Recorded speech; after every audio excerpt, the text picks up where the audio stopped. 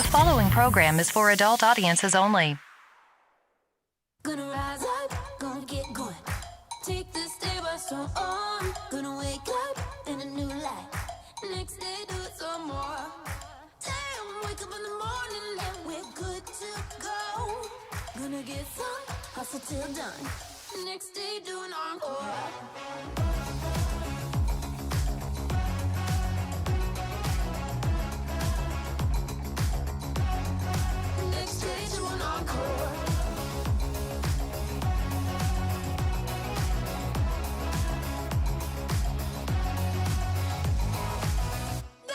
Trying to hold us down. Can't silence this Fuji sound. Don't realize we can't be bound. So what you gonna do? What you gonna do? Woo! To the heights and we can't be trained. To be fair, could you really blame us? So obvious why we famous. So what you gonna do? What you gonna do? Gonna rise up, gonna get going. Take this day by storm. Gonna wake up in a new light. Next day, do it some more. Damn, wake up in the morning and we're good to go. Gonna get some, hustle till done. Next day, do an encore.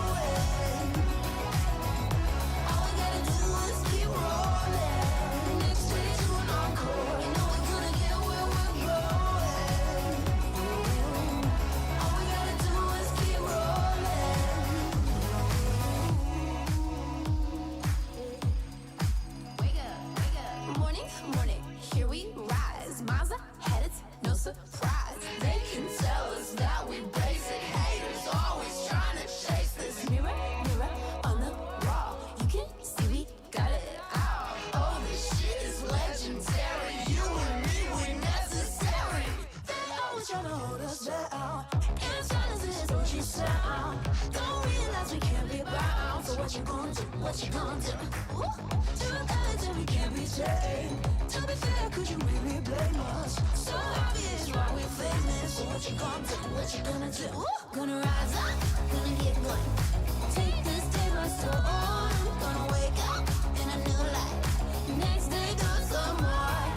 Damn, wake up in the morning and we're good to go. Gonna get some, hustle till done. Next day, do an encore. You know we gonna get where we're going. All we gotta do is keep rolling. Do an encore. You know we gonna get where we're going.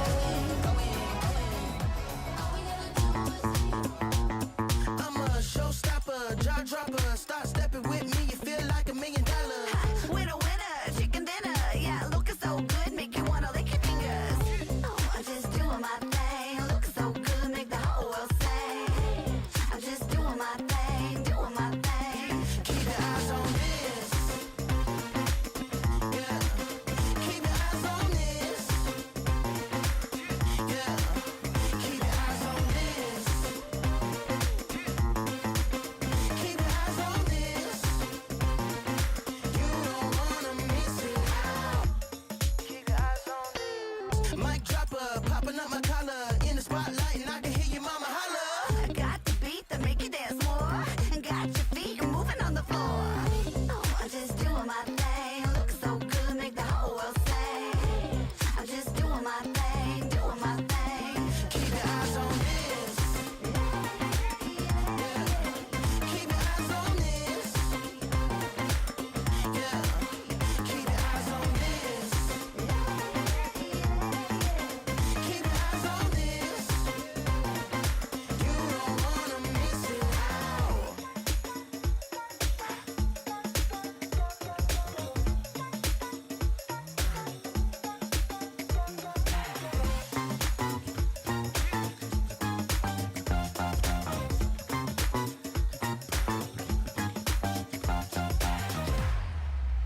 Keep your eyes on this. Yeah. Keep your eyes on this. Yeah. Keep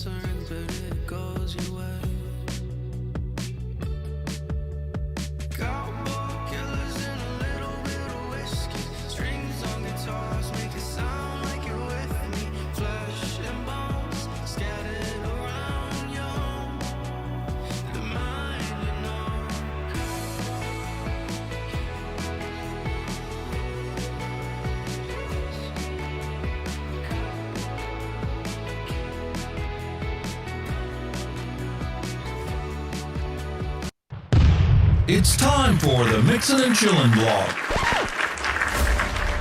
Even if they implemented some ridiculous laws, this is something that if somebody truly wants to do this, they can still do it. But it's going to take a lot of effort on the vapors' part to actually learn what it takes to make your own stuff.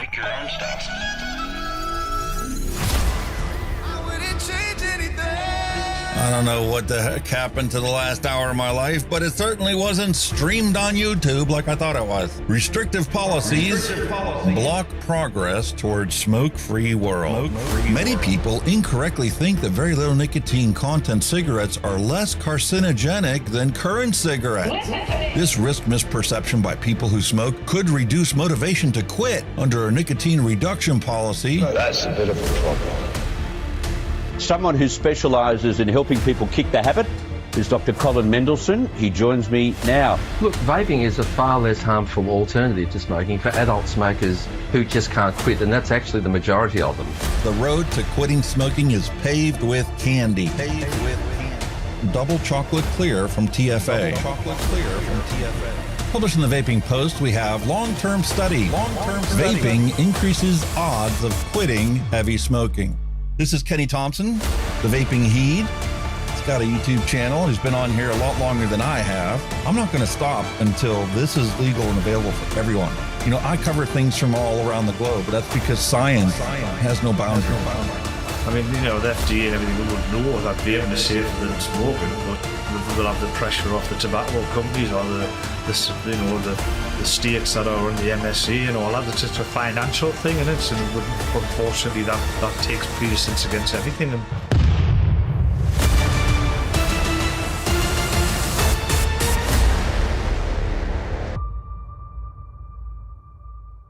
All of the things we went through. You just made my day. Just made my day. You made my day. You made my day. Grab your juice, grab your vape, it's time to get this party started. It's time for the Mixin and Chillin blog. Long-term study. Vaping is safer than smoking. Smoke-free world. Hello and welcome, everyone. Time for another episode of the Mixing and Chilling vlog. I'm your host, DJ Alex, and unfortunately, Kenny's working till like 9 p.m. tonight, so he may not even make it to the show. All depends on how long we run today, although that's not my goal, ever. It's just sometimes that's kind of the way things work out, is, you know, you end up chit-chatting around, and then you don't get to like what's already on the agenda, and then you're like, well, we're still going to manage to get all of the stuff accomplished that we have, because some people on the replay crew only come for the random recipes. And some people come for the dad jokes, and some people come for the hand checks. Some people come for the news.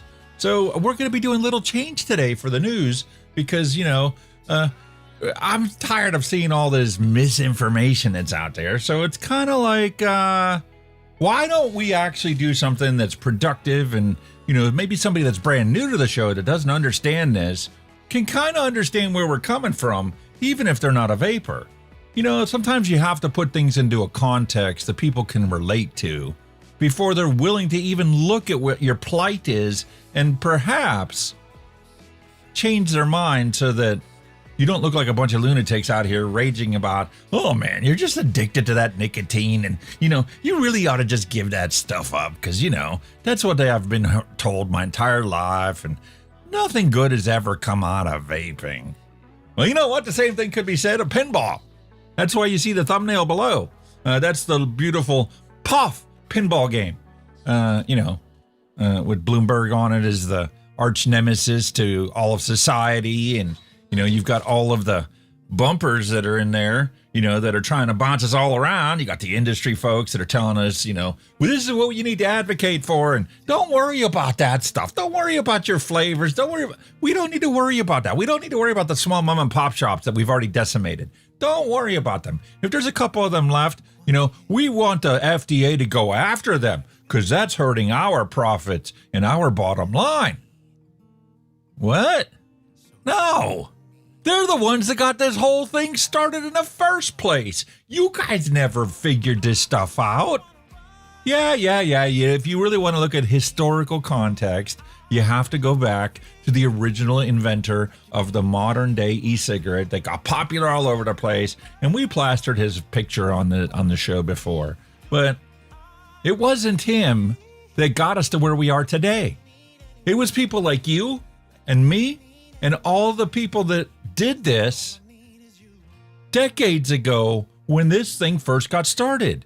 Because vaping first got started as something people had to import from China because they heard by word of mouth that some guy had this and he was able to quit by using this. And there was no question about the science. There was no question about whether it was 100% safe or not. That's the dumbest thing I ever heard. We got to make sure that we tell everybody it's not 100% safe. What is? Please tell me what is. What is 100% safe in society? Is it 100% safe when you get in your car and you go somewhere, or when you get on your bicycle? If you're like, oh well, cars are definitely dangerous because you can go 100 mile an hour on them and everybody dies. Yeah? Do you not get into a car because it's not 100% safe? Come on. Can we please for a moment just try and be realistic about things? Kind of like how unrealistic they were when it came to pinballs. They were banned, right? New York, Chicago. It was the plight of society. It was the nemesis of society because it corrupted the children and stole their nickels. What? Yeah, it stole their lunch money. We had to ban it to protect the kids' lunch money. Well, that's not a reason to ban something. If a kid is stupid, the kid is stupid. I mean, whatever happened to, let society work things out on its own. Let, the strong survive and the weak perish. I mean, how did we get to where we're at today? And what's the future hold if all the stupid people get 100% protected all the time and they breed? And then all we have left are stupid people because the AI does everything for everybody and nobody wants to learn anything. Nobody wants to figure anything out.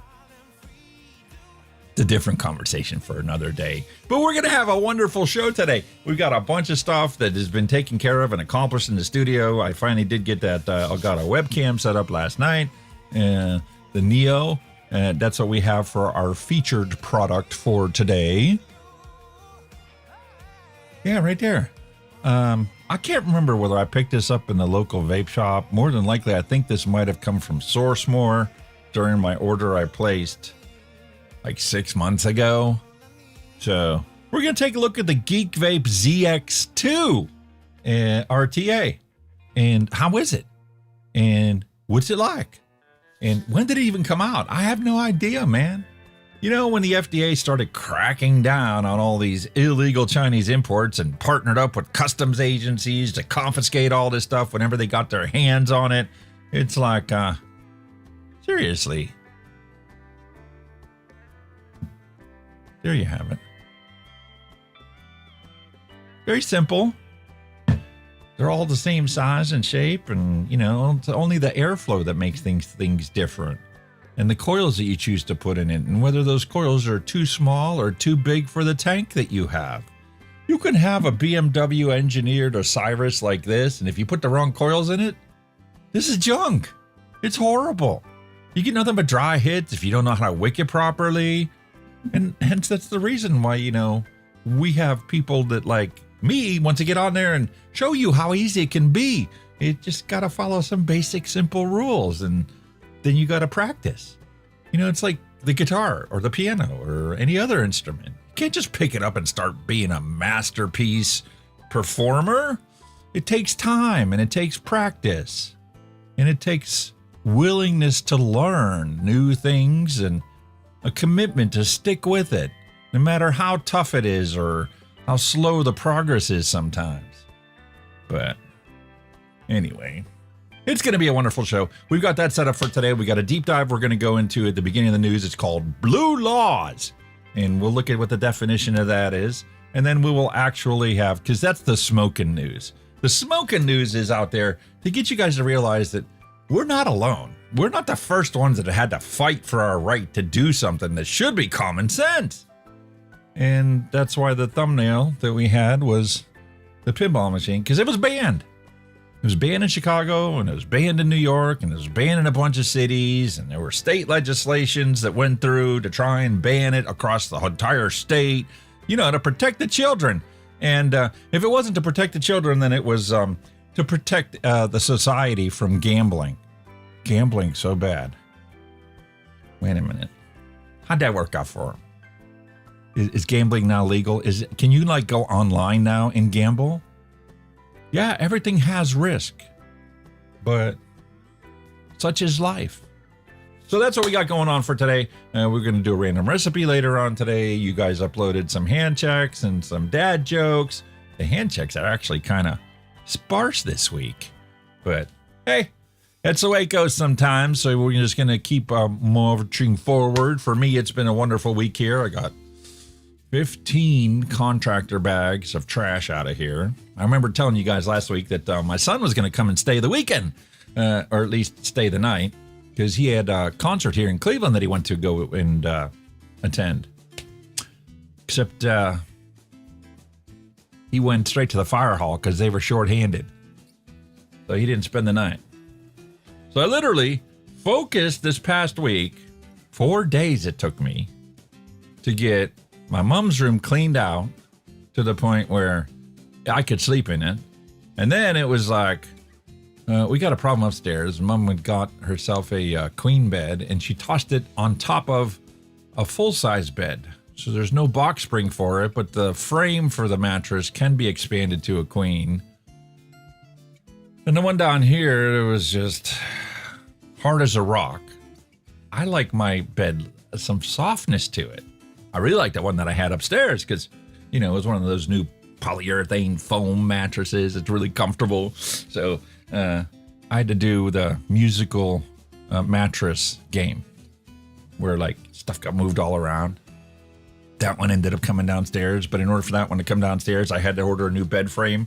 And they don't make bed frames like they used to. You used to have, a 4 rail, and you had wood slats going across it.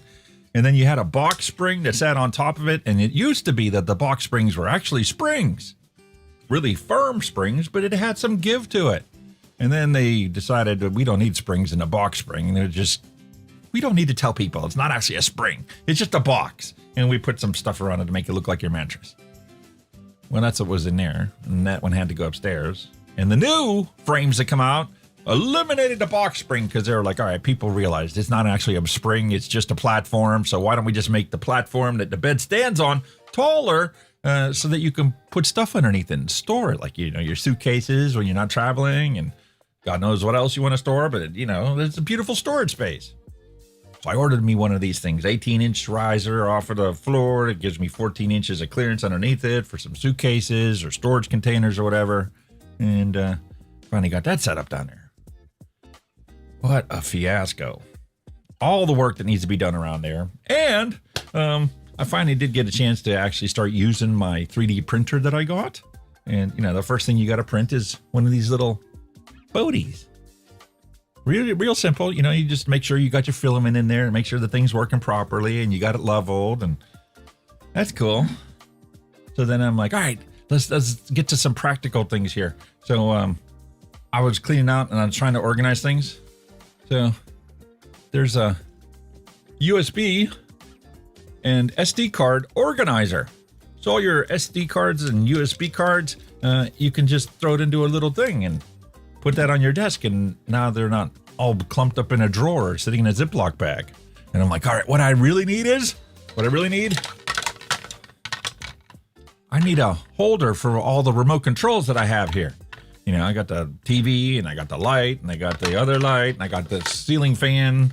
And it was in the Star Trek design. So that's the crest there. I don't know, that's pretty cool. What else can we do here? Well, obviously, I need to do practical things. So I printed a bunch of these little clippies. And so that when you're done with the filament, you got to swap it out for a different color or something. You just skirt this over the edge of the roll and You snap your filament in there, and it's so much better than going out through the hole and back in, and you get this kink in there, and you got to keep cutting it off every time you want to reuse it. So that one's done. And obviously, the main reason, the reason that justified purchasing this in the first place was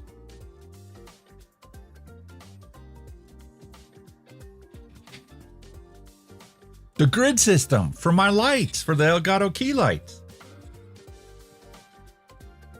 There's a small one. There's a big one. And there's the 30 millimeter one. So all four of the Elgato key lights now have this grid system installed. And man, does it look so much better than the big, huge thing that was on it before. That's finally working, which meant that I had to reconfigure the automatic settings for all the lights that changes by the scene. No big deal. Took another hour. And the other thing I had to do was I needed to make a gravestone or a headstone for Maggie that passed away. I don't know if you guys missed the show last week or not, but my dog died. So I had to go and bury her in the backyard. And, well, I don't want, that space to be forgotten about. So I took an existing design and modified it.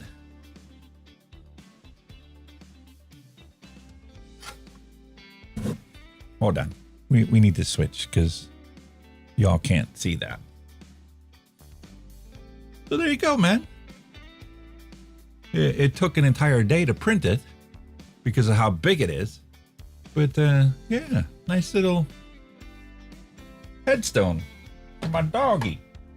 And it's cool because it actually printed the stakes that go into the ground.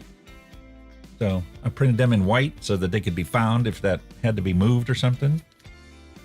And a couple other things, like back there. There's a nice Enterprise plaque. I printed that thing out. Thing has gone through over 1 kilogram of filament already, which is real nice, but what else? There's a hat hanger. You got your ball caps. And that's the problem. My ball caps are just like kind of sat underneath the desk.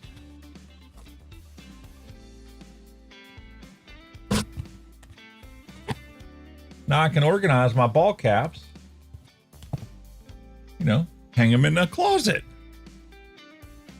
Pretty cool for 50 cents a filament. Really like this thing. And then I said, okay, I need to come up with an idea. So I'm not allowed to tell you to go buy stuff when I do a review. So instead of telling you that, you should go and buy something, I'm just going to, like Grim Green does banana stickers. I'm just going to decide whether it's worthy of the Golden Gorilla. There you go, man. The Golden Gorilla Award for the Wismac Mic Mod.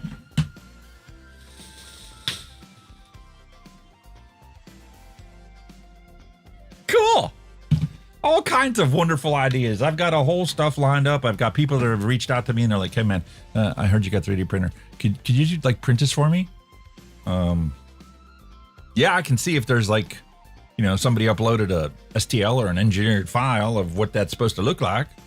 Because if that's not there, I need a 3D scanner to be able to scan the actual thing that you want. And if you're having me print it for you because you lost it or it's broke, that's not going to work.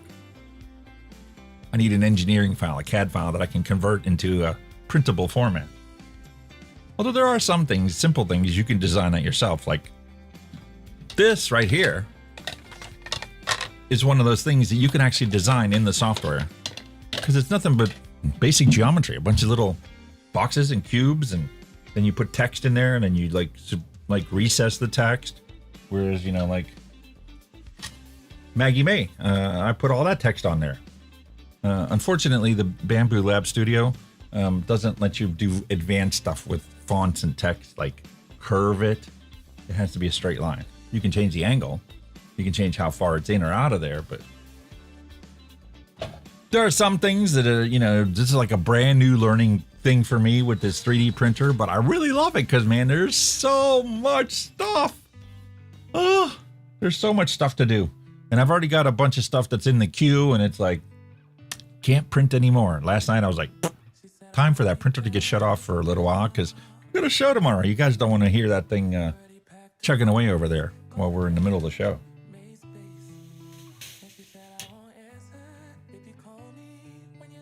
I really need to get that Steam Crave review done. I feel bad because like I spent a week trying to get the the bedroom sorted out. So my son had a place to stay that had an air conditioned unit in the window, and I was moving myself down here. So I mean, I got all my clothes put away and everything, and unpacked like 4 totes and like 6 boxes. And there's a bunch of boxes in there because they're just DVDs. I need the DVD rack to put them on. But that meant I got nothing done in the studio this week. So my focus this next week is to stop all this stuff. Tomorrow I need to go pick up our death certificate, and I got to get the lawnmower operational again. New wheels on the front. I got to put the thrust bearing in. And then once the grass is cut, I'm spending the next week actually focusing on the studio so I can get this Steam Crave Supreme V4 RDTA review finally finished off. And the Vape Pie disposable. It was the first time ever I unboxed something and it was completely dead. I'm like, oh, this is great. You only sent me one, so that's wonderful for your review. Open it up and it's completely dead. But I plugged it in and it did take a full charge, and it has been really good. Still a little more ice than I would like, but it's good. And then we've got this lovely one from Oxbar, the direct-to-lung disposable. And if you guys saw the show last week, it's supposed to be a double apple, but it's not a double apple. It's kind of got like licorice notes to it. My son-in-law and my daughter said that it tasted like bubble gum. My daughter specifically said it was like fruit stripes. But the blue raspberry...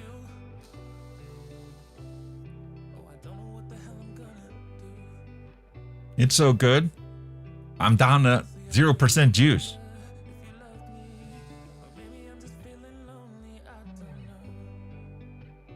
I need to figure out who's selling these and order me a case of them because I really, really love this. It is so convenient to just have this with you no matter where you go. It's the direct-to-lung experience you like. It's only 6 milligram instead of the 50 or 40 or 30 or whatever they're putting in the disposables nowadays. And it even has a dust cover. So you can put this thing in your pocket. You don't have to worry about lint balls getting inside your drip tips or anything. That is fantastic. I really, really love that thing. And I still got this on. You can see the liquid in there. And the reason why I'm not wearing it is because when I wear it, I use it all the time. And it's empty. It's also dead. I don't like to be those reviewers out there that just gets it, opens it, unboxes it, comes back maybe that afternoon or the next day and go, all right, here's my wonderful thoughts on this product. Well, how did you evaluate it? You ain't even but had it a day. Trying to snipe everybody and get your stuff up first? No. I'm sorry, Steam Crave. It has taken me forever to get your review done. But like I got pointed out, I think William Dobson pointed out, you need to put the squonk pin on there and see if it works, because that's one of the features, and you have to test all the features of a product before you can truly evaluate it. But I love it so much that I don't want to stop using it.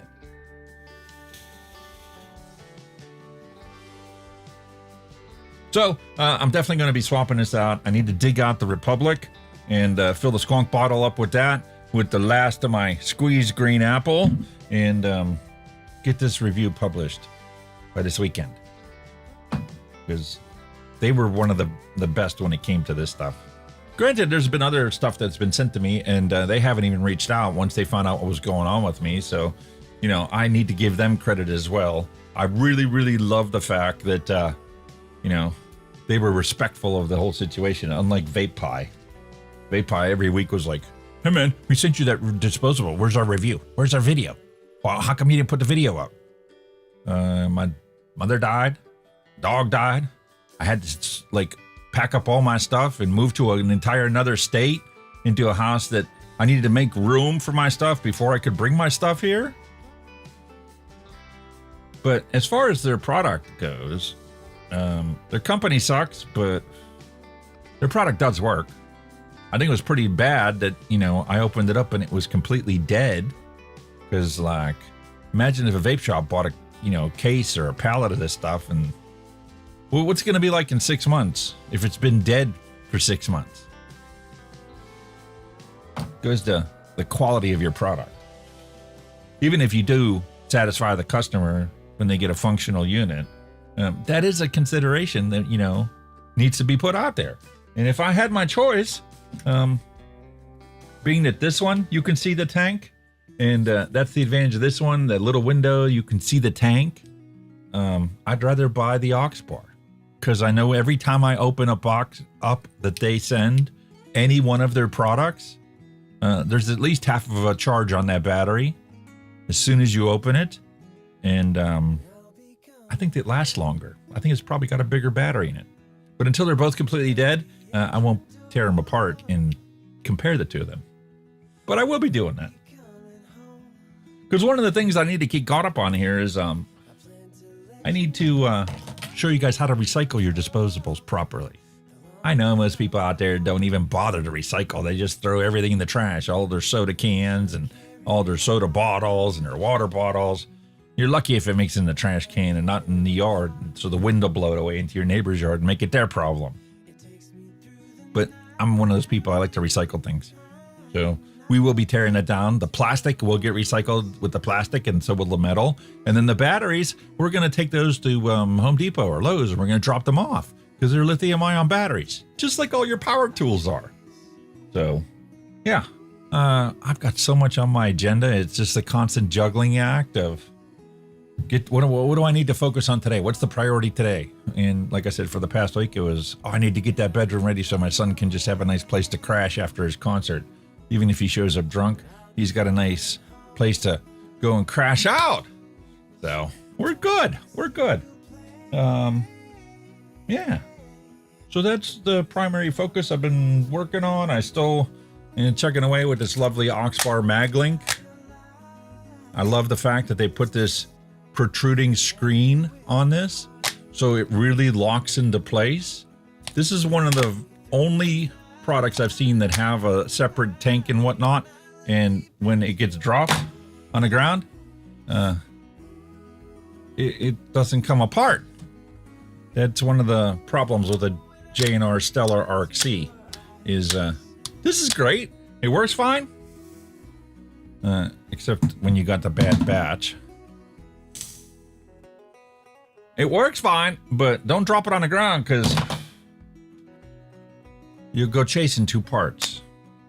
The magnets on the bottom and the top, and they fall and they fly. And then sometimes they don't work when you put them together, because it wasn't properly aligned. That's never been a problem with this aux bar mag link. This one forces the whole thing to be properly secured. And then all you got to do is replace the part that has your coil and your liquid, and you can keep reusing the battery and the mod and the screen.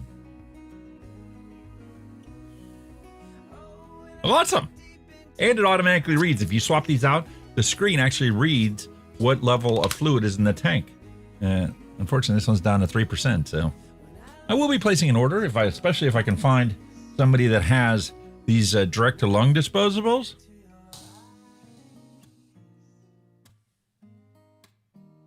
Because that's going to be my go-to. Anytime I go out to the stores, anytime I have to do some yard work or something, I can throw this in my pocket, especially if I'm cutting the grass. So much stuff going on. All right, well, we've been sitting here chatting away for 35 minutes, so I guess it's time to get into the news, science, and the advocacy, which is, you know, the whole premise for why this show exists in the first place. I mean, besides the camaraderie that takes place and all the lovely conversations you guys have in chat. I want to let you know what's going on around there. So without further ado,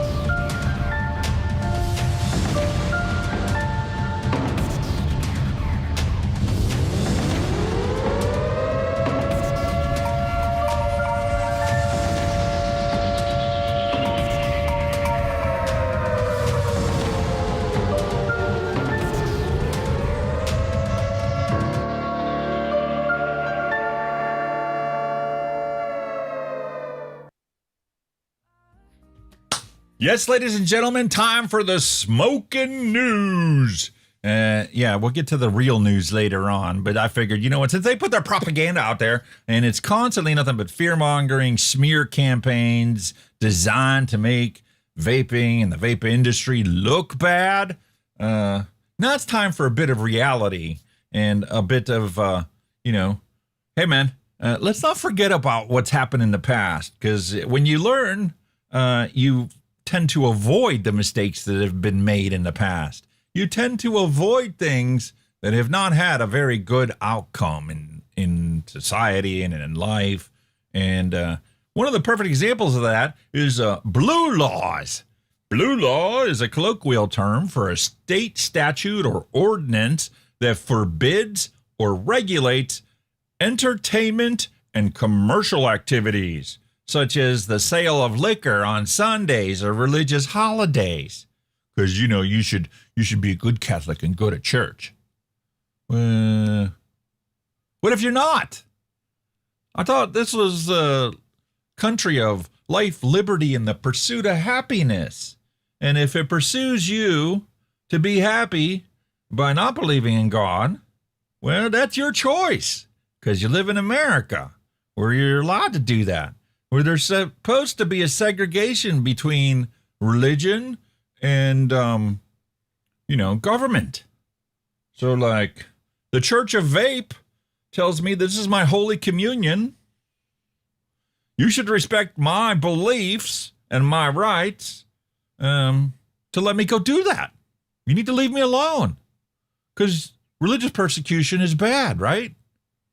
Yeah, I know that, you're supposed to try and get people to see the right and see the light and do the right thing. But no matter how many times you can lead a horse to water, if they're not thirsty or they choose not to drink from it, you can't force them no matter how much you try. You're just wasting your energy and you're getting frustrated and stressed out over nothing. Well, nobody believes that they could do this because nobody stops this kind of stuff from being enacted in the first place. Puritanical zealotry has always been a part of society, and even though the people that came to America to escape that persecution and that puritanicalism, there were people that came to America exclusively to form a town of puritanical zealots. And, that's what happens when you get a mixing pot of different cultures and societies and ideologies and beliefs. And in order to resolve our differences and try and, respect each other appropriately, we need to have conversation. You need to have discussion. You need to educate the people why you feel the way you do. And they need to explain to you why they feel a different way. And even if you never change your opinion of everything, at least then you have common ground and some decency on how to interact with the rest of humanity. Let people live their life. Let bygones be bygones. And have an understanding for why people choose to be different than you. the 6-second world and TikTok instant dopamine dump constantly all day long every day has literally wiped that off of the face of the earth. I thought it was bad when I joined Twitter because I'm like, why do I want to join a platform that limits you to 80 characters? That is dumb. You can't possibly tell anybody a realistic portrayal of the truth in 60 or 80 characters. That's going the wrong direction. And then I found out, okay, well, if you give them $8 a month, you can type it as long as you want. You could write an entire book and put it on as a single post if you really felt like it. Nobody would read it, but, at least you can put the content out there. It's like people ask me, why is your show 5 hours long? Nobody has time for a 5-hour show. Number one, that's not true. There are people that have time for an entire 5-hour show every single week, and they're here watching it every single week. There are people that watch it on the replay crew every single week.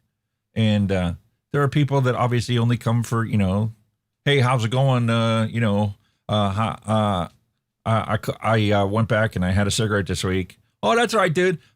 Try something, find something in a flavor that you really love and you won't have an accident and go back to smoking.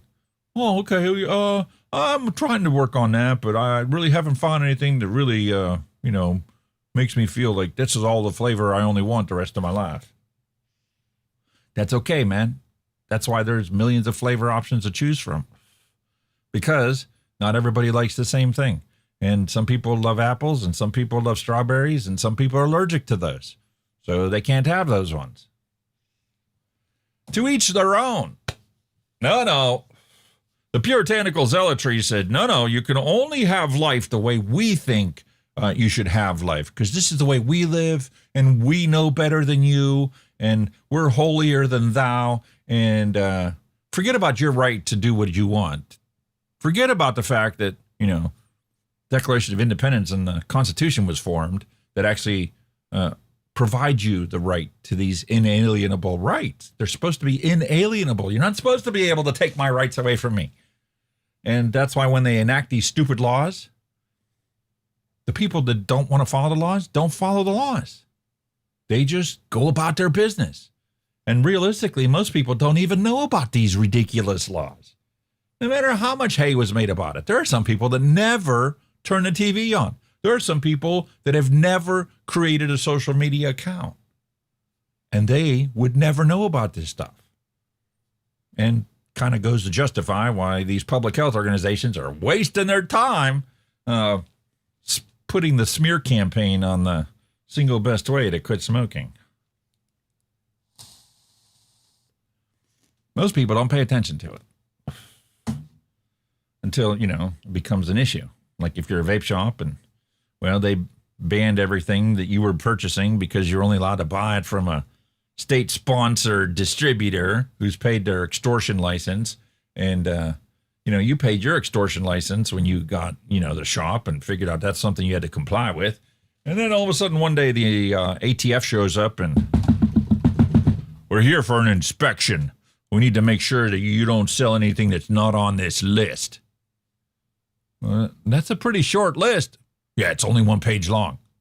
Well, why is it only 1 page long? Because you're only allowed to sell whatever the FDA's gotten around to authorizing. What? I don't sell any of those because they suck. They're horrible. Nobody wants to buy them. And if they did want to buy them, they could go down to the gas station and buy them. Because gas stations sell cigarettes, and right along the cigarettes are all the cigarette company vapes that are conveniently FDA authorized because, they spent $1 million a piece just to get the application completed. And that didn't include the $5 million that they had to spend to do the scientific study that the FDA said wasn't included in their application. And then when they got that one, they'd opened up more questions from the scientist who says, wait a minute, you did not check to see what happens if somebody thinks your product sucks and throws it out the car window when they're driving down the highway. What's going to happen to that battery? What's going to happen to that liquid? Is that an environmental contaminant? You better do another scientific study to find that information out and prove to us that not only can your product actually convince somebody who smokes cigarettes to switch to your product and then have health benefits, but you need to make sure that somebody that doesn't use your product who gets exposed to it because your users threw it out the window at 60 mile an hour going down the road when they're getting on the highway and it didn't work, and they got mad at it because your batteries are too small and require you to charge it every hour. We're not going to not authorize it if your product sucks. We just need to make sure that nobody could get hurt by it. What? Seriously? Why don't you do that for all the other stuff that is sold to us on a daily basis? Well, that's not within our purview. But we took over the vaping industry because we need to protect the children from your addictive products. Anyway, time for the focus on the deep dive here about these blue laws and how ridiculous things can really be. And we got some beautiful articles we're going to talk about here. And these ones are not listed in the thing because in a deep dive, there's way too many articles for me to actually get focused on it. But for those of you that don't know, what are blue laws and why did America adopt them? This comes from the History Channel. Blue laws are statutes throughout American history that have restricted certain activities, most famously shopping, work, and alcohol sales on Sundays and other designated days of observance or rest. For generations, they shaped the rhythms of American life, dictating when businesses could open, what goods can be sold, and how communities must spend their leisure time. Though many have been rolled back or unevenly enforced, blue laws remain a shorthand for the ways law has been used to regulate morality and public behavior. And obviously the one that all the vape advocates point to is prohibition. Prohibition of alcohol. And look at all the harm that prohibition caused, especially when they had to taint the alcohol that was used for other purposes besides human consumption. And then the problem is the people that were, alcoholics or social drinkers, and they purchased this stuff on the black market because it was unregulated and it was technically illegal, got poisoned. And they died from the poison that they put into the alcohol because it was prohibited. They would have not died had they not prohibited the alcohol. I mean, it's common sense logic. It just doesn't make any sense. And then, people finally stood up and said, this is ridiculous. Look at all the bad things that we've caused from this. And then they had to reverse it. And they legalized alcohol consumption again. But, we can't seem to learn from history. We keep making the same mistakes over and over again. And it isn't just alcohol and goods that we're talking about here. We're talking about all morality being imposed on society because of certain beliefs.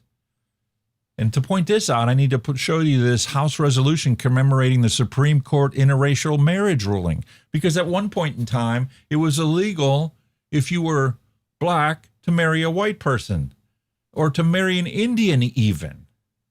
It's just, we have not learned to be respectful of each other, to respect each other's wishes and desires, and stop imposing your beliefs on other people.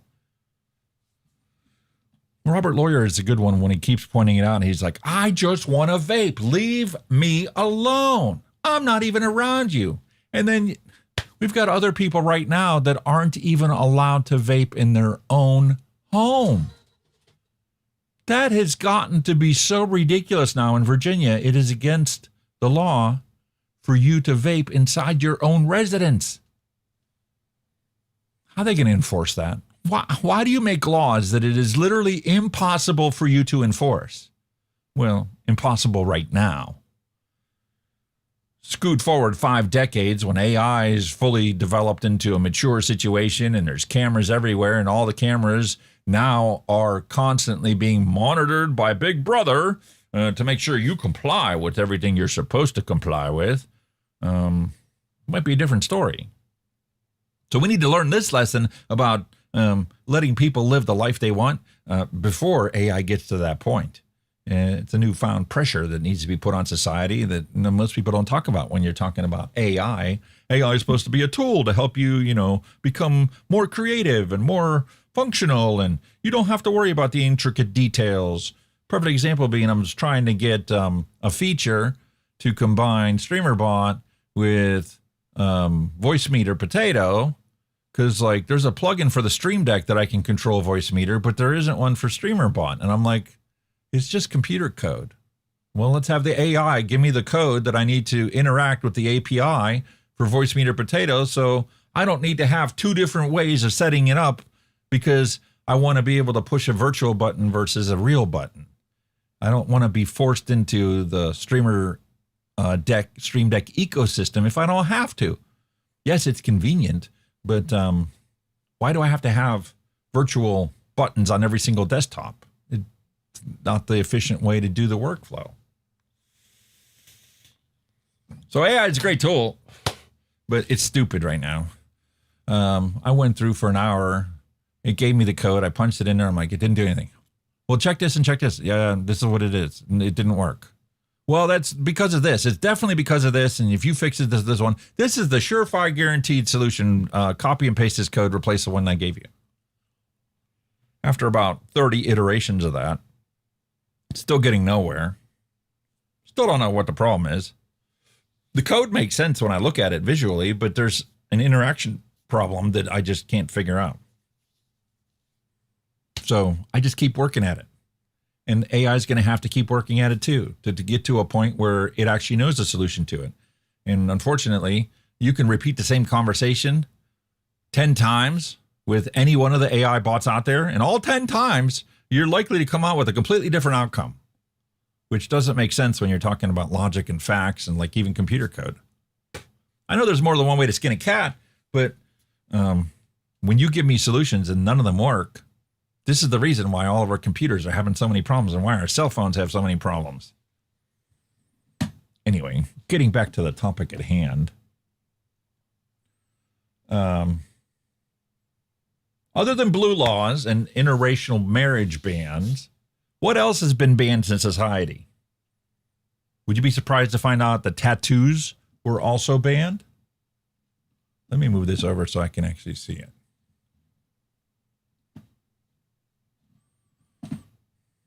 There we go. Yeah, so tattoos are banned. New York lifted its ban of tattoos 36 years ago. 1997. Massachusetts lifted the ban on tattoos in 2000. Oklahoma legalized tattooing in 2006. Cohabitation. Dozens of states have made cohabitation illegal unless you're married. The last one was overturned in Mississippi, repealing cohabitation in 2020. Comstock laws. This is the really good one. Morality imposed on society regardless of what health consequences that's going to cause. The U.S. Supreme Court in 1965 changed that, but only if you're married. If you're married, you're allowed to use contraceptives. And in 1972, that was overturned for unmarried people. But that still hasn't stopped other states, especially down south, from reenacting these laws. That's how bad the ridiculousness is. And billiards and pool. Hence the reason why we have the logo that we did, the beautiful puff billiard game. For over 30 years, pinball was legally banned in major American cities, including New York and Los Angeles and Chicago, because it was classified as an illegal gambling device that corrupted children and stole their nickels. It's ridiculous, man. Early pinball machines didn't have flappers. I did not know that. Did you know that? All right, what's going on here? I was really surprised to find out that pinball machines didn't even have flappers when they first came out. You just had a plunger and you pulled it and the ball went up and it bounced around and then it dropped over. And it was just basically put out as a form of entertainment, not as a game. It wasn't until some of these laws got taken and put out there that things got totally ridiculous. And when they got ridiculous, they banned it. And then they're like, well, the industry's like, we need to do something that like make sure that this ban doesn't apply to us. So Bally was one of the first ones to come out with the flapper. What we know today as a pinball machine with a flapper, a right and a left flapper, and you can control the ball and you can direct how the ball goes across the board based upon where the ball rolls down to before you push the button. That didn't exist when the pinball machine first came out. I thought that was really interesting. And I was really interested to find out, well, to my knowledge, pinball machines aren't banned anymore. And it was not even a conversation. Like, most people don't even know that they were banned in the first place. There's actually a YouTube movie production, or there was a production made, and then it was published on YouTube. Pinball, the man who saved pinball. So I watched this yesterday. It's going to put a commercial there. But yeah, no, I thought that was pretty cool. But it covers this guy and how he wanted to fight for his right to play his pinball game. And you can't see it because, digital rights management, copyright protection prevents you from seeing even the images of this whole situation. But anyway, I'm going to put the link into the chat here, so you can go and check it out if you have some time. I watched it. It was a really entertaining and informative situation, and I could really draw some parallels between what's going on with vaping, being a brand new technology, just came out on the market 20 years ago, gained mass popularity. We got to protect the children and ban all this stuff. Attention everyone. According to Neil Pitts, there's a town near me that there's a law you are supposed to honk your car horn before entering the city to alert people on horses so they don't get spooked. That is all. Yeah. There are all kinds of ridiculous laws out there. I mean, I thought it was really, really interesting to find out that pinball machines were painted with the exact same brush that vaping is getting painted with. It is literally being depicted as the cesspool of society are the only ones that are using these products. Totally disenfranchising everybody who's quit smoking with these products. Literally make them feel like nothing. And exclusively focusing on, we got to protect the kids. Don't you know all these kids are getting addicted to this stuff? Well, New York seems to be a battleground that this kind of stuff happens with all the time, because that's exactly where this whole pinball ban came from. Politicians like New York Mayor Fiorello LaGuardia claimed that pinball was a public menace and an insidious nickel stealer from our children. And they argued that it was robbing school-age children of their lunch money. That's how they justified the ban in the first place. And it just like, that's exactly what they're doing with the vapes. It's against the law for the kids to have and use these things, right? So why are you doing something to protect them when you already have a law protecting them? These are only for adults. So this is how you justify removing people's rights to use a product that they legally purchased, and then until you made it illegal, and then they're buying them from the black market because they successfully use it to non-smoke cigarettes, which is a death machine. It would literally kill people. Well, after 65 years, pool is back, and pinball is back. Pool's another one that they banned. It wasn't just pinball machines. Other forms of entertainment have constantly been under fire. Let me show this one.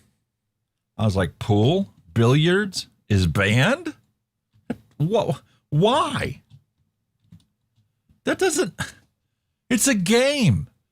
There's balls, and you got a cue stick, and you had to put the ball in the thing. Well, a 1948... What happened? That doesn't make any sense.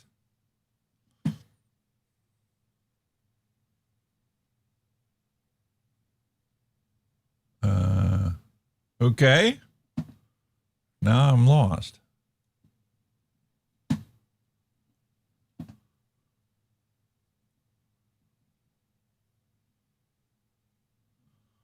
The new version of OBS has completely befoozled me.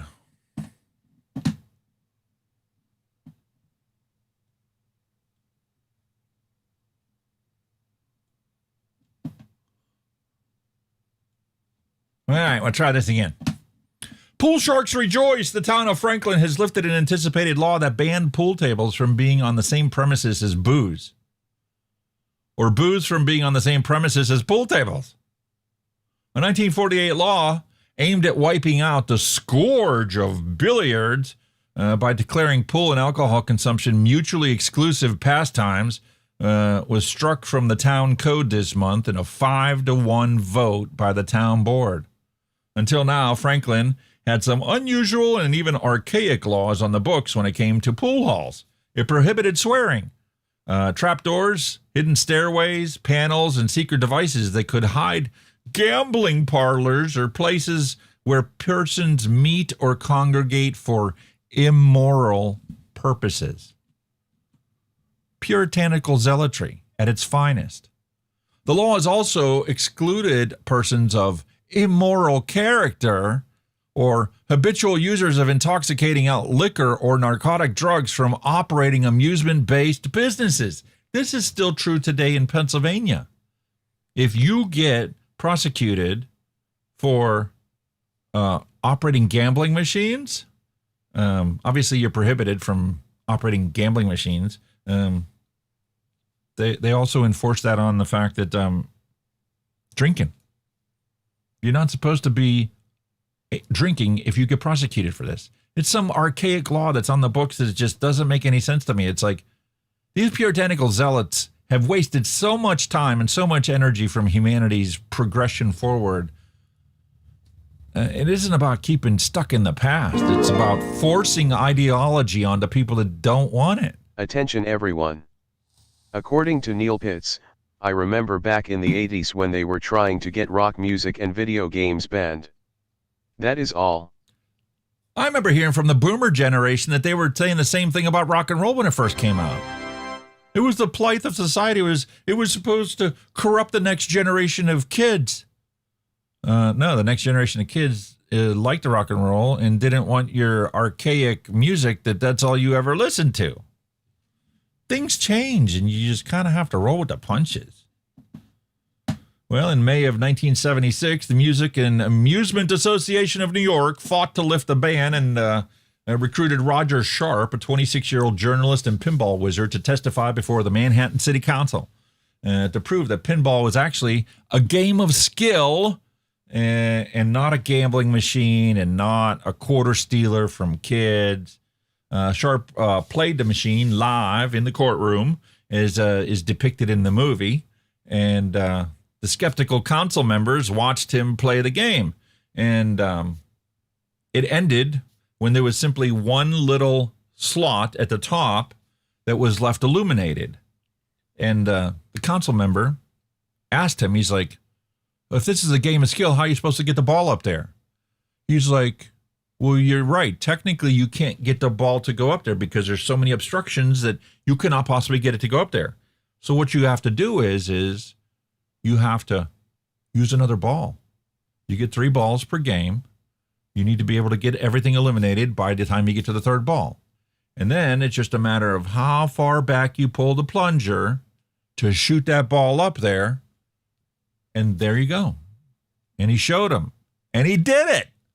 And then the guy was like, okay, you're right. And they reversed the ban. And they legalized pinball in New York City. Because people stood up and showed them, this is a helpful thing. This isn't, you're spotting a bunch of lies and misinformation out there without knowing who you're impacting and how much you're hurting society because of your ban. There are literally millions upon millions of people that use these things every single day to not smoke cigarettes. And when you put those bans into place, what are these people supposed to do? Think about it. And even if you get some of them to do what you want, which is just completely quit altogether, what are the rest of them doing? They're going to go back to something that's going to kill them. Do you not care about the damage and destruction that causes when you implement these bans? And it isn't just pinball that we're talking about. It isn't just entertainment. Pinball is literally a game of skill because it's actually just simple physics. Once you understand the table and how things work and stuff, if you're smart enough, you can do the calculations. It's like people that count cards. Cards is a numbers game. It's a statistics game. It literally boils down to simple mathematics. It's not gambling if you know the math.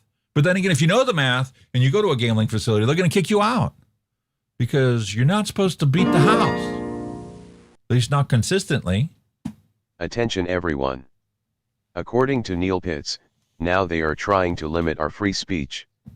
That is all. They have been limiting free speech.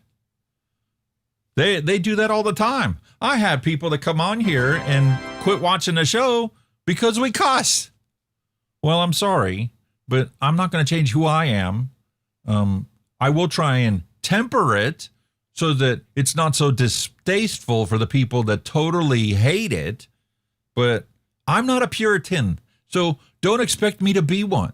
You need to be more forgiving and understanding of other people's norm and realize that it might be 180% different than yours. But just because it's 180 degrees off doesn't mean you should hate it. We need to learn a little bit of tolerance among society. And it isn't just games of skill and gambling accusations that have been forbidden by law. It isn't just, whether you're allowed to drink on a Sunday that's been, banned and prohibited. It isn't just alcohol that prohibition is come and gone from. There are tons of other things out there. Obviously, because we're trying to protect society and we're trying to instill our religious beliefs on other people, one of the biggest things that they banned a long time ago was fortune telling. Fortune telling was made illegal. Anti-fraud, ethnic targeted, and marginalized groups. That's what this is all about. They were accused them of committing fraud by telling people their fortunes, even though there's no way in hell you could possibly see in the future and know anything about the future. My grandmother would disagree with you. She was an old school gypsy, and that's how she was raised. And she wasn't always right, but I'd say probably 80-90% of the time when she called something out and something happened, it came true. It was an accurate prediction. And there were a lot of times when, she would advise people of something just to not even like presenting it as a fortune telling thing, just as a cautionary warning. Hey, man, why don't you not take the bus tomorrow when you're going to work? You could probably use a little exercise. So, why don't you just walk to work tomorrow? Well, guy walked to work and the bus crashed. A bunch of people died, except for him, because he actually listened to my grandmother. One of the stories I remember from visiting her as a little child. It's amazing as you get older, the things that you can recollect that you just, wasn't even a thought on your mind years and years ago. But there's been so many different things that have been struck down and overturned, like fortune telling and astrology. The California Supreme Court struck down citywide ban on fortune telling. The court ruled that telling fortunes or using astrology for profit is a form of expression. Free speech, like us doing this show and telling people what products we love and what products that we really love.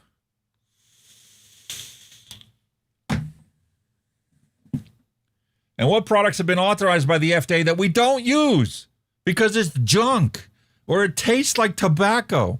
And that's like asking somebody who is a former alcoholic to limit their fluid intake to alcohol-like flavors.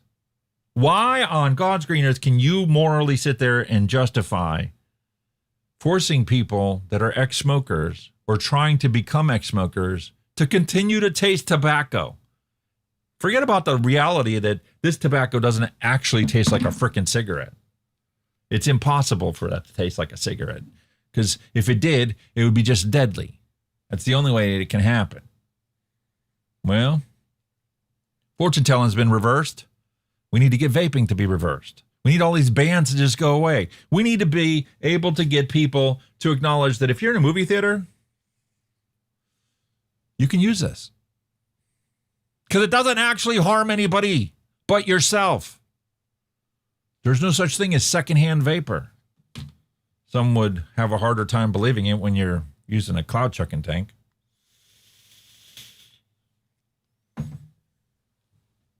But compare the harm of this to the harm that everybody that goes to a football game and sits by the entrance where the team comes running in, or anybody that goes to a rock concert and the room is entirely filled with the exact same ingredients that go into this, except there's a much higher volume of it there. You're okay with that, but you're not okay with this. And this only puts out a tiniest fraction of the exact same thing. Oh, it's got nicotine in it. So what? It dissipates within a couple seconds. Nobody's going to breathe that in except me. And most of the stuff I breathe in is absorbed in my body. So when I exhale, what is exhaled is not that different from what people breathe in at rock concerts and at football games when these cloud and fog machines are going off. Fortune telling has been repealed. 1985, California Supreme Court struck it down. 2010, Maryland Appeals Court finally legalized fortune telling in Maryland. 2012, federal judge struck down the Louisiana city bans on fortune telling and astrology and all that stuff. Psychic readings. In 2010, that was illegal in Louisiana cities. In 2024, Norfolk, Virginia repealed its 45-year-old ban on all of this mysticism. Thought it was a religious belief.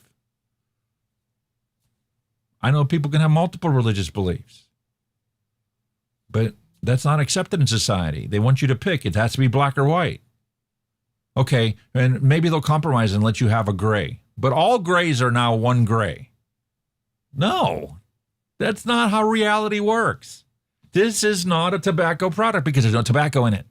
Well, there's nicotine in it. Yeah, so what? Just because you have a common characteristic doesn't mean the same thing is the same thing.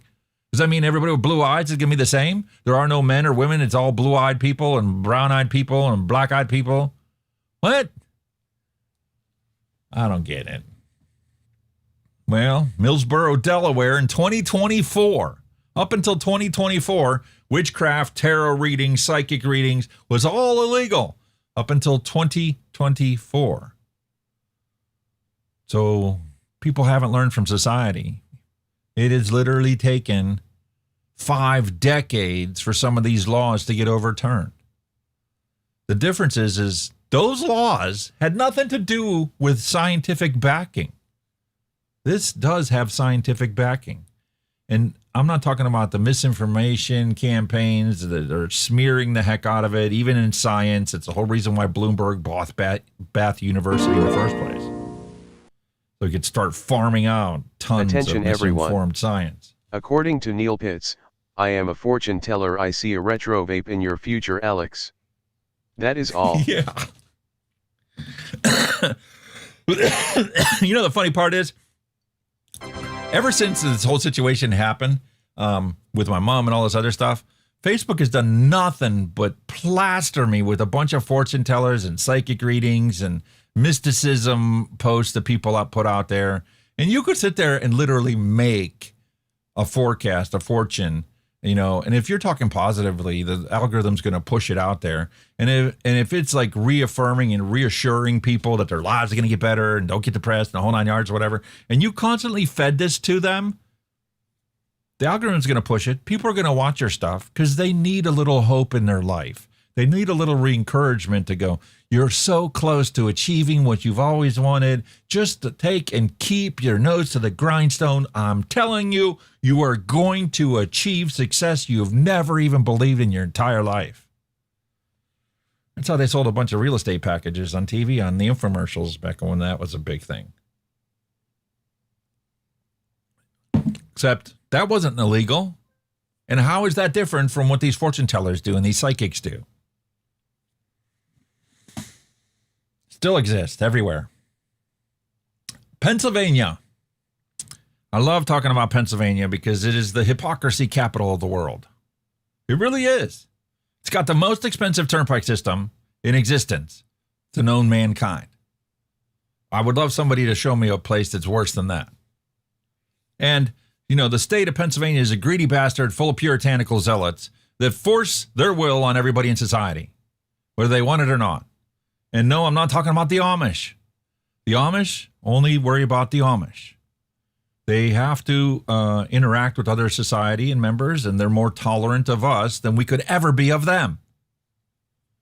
It's sad when, people have such a narrow-minded view. The horses that pull the Amish buggies have a wider view of society than a lot of people in society do nowadays.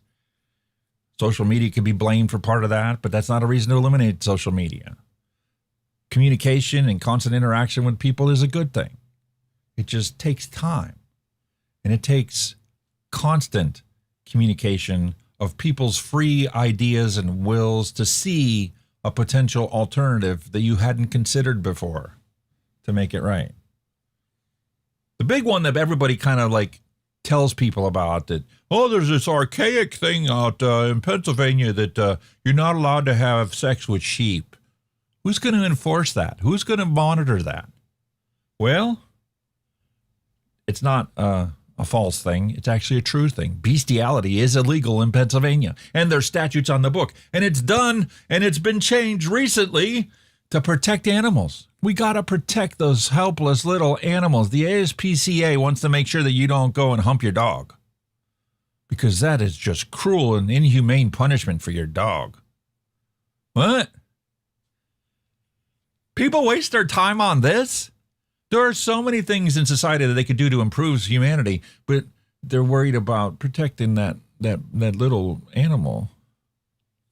Don't get me wrong. Everybody's got to have a mission in life, and this happens to be my mission in life, is to get people find the best way to quit smoking. And you may have found a better way to quit smoking, and I want you to tell me about it. If you were able to eat garlic cloves to try and quit smoking, and that got you to quit smoking, I want to hear about it.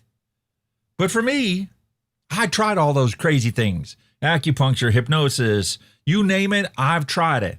If people had suggested that, I go and do cold water plunges in the middle of winter to get me to quit smoking and that'll fix it, I probably would have tried it. But that wasn't one of the things that they suggested. And it wasn't certainly one of the things that the doctors had told me to try. I tried all their things, sometimes all at once. Even when they didn't want me to try it all at once, because I literally wanted to quit that bad. But when I found this, I was done smoking. Gone through the worst ordeal of my entire life, and I'm still an ex-smoker. Because there's no smoke that ever comes out of any of these. If you use it right, it's kind of like pinball. It's a game of skill. If you're smart enough and experienced enough to understand how it actually works, there's no harm from it. It's just fun, enjoyable, and beneficial to my health. Because my health, you have to factor in, and everybody else's health, including the kids, you have to factor in the what if. What if they pick up an actual cigarette? What if they believe that vaping is worse for you than smoking, so they actually light up a cigar, or they actually light up cigarettes and they get addicted to cigars or cigarettes or anything else in the world out there because you told them how harmful this is, when this in reality, from known science and known physics, is actually the safest thing that they could ever possibly pick up as a lifetime habit. Can you say that about anything else that they get exposed to? Can you possibly say that about alcohol? How many of our young people in society die from alcohol? We have Mothers Against Drunk Driving that put on performances at schools all throughout the country every single year, especially right before prom. Because every single year, hundreds of our kids die on the road from drunk drivers. They may have been the one drinking, or they may not have had a drink in their entire life, but they died because somebody else did and they drove. And they drive that into our heads. But alcohol is accepted in society. Why isn't this? And why aren't more people standing up to speak against it? Well, getting back to Pennsylvania, the evolution of laws. Might as well get rid of that since there's really nothing on there right now. And I need to pause this so that I can actually get to the conversation here, because this was really surprising to me. Pennsylvania had focused so much on the fact that they needed to reinforce these laws on bestiality to protect the animals, because the animal lobbyist has really come to them and said, listen, you don't need to erase this off the books. You need to reinforce it and not make it a felony if you have sex with an animal. What? It's unbelievable, but true. In 1995, there was a complete erasure of the bestiality laws in Pennsylvania, because it was common sense. They were like, why do we have to have these laws? This doesn't make any sense to me. Well, that got fixed. In 1995, the Pennsylvania General Assembly removed the state crimes code to eliminate the archaic laws that were out there, like having sex with your sheep, and actually repealed the entire statute governing voluntary deviant sexual intercourse. But L like turtles, Alex. That is all. Snapping turtles. My mom rehabilitated a turtle at one point. She picked it up and she was doing her newspaper route, and she saw that the shell was cracked and the poor little turtle needed some help. So she brought the thing home and bought a, habitat for the turtle and, taped its shell back together. And I don't know what all she did to rehabilitate this thing, but took her 2 years to do it.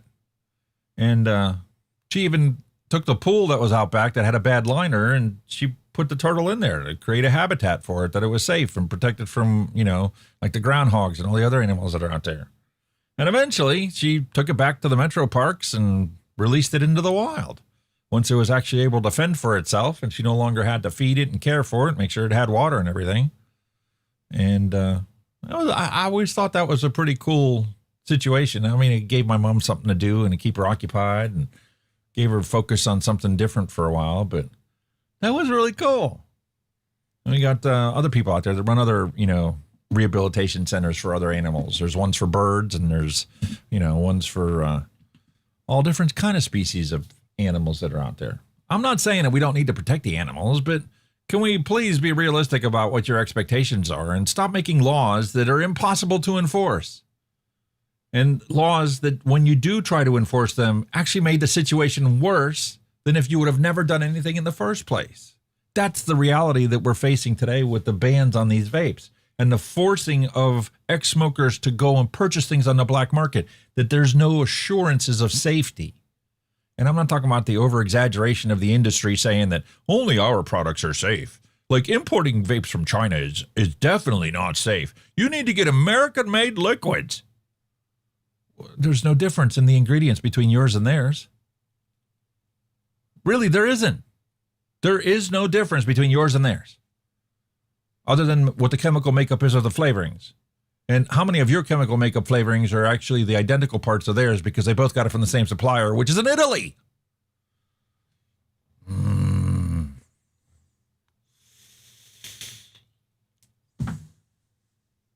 Anyway, voluntary deviant sexual intercourse was part of the statute for when they tried to eliminate these bestiality laws in Pennsylvania, and they eliminated the entire thing, which made all deviant sexual intercourse completely legal in the state.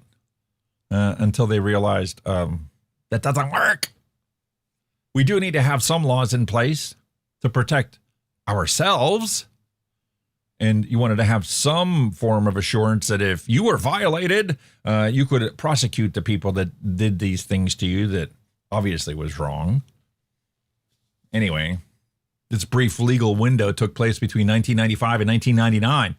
And then lawmakers and police had to aggressively stretch the general animal cruelty or agricultural vandalism statutes to try and prosecute people that were sexually abusing animals. So in 1999, they decided to fix this. They closed the loophole, and the state passed 18 PA Consolidated Statute 3129 in June of 1999, explicitly creating an offense of sexual intercourse with an animal. and classifying it as a second-degree misdemeanor punishable up to 2 years in prison.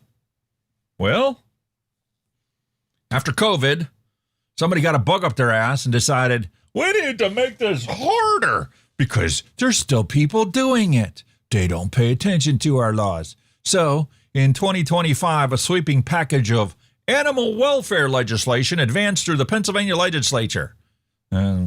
Worse than, what they're trying to do with the vaping stuff right now, actually. And I took a look at it. I was staggered at how much time they wasted on this kind of stuff. Like this, I understand that, this is a problem. I understand that you want to get this law on the books and, you think that people should be given the death penalty for being cruel to your animal, to your sheep or your cow or your horse or whatever. But can we put a little temperance on this whole situation and realize that there's other people out there? And what if it was a religious belief of somebody that they were allowed to sacrifice this kind of stuff? Huh? I mean, that's not a reality, or maybe it is a reality. I don't know. But at least I'm open-minded enough to give that a possibility to realize we're wasting our time on the wrong things. We need to focus on the things that actually work. But they got their way. It's now aggravated felony charges if you choose in Pennsylvania to have any kind of sexual interaction with a animal. And there are exceptions to the rule that they put into the books. Obviously, veterinary practices. We don't have that with humanity in society because, abortion laws that are put on the books literally make it illegal for a doctor to care for their patient.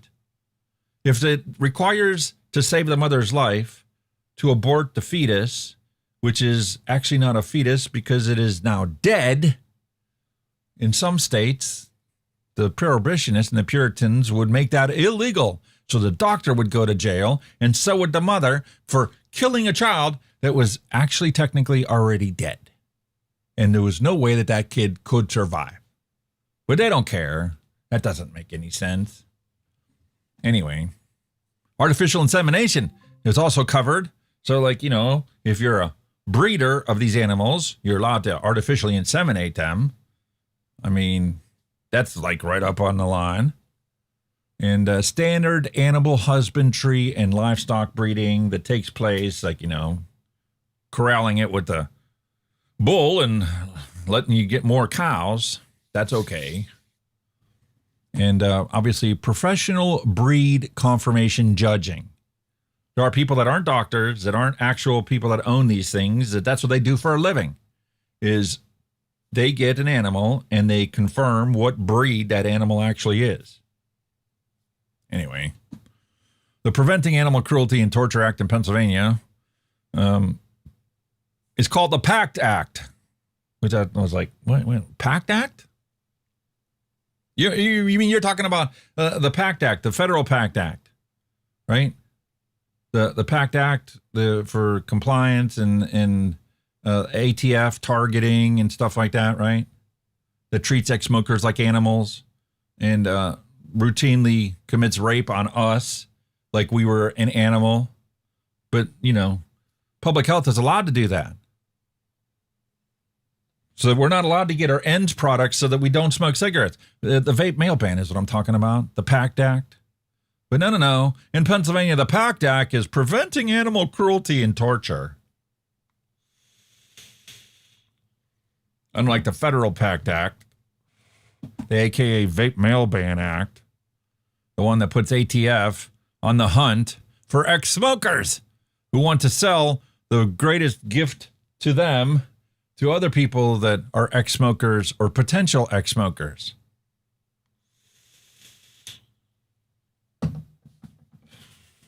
Somehow they don't have a problem treating humans as animals, but we have a problem with letting animals be protected from humans. And doesn't make any sense to me. Is it even possible to know? Here, I'm going to finish this up here because I know that we're coming on an hour and a half already of me standing on the soapbox and giving you this sermon, this deep dive into the ridiculous laws that control our lives. Most of us never even heard about before. I want to know, is it even possible to know which elected official is an atheist holding office, having consensual sodomy before taking the day after pill while he vapes? Is it possible to know that? And then how are you going to prosecute it? Crazy. Crazy, crazy, crazy. All right. Time for us. I'm going to roll the news bumper again just so I have a timestamp to go to so I don't have to look it up later. And we're going to get to the actual real news. And leave your comments in the description below. If you don't like this deep dive stuff, you just want me to focus on the news and move forward, please let me know.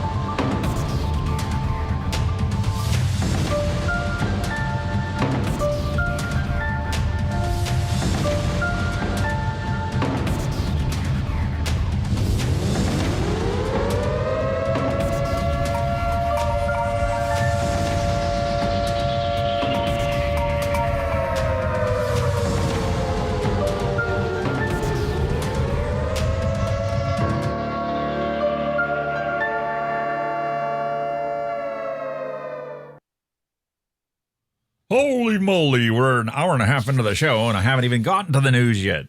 That's a first time ever. But BBC wants to know what counts as a vape shop.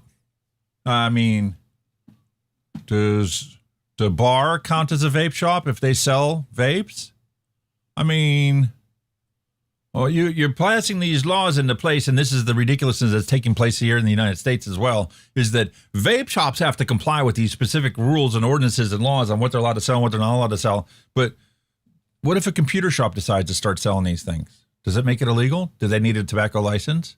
Who's the one that's going to enforce that? And what statute is actually on the books that forces these people, if they sell a product that contains no nicotine, to be sold? How is that ever going to get caught? Why are they focusing on trying to make laws that it's impossible to enforce? I mean, what a waste of time and energy. That, cops should be focused on other things, like actually solving crimes. And the biggest misnomer out there is that police actually prevent crime. No, they don't. They react to crime. They respond to crime. They try to intervene while the crime is going on. But the majority of the times, when the police are called, the crime's already been committed and the actor's already gone and fled. And there are so many times that it's happened so long ago that they literally have to try and solve these cold cases that they have no information to go on, no leads whatsoever. All they have are forensic evidence, and they don't get the forensic evidence right away. They got to wait for the scientists to get their way and do their thing and then get the results back and then try and piece this puzzle together. Like, the lovely 1,000-piece puzzles that we worked on as children and some of our parents work on just to pass the time. So what counts as a vape shop? I want to know, what counts as a vape shop? Your local supermarket might sell vapes, but does that make them vape shops? Short answer, no. But why does this matter? Well, the government says it's reviewing reliefs provided to antisocial businesses that don't make a positive contribution to local communities, like vape shops. The idea is that this will fund the cuts on business rates on pubs, clubs and live music venues, which were announced recently. This basically means lowering their property taxes. So what does the government mean when it says vape shop? You might think of shops like these, selling e-cigs, refill liquids and pods and coils for vapes. But there isn't actually a single legal definition that we can find. Let's think back to the single-use vape ban, which was introduced last year. It applied to all businesses and organisations that sell or supply single-use vapes in the UK, and that included what the government called specialist vape shops. But it still doesn't explain exactly when a retailer becomes a specialist vape shop. This report, not from the government, goes a bit further. It defines vape shops as shops selling exclusively vapes and e-cigarettes. And it also says more of them are cropping up. But if a shop like this starts selling other things, like sweets, gum, chargers, they're no longer exclusively selling vapes. Then would they stop being considered vape shops? The government proposal doesn't only apply to vape shops, so either way, they'll have to decide what else falls under antisocial businesses. Why are they determining what's social and what's antisocial? They have so much free time on their hands that this is what they're committing their times to?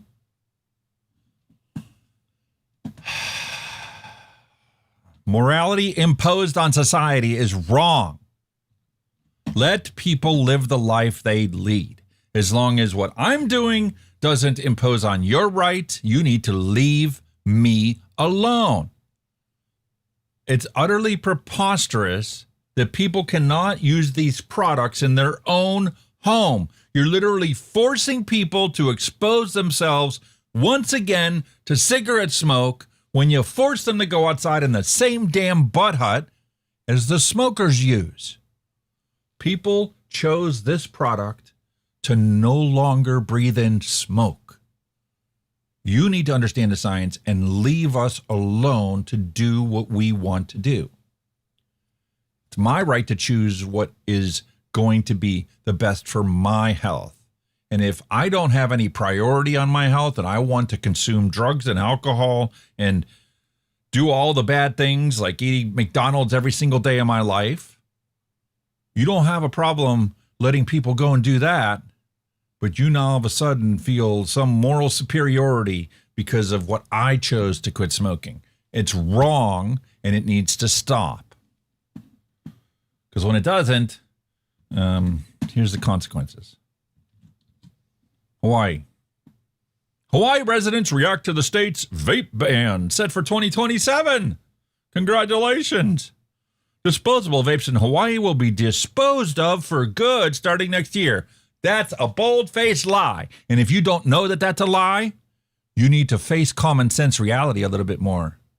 Governor Josh Green recently signed Senate Bill 2175 into law, which will provide a prohibition on the sale of non-refillable, non-rechargeable electronic smoking devices. How can you possibly cram so much misinformation into one bloody sentence? They're not smoking devices. They're alternatives for smoking, but they do not contain smoke. That's simple, fundamental physics. If there's no combustion, there's no smoke. It's an aerosolized liquid. Anyway, HPR spoke with some Carney residents to learn how they felt about the so-called vape ban. Some, like Clay, relied on them to get off cigarettes. Most people that have a vape use it to get off of cigarettes. Use it to not go back to cigarettes. Very few people in society have never vaped and then decided to pick it up. And they've never smoked and they decided to pick it up.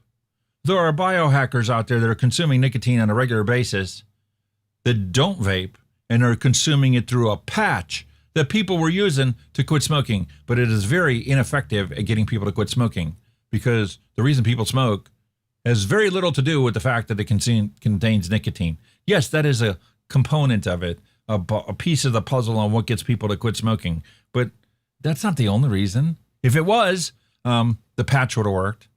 The pills would have worked that I took because it was supposed to, make it so that my body couldn't metabolize the nicotine. When it didn't really do that, it caused all kinds of other problems. And if that didn't work, then the Nicotrol inhaler would have worked because all you need is the hand-to-mouth action and the nicotine, and your job is done. If that was such an effective product, why didn't everybody that got the Nicotrol inhaler quit smoking? Flavors matter.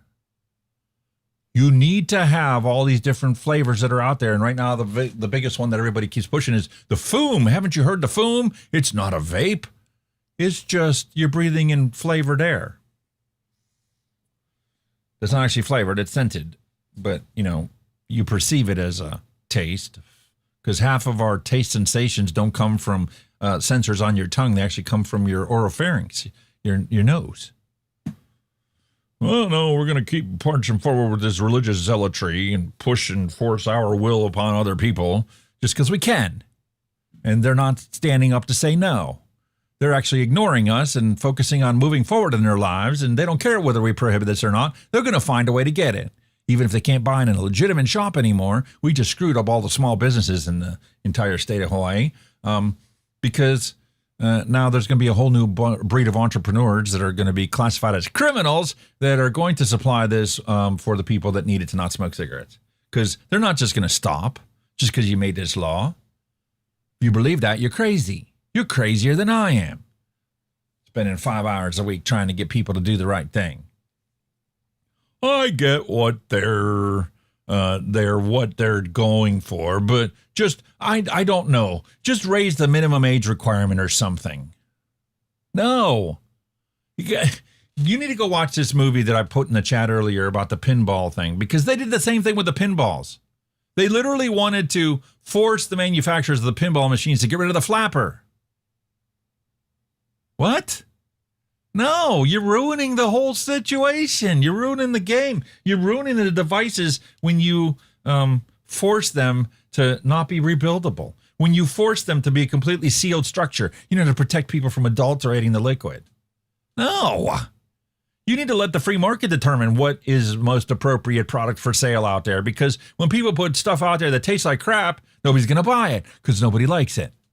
But when you put something out there that is an amazing, fantastic way for people to enjoy this product, guess what's going to happen? More of the people that are dying from cigarette smoking are going to pick up this new product because, well, it's more enjoyable.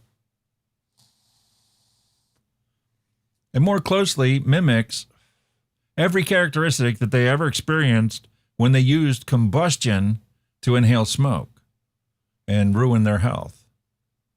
But that's not possible here because it never reaches the point of combustion. It's a health improvement for them. William Dobson, hello and welcome. You missed the whole soapbox I was on earlier, the deep dive in the news, and how they banned pinball and fortune telling and all kinds of other things in society, and how there's a striking similarity between the pinball ban and the vape ban. They both happened in New York, where they were the hardest on the whole situation. And the rest of the country was just like, pinball? Why? We got other things to worry about. We don't need to worry about pinball. Banning pinball? What a stupid idea. Well, there are some towns around the country that go, yeah, we're not banning vapes. That's stupid. It's a waste of our time. We got potholes to fill that are more important than worrying about protecting your kids. Be an adult. Be a parent. Parent your children. It's not the government's job to parent your child. Seriously. Well, several dozen vape shops will still remain available for purchase in the state. Several dozen vape products will still remain available for purchase in the state. And the law also includes a carve-out for products that are approved by the FDA. Yeah, that ain't going to happen. You are not going to see in the near future lovely flavors, not our lifetime, lovely flavors like this direct-to-lung disposable. Because by the time that got authorized, the technology will advance so much that nobody's going to want to buy that thing. That's the problem with the FDA regulations in the first place. Back in 2015, the Enjoy Ace would have probably been an amazing product that would have got a whole bunch of freaking people to quit smoking. But it forces technology to come to a standstill and only focus on something that's 5 years old, which means that the entire timeline for the progression and advancement of this technological product that is the cure for smoking comes to a halt. And that is wrong. You need to let the technology march forward at its natural pace that is supplied by the people that purchase the product, which forces the industry to reinvest in the product and make it better than the last one because their competition is now caught up to them, and they are no longer, there's no market differentiation between this company versus that company because they're all the same. It's kind of like what's happening with AI in the thumbnails. Nick Grim Green was talking about it on his vlog this past week about how it's driving him nuts. And it drives me nuts too when I look at the YouTube algorithm that's fed to me And all the thumbnails look exactly alike, regardless of what the damn topic is that you're going to be interested in watching. Like, vape content looks no different than PC content, looks no different than somebody telling you how to grill tilapia. The thumbnails look the same. How is this good for society? People need to stand their ground and actually put stuff out. Not be afraid to use the technology like I did this week to make the beautiful billiards game that I could never have made without AI to put my ideas into a picture. I could technically have probably paid some artist a $5 freaking job, and he would have put something out that looked kind of like what is in the thumbnail this week. But AI did it for me in a matter of 15 seconds. And then once again, it was like, oh, this is cool, but I got to put text on my thumbnail. So zoom back 15%, 20%. Nope. Put it on my thing. The text still overlaps most of the machine. I need to zoom back to the point where I can see that it's a pinball machine, not just the board and the table of the pinball machine. And there's my thumbnail. And it looks more human than it does AI generated. Although clearly that image is AI generated. Because I couldn't possibly create art like that. Matoyo Oshii championed the bill as chair of the House Committee on Consumer Protection and Commerce. Its benefit, he says, is twofold. We don't want nicotine addiction in our society. It's not an addiction if there's no harm. For it to be classified as an addiction, you have to have harm. What is the realized harm of somebody that has a lifetime dependence on nicotine? And when you come up with your list, I want you to compare that list to the lifetime addiction that all of us suffer from with our caffeine and our coffee. Please show me how it's different. You're going to ban coffee next? Is that what's on your agenda when you get this check mark taken care of on your list of things to do? So by the powers combined, we ban disposable vapes, and I believe Americans throw away about 5 disposable vapes every second in our country. Oh, yeah. You know what else happens every 5 seconds? Not just in our country, but in the whole bloody damn planet? Somebody dies from cigarette smoking. So congratulations on banning the cure for cigarette smoking. Let's ignore the one death every 5 seconds from tobacco smoke, to focus on not smoke, not addiction, just a inalienable, human right to choose what we want to consume and put inside of our bodies. Fundamental health and human rights are being completely ignored and obliterated. Just back away from the coffee. You're not allowed to drink coffee in your apartment. If you want to drink coffee, you have to go to a coffee shop, a specialist coffee shop, or that's it. That's all you're going to be allowed. No more coffee allowed in people's homes. No more Keurigs. No more coffee makers. No more beans, coffee beans being imported across the country. Customs and Border Protection is coming after anybody importing coffee beans into the country. Look, we confiscated $1.2 million worth of coffee beans, to protect the children from a caffeine addiction, a lifetime of using caffeine as a crutch for poor health decisions. What? Next, they're going to regulate mattresses. You're not allowed to have it unless it's hard as a rock. All mattresses will now be made of concrete. What?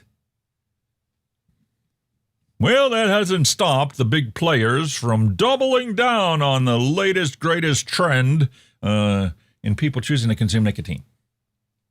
A long time ago, we covered it in the news. The day that they were announcing the press release in the city where PMI was building a brand new nicotine pouch manufacturing facility here in the United States, it's kind of like they knew what was going to be happening and how Trump was going to push forward on this ideology of we got to have only American-made products in this country. And it was kind of like they knew that the FDA was going to authorize their nicotine pouches. And they kind of knew that they were going to need to have manufacturing facilities to make nicotine pouches in hundreds of flavors. 20 to start with. But that's going to grow. It is. Because there is no harm in choosing to consume that product. Or they've put the harm into an acceptable risk category, so even the most puritanical zealot out there has to concur that, all right, the wine I consume every single day at the end of the day is worse for me than this stuff is. Alcohol consumption is accepted in society, so I guess nicotine consumption is going to have to be. Well, Philip Morris is doubling down on the situation. The company in 2024 had initially announced a $600 million investment to build a manufacturing facility for Zyme nicotine pouches in Aurora, Colorado. We covered the whole situation. We covered on how everybody that was going to be working there is making six-figure income, including the janitor, including the forklift operators, are making six-figure incomes in Colorado in the manufacturing facility that is, fully automated and robotic, and they just basically are, giving these people jobs so that, they don't look bad to society. The rest of the system has been fully automated. Like, you bring the raw materials in, you hook it up to the machine, and out at the end of the machine, it spits out all your stuff. And again, everything else in society is like that too. That's why processed food is so bad for you. Because they literally process it down to its core ingredients, and they can't figure out why people are getting fat and unhealthy, eating your, Kraft mac and cheese and all these other lovely things that we do. But, you could actually take milk and convert it into cheese in your own home. You can actually take flour and make your own pasta in your own home. And you could make mac and cheese at home. And if you were to do a scientific study and compared what happens if one person is limited to just eating homemade from scratch mac and cheese and compared to eating Kraft mac and cheese that is nothing but a powder you put on noodles and stir it up, and you can have it like ramen noodles. How good are ramen noodles for your health?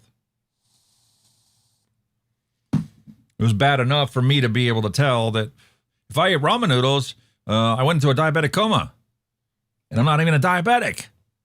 So how good is that for my health? Well, I wrote that off real quick.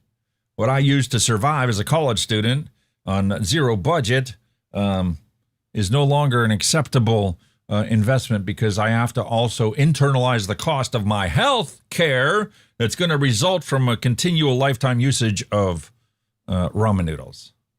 Are we banning ramen noodles next, to protect society? Are we banning McDonald's? Huh? How about Chick-fil-A? Are they going to ban Chick-fil-A? Because that fried, greasy food is the worst way you could possibly molest chicken's health benefits. You're only allowed to have grilled chicken. And we're only going to limit the seasonings, too. That'll be next on the agenda. I don't think so. Nobody's going to let that happen. Can't predict the future. That's fortune telling. That's illegal now. Somehow, Philip Morris had a fortune teller let them know that the FDA was going to authorize their Zyme nicotine pouches. So they took a $600 million investment to build this facility, and now they're doubling that. $1.2 billion investment through 2028 to increase and expand production capacity for the Zyme nicotine pouch business. And we're talking about major renovations here, the same extent that took place when Elon Musk decided to move his entire operation to Texas. Bought up enough land that he could literally, keep building on for decades. And his grandchildren will still have land to build on to develop it when it gets even bigger. Well, once fully operational, the facility is expected to generate approximately $550 million in annual economic impact and support 1,000 indirect jobs, according to the company. Notice how they inflated that figure. There aren't 1,000 people working in that facility. There might be 12 people working at that facility, because that's all it takes to run these modern facilities nowadays. indirect jobs. You got account marketing and accountants and lawyers, and everybody gets counted in there, even though there's only 100 jobs that were created. That's how they could afford to pay them $100,000 a piece, because it only takes 12 of them to run the facility, making $550 million a year after operational expenses.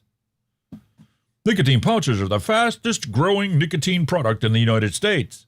Well, yeah, if you introduce a brand new product, it's going to be the fastest growing thing in the world, because it just started.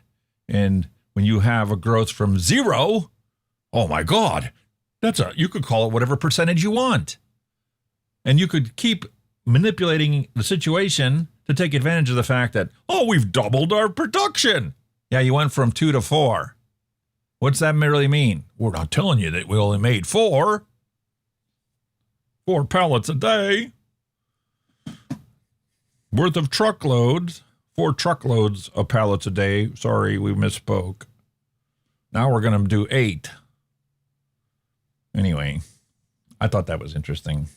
20 Zine pouches now are allowed to be claimed as less harmful than cigarettes, according to the recent FDA decision. It is allowed to put the modified risk information out there to let people know that scientific truth that it is not as harmful as actually breathing smoke in. I got multiple articles about this because I wasn't sure if it was going to get blocked. But we got all the investors out there right now jumping on the fact that you need to buy more tobacco stocks, more Philip Morris stocks you need to put into your profile, because they're going to make a lot of money with these nicotine pouches. Look at the investment that they're doing. Then you have Canada. Canada premiers must call on Mark Carney to restore access to nicotine pouches in convenience stores. Nah, man, we're following Australia. Pharmacy only. You're only allowed to buy your nicotine pouches in a pharmacy. Why? Who are you protecting by doing that? Who profits from your decision? That needs to be the number one question that you ask yourself anytime you hear anything from any politician whatsoever out there. Who's going to profit from this legislative agenda you have right now? I think that all politicians should wear patches, from where all their money comes from, like NASCAR drivers, so you know who's backing these people. And then you'll come to find out that the people that you thought were fighting for your health care, like Bernie Sanders, is actually one of the biggest collectors of pharmaceutical lobbying. Still think he's fighting for your right to, health care is a human right? Or is he a big hypocrite too? Like Robert Kennedy refuses to have a conversation with me, sit down and have an actual cup of coffee and talk about the potential of harm reduction and how he needs to reverse sides on this situation. That's what's messed up is they now can tell the truth about the harm reduction. That is all. Right. Of course they can. That took a lot of lobbying, a lot of investment. Let's just leave it at that. I won't get into the details of it because I can't prove it. There's only so much of it that's actually public knowledge. But I don't get a paycheck from them. That should change. You need to pay me to be out here every week, 5 hours a day, talking about this stuff out there and putting the science out there. Because if you don't, it's going to be that much harder for you to be able to realize your profit from the investment you just made in Colorado. No, we got worse situations to keep our attention focused on. Canada's premiers gather in 2026 Council of the Federation summer meeting. I Want My Pouches is calling on all 13 provincial and territorial premiers to urge Prime Minister Mark Carney to immediately amend federal regulations so that nicotine pouches can once again be sold in convenience stores across the country. You want to bet who's lobbying for this? It ain't the small mom and pop shops. You didn't have a chance in hell. You couldn't even afford one politician to convince them what you want. You thought that you could go into a politician's office and simply explain the science to them and go, all right, man, I need you to do the right thing because now you know the truth. You know that these are harm reduction products. You know that these products aren't going to kill anybody. They're not going to addict the whole new generation. That was all misinformation, right? Oh, your 30 seconds is up. I didn't even show you the science yet. Don't matter. You had your 30 seconds. Have a nice day. Unlike, when the big tobacco players come into play and they go, I need to send this politician $50,000 reelection campaign donation. Okay? And I'll do the same. Coming out of my pocket. It's not coming out of big tobacco's pocket. So it's legal. Okay? And once they get that, next month I want you to set me up an appointment. I want to go and have a conversation with them. Hey, how you doing there? Hey, man, did you get my $50,000 donation for your reelection campaign? Oh, yeah, thank you really much. That's really going to be good for me to, buy opposition research and stuff on whoever wants to run against me. And, I can take some of that money and put it on airtime for the evening news to get my commercial for reelection run on that. Thanks a lot. He's like, I also had my board members do the same. So you're probably sitting on like $4 million right now that we donated to you. Oh, really? Holy cow. Oh, thank you really much. Oh, that's wonderful. What did you want to have a meeting with me? Well, we need to sit down for about an hour now, and I need you to take a look at this stuff here because I want to make sure that from now on, you're always going to vote the right way when it comes to this. And this isn't about me supporting my industry or my company. I want you to understand that the reason why our company is focusing on these products is because we're actually saving people's lives. Oh, really? What about, addicting a whole new generation of kids? Well, in order for you not to look at that any longer, I want you to see the science about it. There's no harm that's going to come to these kids. As a matter of fact, a bunch of these kids, we may have to, harm the pharmaceutical industry because kids that have ADHD and they start, vaping, they stop taking their ADHD medication because they get enough relief with the nicotine that they don't need it. Now, there are going to be some kids that are going to abuse it and, they're going to become the poster children for the antis out there. But the majority of the kids that pick this up and use it for the ADHD that they have, because they didn't even know that this helped it until they tried it. And then all of a sudden they were attentive and focused and they chose not to take their ADHD medication because this works better. It's not actually harming the kids. Oh, okay. Well, what about that you're breathing in smoke? It's like, well, that's basic science and physics, man. There's no combustion, and when it doesn't reach the temperature that you need to have combustion. I'll even show you the coil. Look at it on here. It's like, what about I see people dry burning their coils when they're using those rebuildables? Well, they're doing that to clean the material off of it. It never glows when it's actually in a functioning product. When it's in a functioning product, there's this operational envelope that these things have to work in, because if it gets too hot, you're not going to breathe that in. It's going to be uncomfortable. No human does it that way. Oh, man, that explains the science, all this fear-mongering science I hear about how there's heavy metals and all this other stuff in there. Listen, there are a couple bad actors out there that choose to use lead-based solder to solder the parts together, but that's not the majority of the thing. That's an outlier.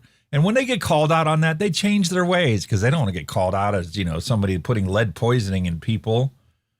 Oh, okay. That makes sense.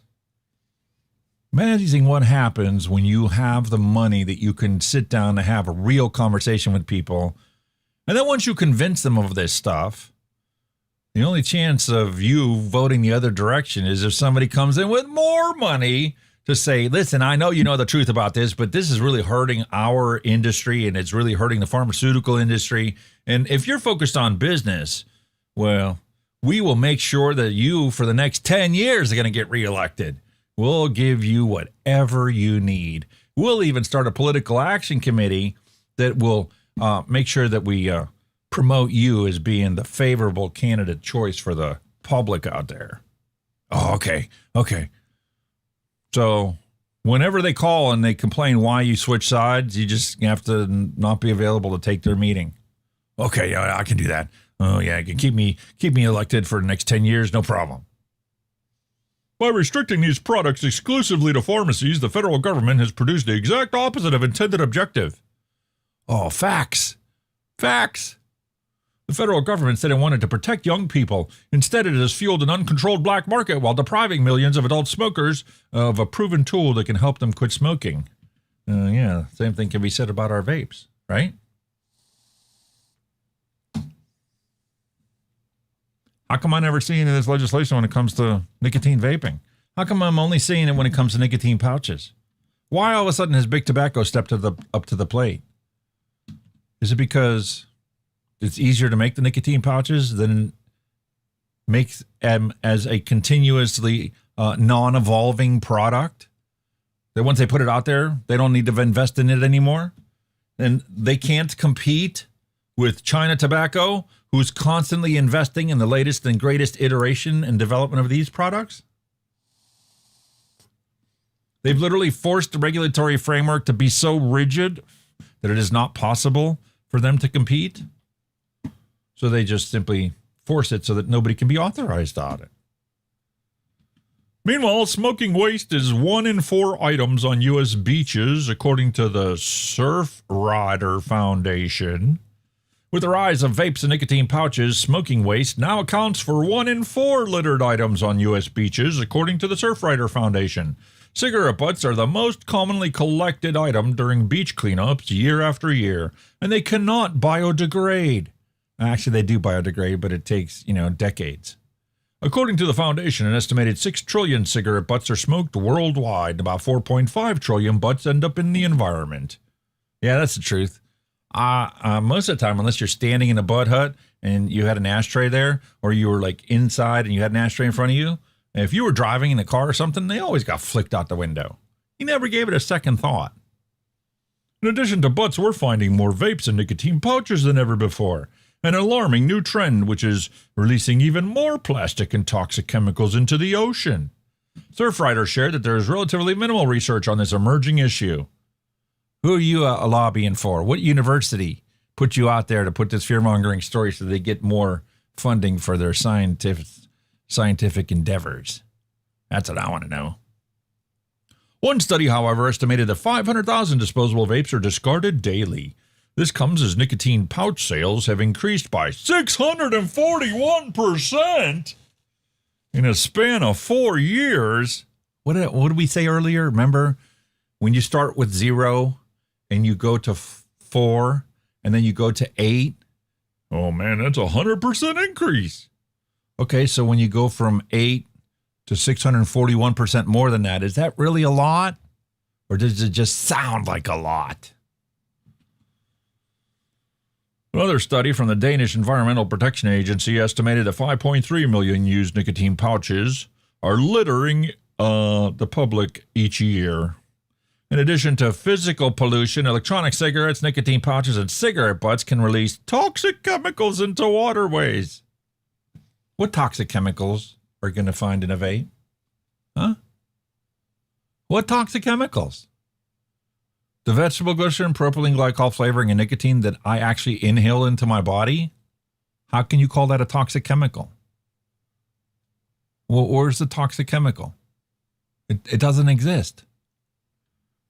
But that's not what this is. We're not here to tell you the truth. We're here to fearmonger you even more.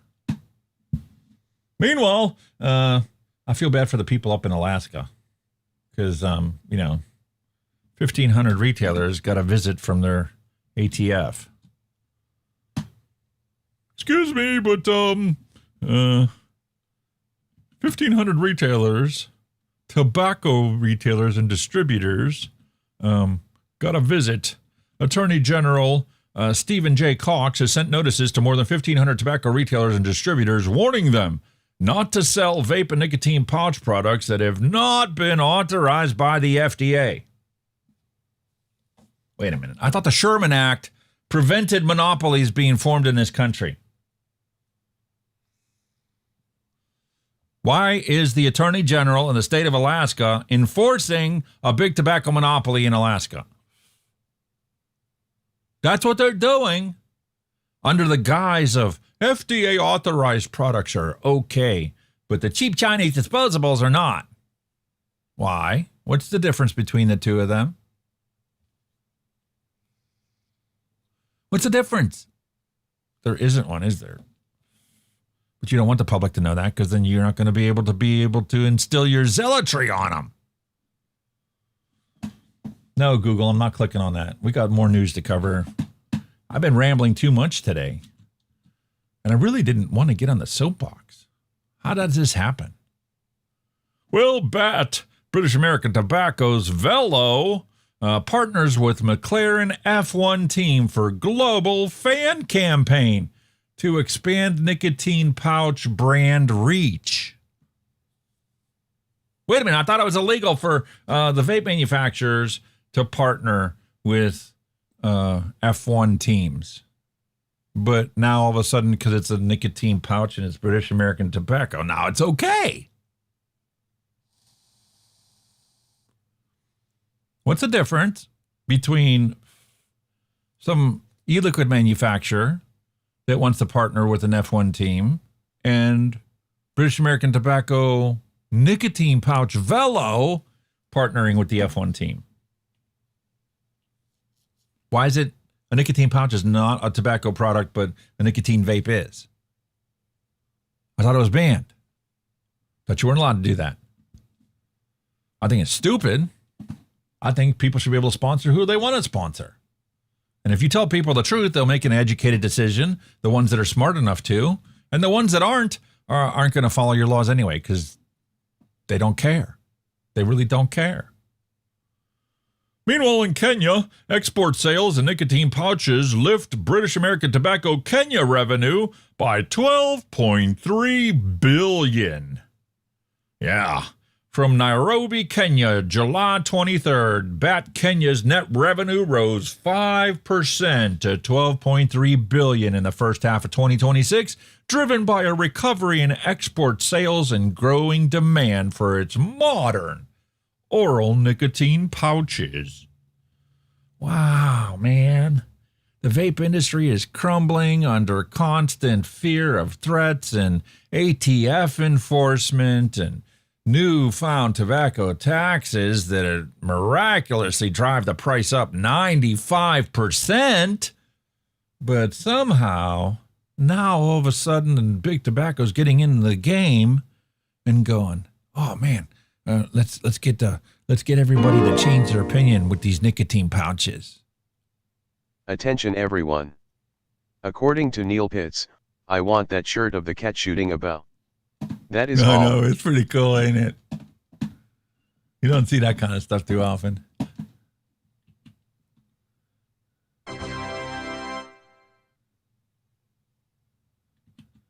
It's a nice design. I like it. I like it a lot.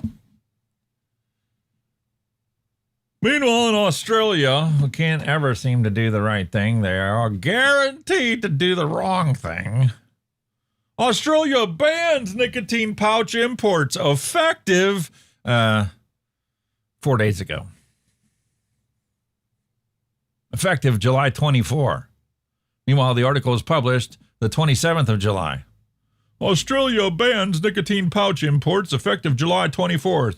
Australia's Therapeutic Goods Administration has prohibited the import of compounding nicotine pouches to combat rising nicotine dependence among youth. Bans don't apply to youth because the youth don't care what the laws are. This regulatory tightening removes access through personal importation and pharmacist schemes. Investors and companies involved in nicotine replacement therapy or oral nicotine products should track potential shifts in regional demand and regulatory enforcement patterns. You're a dumb man, because you think that your laws and your changes are actually going to affect consumer demand. You cannot shift consumer demand by banning the legitimate sale of those products. If it did, Australia would not be the cocaine capital of the world, because you banned cocaine, right? And because you've been losing the war on drugs for so long, now you need to find another drug for them to demonize and hate and go after so you can claim these amazing rewards of, oh man, we just confiscated $10 million worth of vapes. Okay, so what? There's 100 million of it that you didn't catch. 200 million, 500 million of it that you didn't catch. What are you bragging about? That's like, oh, I picked up a penny when I was going to the grocery store. Yeah, and you spent $400 in the grocery store. So what did you accomplish? Unbelievable.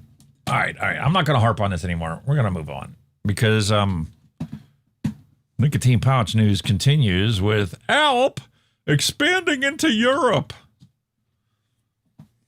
Wrong one. Come on.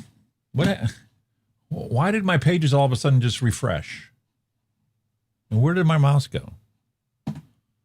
AI is not allowing me to continue talking about this topic of conversation because I'm making the corporate oligarchy mad. Big Tobacco is allowed to save the nicotine pouches.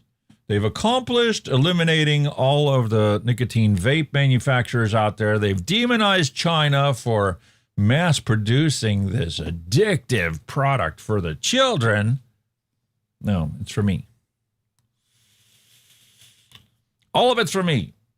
Nothing to do with your kids. And if your kid told you that, they're lying to you.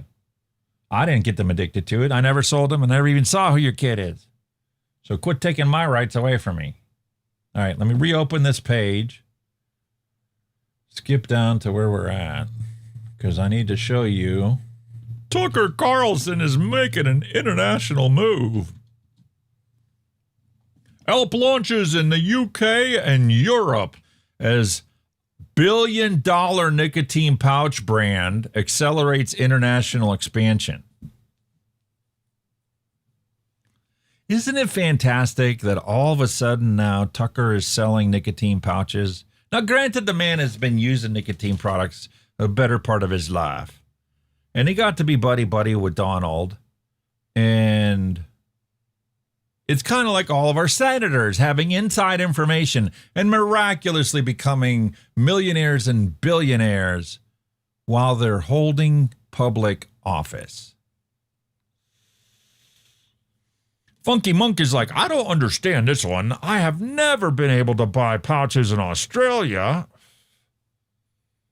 I don't know, man.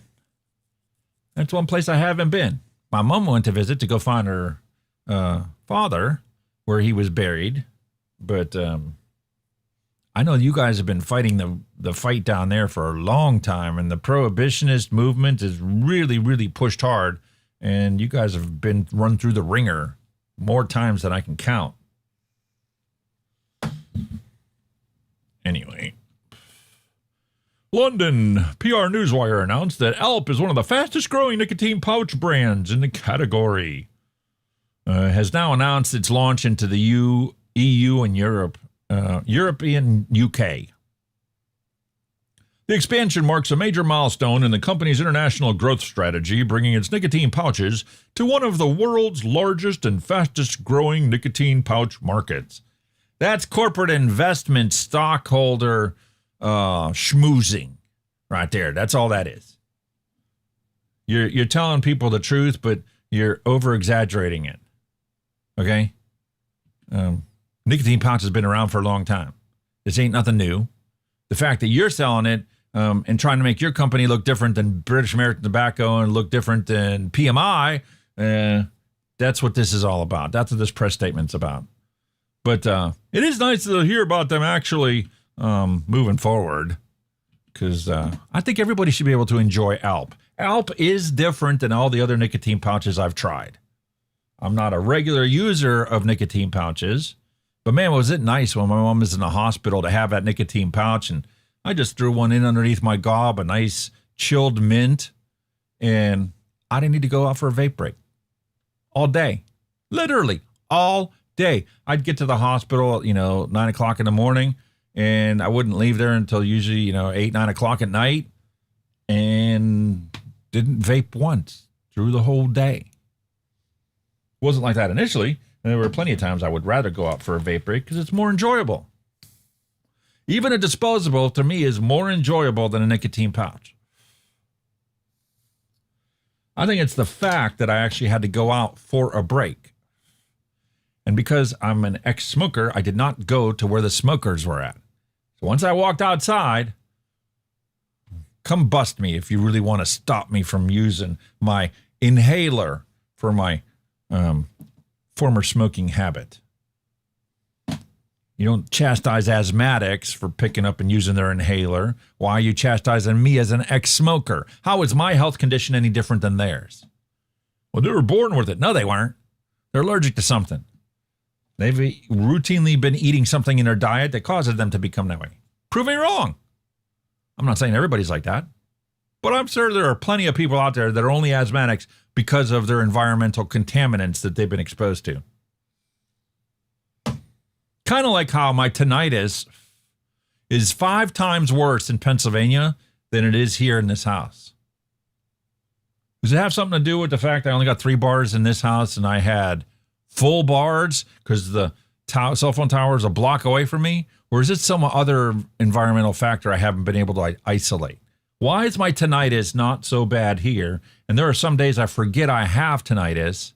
But every time I made a trip back to Pennsylvania to get stuff to bring here, when I'm there, the ringing in my ears is constant and very pronounced and annoying. Anyway, Alp's 4 staple flavors are chilled mint, mountain wintergreen, tropical fruit, and spearmint, alongside 4 new flavors that are being introduced into the European market. Cherries and berries, sweet mint, frostbite, and grape ice. I'm going to have Kenny start looking out for this stuff. Maybe you can grab a couple of them and throw them into my Christmas box. I'll have to send him the ones I got here. First, I need to find out what does he think of the ones I already sent him. Has he even tried them? I don't know. Now it comes for the smear-mongering campaign news about vaping and how it's the scourge of society. Burglary at Bryant Vape Shop caught on camera. Bryant, Arkansas. Just after 2:30 a.m. on Thursday, a man broke into Serenity Vapes in Bryant and stole nearly $1,000 worth of vape juice. $1,000. How are you calculating $1,000? Okay, maybe I have $1,000 worth of vape juice here. Not all of it's ready to vape, but you look at all the flavorings. You look at the 3 gallons of VG under my desk, the gallon of PG under my desk. That's $1,000 worth of vape juice. Attention everyone. According to Neil Pitts, Alex, what is the sea level there compared to where you used to live? That is all. I'll have to look that up. I'll have to let you know. I don't think there's any real significant difference.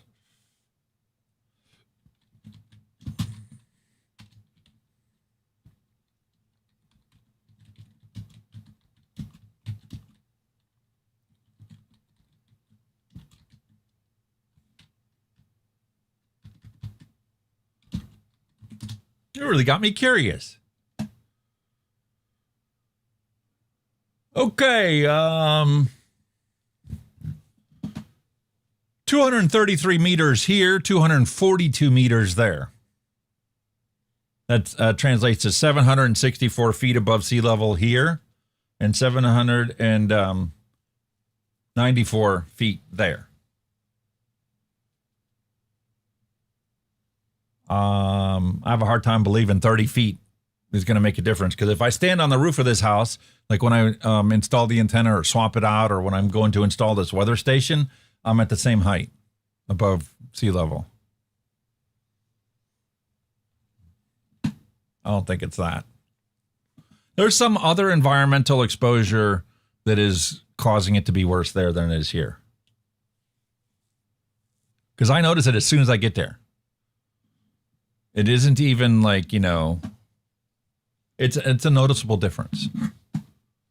And like, that doesn't make any sense to me. It doesn't help that they don't know what the cause of tinnitus is.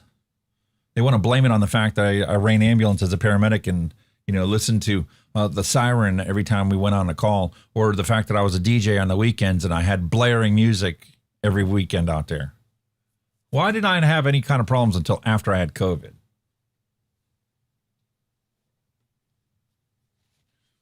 Excuse me while I clean up the leaked vape juice on my desk. I don't know where that one came from. Oh, I know which one it came from. It came from our retro vape last week. Which is dry. I can't hit that now. Anyway, $1,000 worth of Lost Mary and Juice Head Salt. Did you include the tax in that $1,000 figure? Because you're only talking about $500 worth of stuff. And that's the retail price. And if you took a look at that and factored that down into actual cost to manufacture that thing, you're looking at, what, $200 worth of stuff they stole? That's not what everybody's out, but that's what it cost to make it. And we're going to make hay about it. Well, before breaking into Serenity Vapes, Redding says that the thief cut multiple wires in the back of the building. Ford accessories for serious work and forced commercials. Gotta love it. We have a very loud alarm that's going off, and it's pretty scary. Like, if you don't know a code to enter, you get shook up. So he was very quick, the thief was, and he took off with $1,000 worth of juice for his vape. Okay? What about the lady that got raped at the church? You didn't talk about that. Well, how come? Well, isn't that more important to talk about than somebody stealing $200 worth of stuff from a vape shop? How about the crook in City Hall that kifed off with hundreds of thousands of dollars worth of your tax money because he was a crook? You don't want to talk about that, huh? But you're going to talk about how a vape shop lost $200. Actually, the vape shop lost more than that because of all the damage that was done. But anyway, we got a whole bunch of these, a whole scourge of break-ins that they're putting in the news this week. 4 suspects caught in armed vape shop robbery on the southwest side, San Antonio, Texas. And Crime Stoppers. Crime Stoppers has been advertising all kinds of crimes that we need your help to solve. Crime Stoppers suspects burglarized Galaxy Vape in 32 seconds. This is in Iowa. Bettendorf, Iowa. Moline police said 2 men broke the glass front door of Galaxy Vape on Avenue of the Cities, stole THC products, and left 32 seconds later at about 1:52 a.m. Tuesday. Police said that the store video shows the 2 men were white. One was wearing a yellow beanie, a white face covering, a tan sweatshirt, and white lettering, and carrying a backpack. The second man was wearing a black ski mask, black long-sleeve shirt, black gloves, and white shoes. Enters the store. If you recognize either one of these suspects or have any information about this burglary, please call Crime Stoppers of the Quad Cities at 309-762-3500 or submit your tip using the app. You will remain anonymous, and your information, if it leads to an arrest, will be compensated with a cash reward. Congratulations. How about another one from Crime Stoppers? Why are we getting a rash of these Crime Stoppers notifications for vape shop break-ins? Couldn't possibly be anything to do with the prohibitions or the taxes you're putting on these things. We would have never heard about this stuff a decade ago. Well, that's because they just didn't report it. It's the internet that lets you know about everything nowadays. 10 years ago, the internet was here. We knew about everything that they wanted us to know about, and they hid the stuff that we didn't want to know about.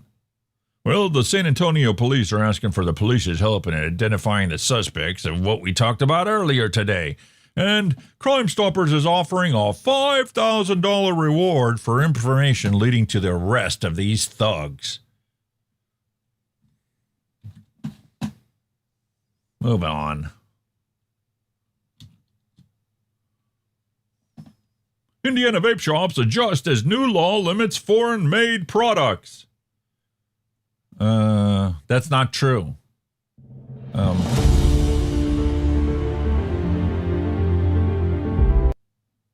A new law is impacting the vaping industry. It bans the sale of vapes made in foreign countries, primarily China. The law took effect July 1st. Governor Mike Braun says the ban aims to protect Hoosiers from unknown elements. Vape shop employees say the goal of safer products makes sense, but they question a full ban. We want Marketplace Liquid. I love your Marketplace Liquid hat. That's pretty cool. But I guarantee you're not going to tell people the truth. Where are the big tobacco products made? Where are all the pieces and parts that go into the FDA authorized products made? They're all made in China. You might have pieces or parts that are made elsewhere, but they're all made in China. That's where the design came from. That's where they're all put together. And how do they circumvent that? Oh, made in USA. How many things are made in USA that are actually made 100% in the USA? Pretty damn near zero nowadays. Not because that's what we want it. Because that's what economists have forced it into becoming. You want to make the most profit possible while still competing with all the other competitors out there. So you're going to have all your raw materials and resources that you use to make and manufacture those things be made in the cheapest way possible. And wouldn't you know it, everybody's doing the same thing. Including big tobacco. But okay, well, let's see what he has to say. Want more regulation for these products at the end of the day for more safety for our customers, but this isn't necessarily the way to go about it.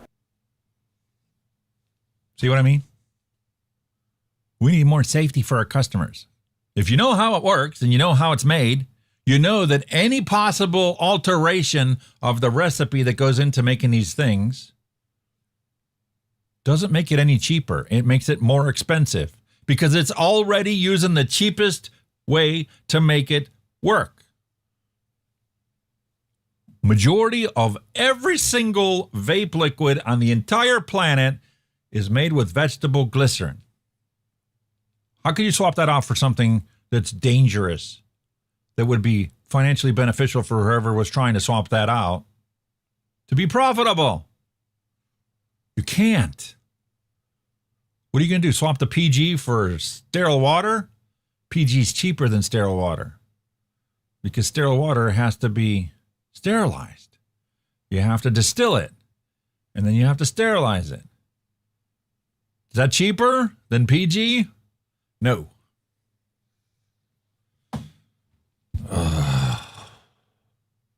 When our own side and the people that are selling these products don't know the damn truth and feed into the misinformation, it's like the pinball ban on flappers. Many devices are manufactured in China, so local shops could see shortages for the next few months. This is the Made in America movement once again. But the problem is that the people that are already made in America aren't made in America. They just import all the parts from China and they fill it here and then box it. And it's an American-made product. Is it actually American-made? No. It's like your car. Most of the shit that is in your brand new car that you got came from Mexico and India and God knows where. Tell me you got a 100% man-made, American-made car. I call you a liar. Do some more research. Go back to school because you don't know what you're talking about if you believe that. Nonsense. I started my educational endeavors how many decades ago? Back then, they smashed it into our brain that we live in a global economy. We will never go back to 100% made in your country. Number one, it's not cost effective to do that. Number two, you don't have the natural raw materials to be able to do something like that. Number three, people want to buy things as cheap as you can buy them, which means people have to manufacture them as cheap as they can and still charge you as much as they can. That can't happen if there's even one person importing stuff from somewhere else that can make it cheaper than you can here. I don't care how big the economies of scale is, it cannot overcome that hurdle. That's why they put tariffs in place to try and protect this industry. No, you just need to accept the fact that, you can never make it as cheap as somebody else can. If that's your goal, you should pick something different to make because you can't do it with these things. They've been making these things on industrial lines and robotic lines and automated lines for a long time. And then they have the people that actually product test them and package them and quality control them. And they could pay them peanuts. They could hire 100 people for what it costs you to hire one American and pay him a living wage. Or you could be like Walmart and just pay people minimum wage and let, 90% of your employees be on food stamps because you pay them that little. Vape shop ordinance faces hurdles prior to October 1st. The police commission was told on Tuesday that the city's ordinance intended to curtail the number of vape shops in the town has hit a few setbacks and may delay its intended implementation on October 1st. First, the police chief at the June police commission meeting expressed concern that the penalty in the ordinance was not sizable enough to curtail the shops and wouldn't cover his department's cost to investigate the applicants before issuing permits to operate. Secondly, the mayor said that the State General Assembly has approved new legislation regarding vape shops that will require the city to rethink its own ordinance that it had approved a few weeks earlier. That's what happens when you put the cart before the horse. It doesn't work. It's a total mishmash of situational operating inconvenience. When a vendor selling ice cream, that vendor is a person who's getting licensed, and we're doing a background check on that ice cream vendor, and then that person's out there conducting business. In the case of a chain gas station, for instance, we have a bunch of CEOs on the other states that we're never going to be able to do background checks on, so this year regulation ain't going to work. Morello said that the detective is paid about $52.72 an hour. Some permits will take a couple hours to do, others may take days. We're able to put a number on that, the cost to the city because of that. So you're going to pay this detective $250 to investigate a $100 license. That's what you're crying the blues about. And then at the end of the year, the police chief is going to look bad because he didn't make budget. I think there's more involved in the situation than they're going to let on. Man charged with giving vape to a child. Well, my first question is was that child smoking a cigarette? Nope, you ain't going to answer that one. Well, a North Hill man is facing charges for reportedly giving tobacco vape to a preteen. Well, if it was FDA authorized, it has to at least taste like tobacco. So even though it doesn't contain any tobacco, I could see why you would call it a tobacco vape. But then again, that technically probably looks better than if you would have said that you gave him a blue raspberry cotton candy vape, or a watermelon burst, or a double apple, or some mango. Anyway, the woman told police that McCara Stevenson, 30, of the 800 block of North Mercer Street. This goes back to the old days of the Scarlet Letter. We got to make people look bad, that do bad, so that it increases their likelihood of not wanting to look bad again in the future. But it doesn't really matter because they never learn anything. If you ever read the book on the Scarlet Letters, once you were branded with that Scarlet Letter, the branding never went away. And if you took the Scarlet Letter off of your thing, you will always live with that branding your entire life. Anyway, was staying overnight at her apartment July 15th, and according to the criminal complaint, Stevenson gave the woman's 12-year-old daughter a vape in the presence of her older sister. Stephen is charged with corruption of minors, and he will be sent summons to appear in court. Suspects are considered innocent until proven guilty or educated in court. Well, now that his name is out there, I highly doubt that what you just said there as your disclaimer is actually going to be true. Because once his neighbors find out about, hey man, I saw you in the paper. What are you doing handing a 12-year-old girl a vape? I didn't hand her a vape. She took it. She stole it. Bet you did. I'll find out when you go to court, won't I? I didn't give it to her. She stole it. Then why'd the cops charge you? Anyway. We're getting near the end of the news. Sorry, it's taking a long time today. Where's my mouse? Why did my mouse disappear again? There's no reason for it to just disappear like that. All right, where are we at? California lead pressure prompts Shopify to pull vape listings worldwide, including legal markets. Listen, this is the third week I've been doing the show here in Ohio, and we talked about this when I was in Pennsylvania. How long can you possibly drag on this story? We're at a month already. Come on, please. Would one person write a please? One of you people out there that are reporters, please, or even one of you guys watching the show, please write an editorial to your paper about the fact that one day a scientist is going to sit down and look at this Shopify decision to eliminate the single best way to quit smoking from being a legitimate, legal, authorized product that they will support, and how many people died because of it. It's going to happen. Just a matter of time. Smoking, non-smoking. What's more important? Not smoking. How do you get to not smoking?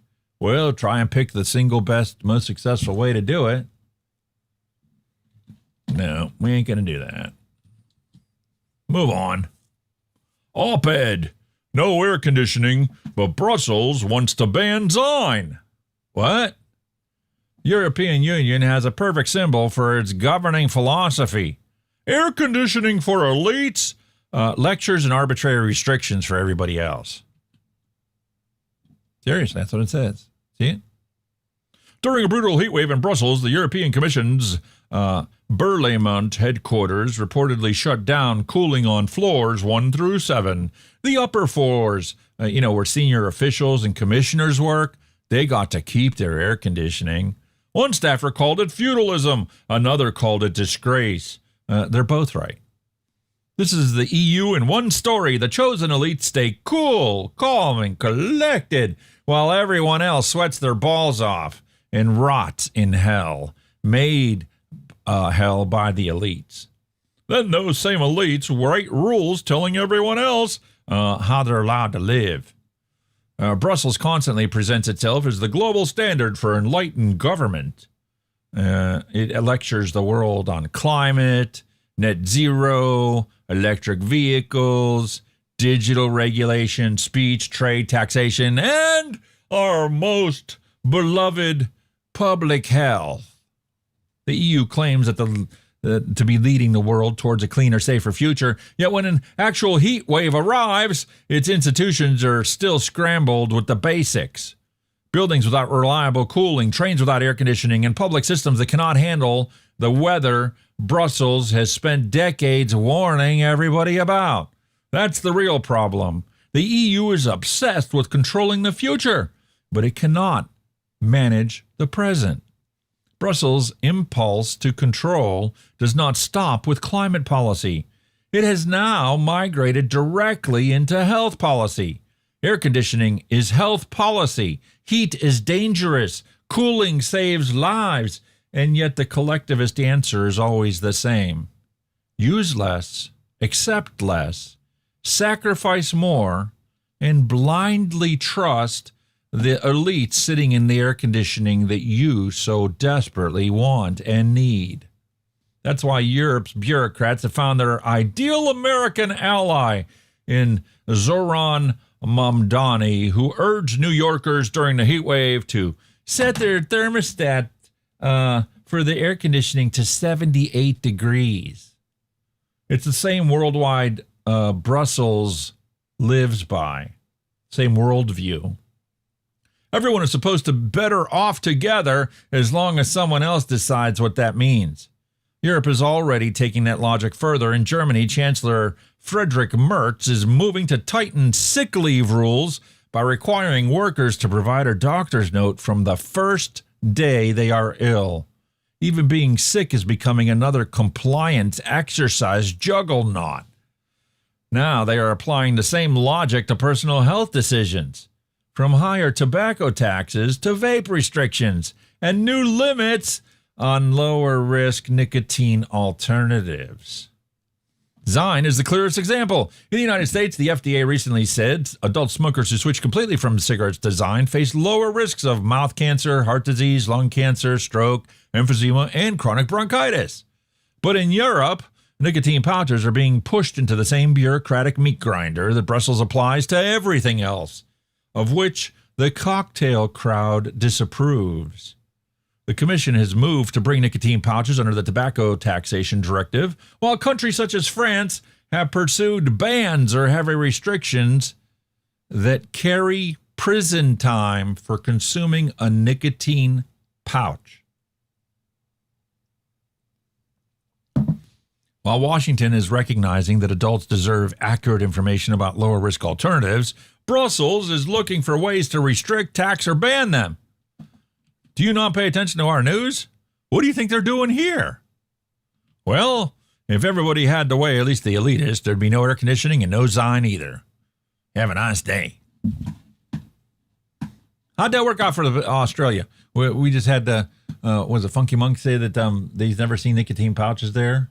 Because you guys have had the nicotine war, the worst in the whole world.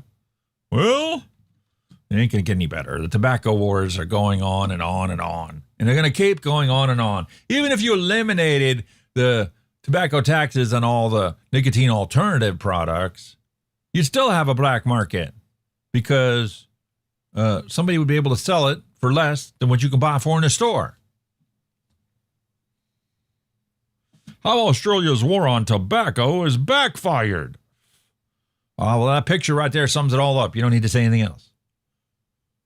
That shop was not a vape shop. It was not a tobacco shop. It was a cartel-run business.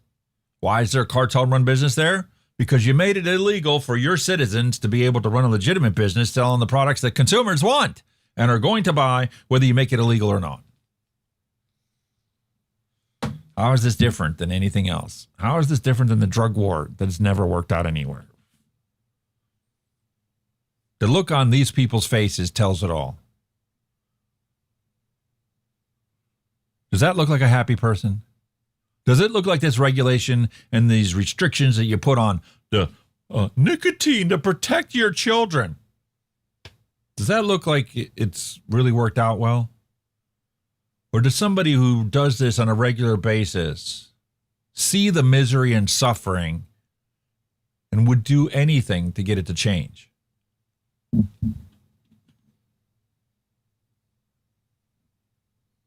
I'm not even going to go into the article because it really drives me insane. Links in the description if you guys want to check it out. Or if you've never heard about the tobacco war in Australia, go check it out because it's going to keep on going. It's fueled by these restricted regulations. Last week, new data released. Talk about the record low of daily smoking, 5.6%, down from 8.3%. Please reconcile that with the study that you just got done bragging about last week about how, oh, we don't understand nicotine consumption in the sewer system reveals that there's more people and more nicotine in the sewage system now than there ever was in the past.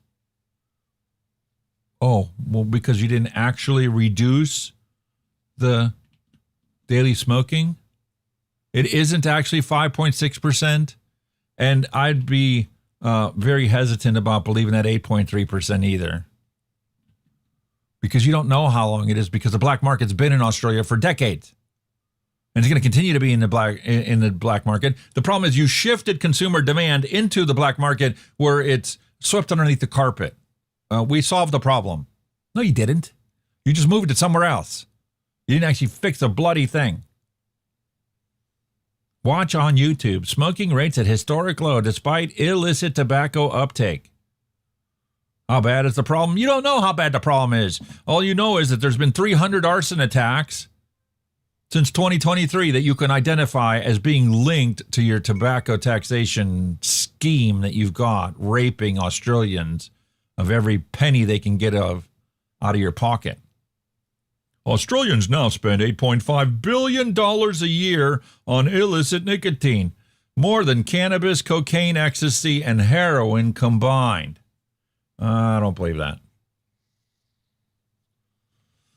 That's because you don't acknowledge how bad your regulations are. You cannot actually tell me how many Australians consume cannabis. You cannot tell me how many Australians consume cocaine. You cannot tell me how many Australians consume ecstasy or heroin or fentanyl or anything else in the planet. Once it's in the black market, it's in the shadows, and you cannot accurately count who's standing in the shadows. Enough of this. Enough for one day. Puff injustice has been made crystal clear, and 2 hours and 51 minutes. Holy cow. This is way too long. How come nobody in chat says, are you going to keep ranting on your soapbox? Where's the fun stuff in the show? This is supposed to be our mixing and chilling. And like, okay, there's a mixer going on in the chat amongst all the people that watch the show every single week. So you guys are chatting back and forth, throwing your 2 cents in. I get to see it once in a while and I reply to it and comment on it. But this isn't very chill. Maybe since I now live in Ohio, maybe we should have some shed time on the show. Wasn't something I was deeply into when I was younger. I did it to fit in with the crowd that I was hanging out with, but there's nothing I ever sought after.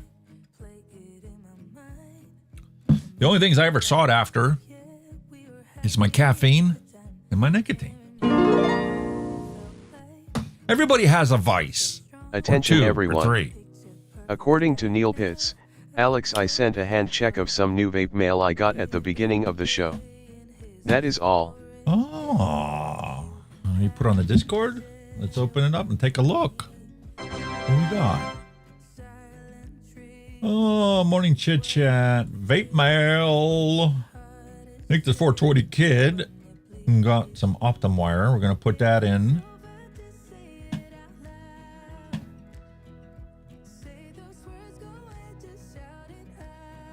What else we got? Hand check. Robert Lawyer uploaded his. I got one of yours from the daily message. We'll save that.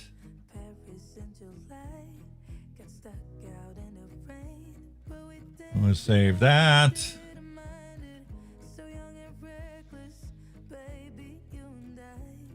Where'd you put it? Where'd you send it? Neil?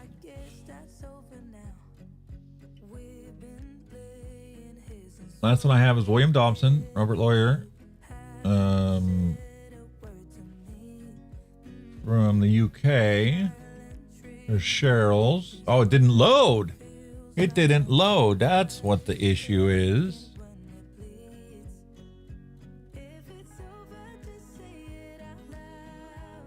Wow. Wonder why it's so draggy today. It's like I didn't make the intro for the show until after everything was fully set up and operational. And the hand checks. Okay. We'll get to it. And normally it only takes like 20, 25 seconds with this latest graphics card to render the intro for the show. Because literally all I end up doing is changing the thumbnail for this week. The rest of it stays the same.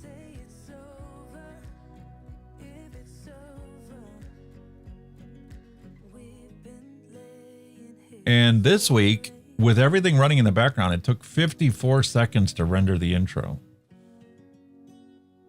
Neil Pitt, side by side. Nice. All right, we'll save that. Come on.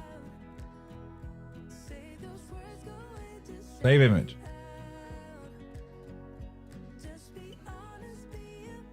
Yes, replace it. Okay, so I already got it. Good. All right, man, time for a flavor explosion. I need to get up and go and grab me a beautiful adult beverage out of the fridge. And we'll do a flavor explosion and some hand checks.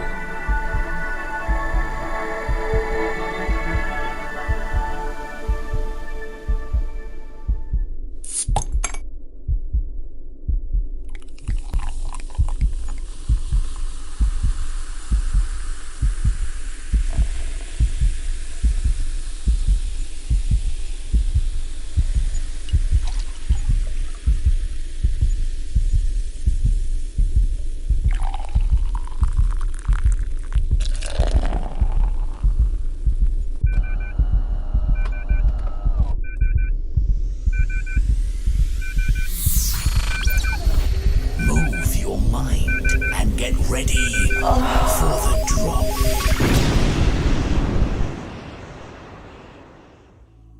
Hot diggity dog diggity up for your entertainment today. I reached in the fridge and grabbed what my son had brought when he was here. It's been sitting in there for quite some time. This is a Bush Light Apple, limited edition. And he had a couple while he was here, and he left me the case. And I haven't had any yet. So, Bush Light Apple. Cheers.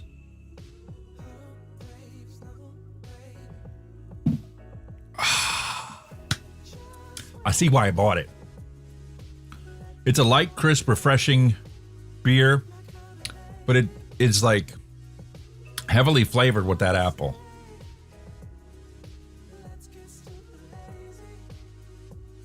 Very, very nice. Hand checks. I already showed you pretty much all of mine that I've got here. I'm really, really loving this one. There. That's what that is. It's the Ox Bar Rovoto. 40,000 puffs. Direct to lung, 6 milligram.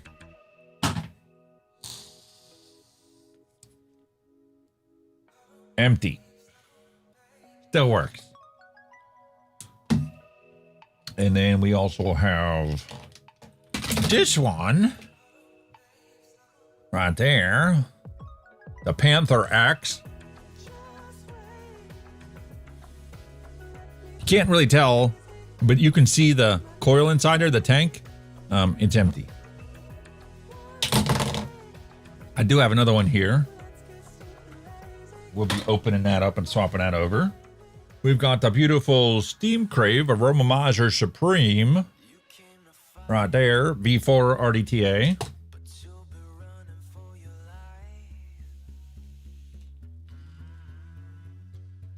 One annoying thing about this mod is it goes to sleep. So like when you want to vape on it, you got to press the button to wake it up, and then you can fire it.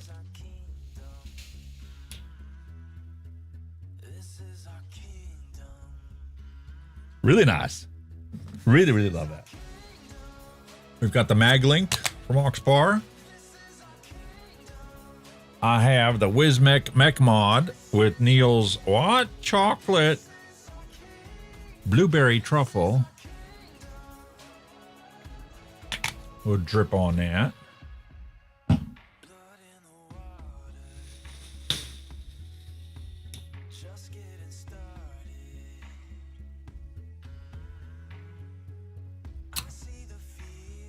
Goes really good with the beer.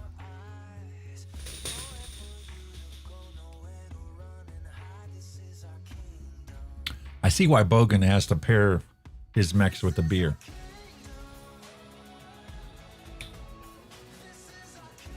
Hey, bastard. Aw, poor Alex. His vape went to sleep.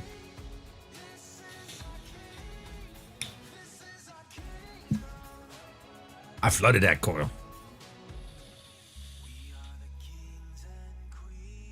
That or that battery needs replaced.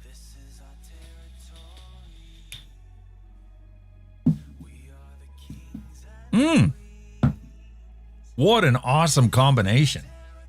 Beer with white chocolate, blueberry truffle. It's time for this one to get cleaned. Matter of fact, I'm going to switch over and show you what the coil looks like. I know for a fact I've been using this for too long. And let's confirm the fact that this definitely needs replaced. Look at this. Attention everyone.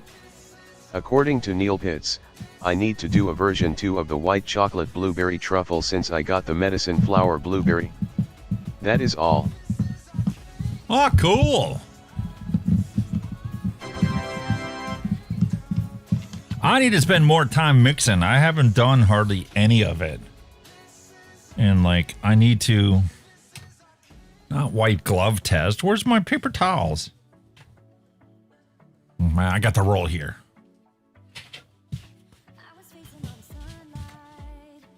Because they're going to make a mess. I don't know how much is left in there. It shouldn't be much. Let's take a look at this. How dirty is this?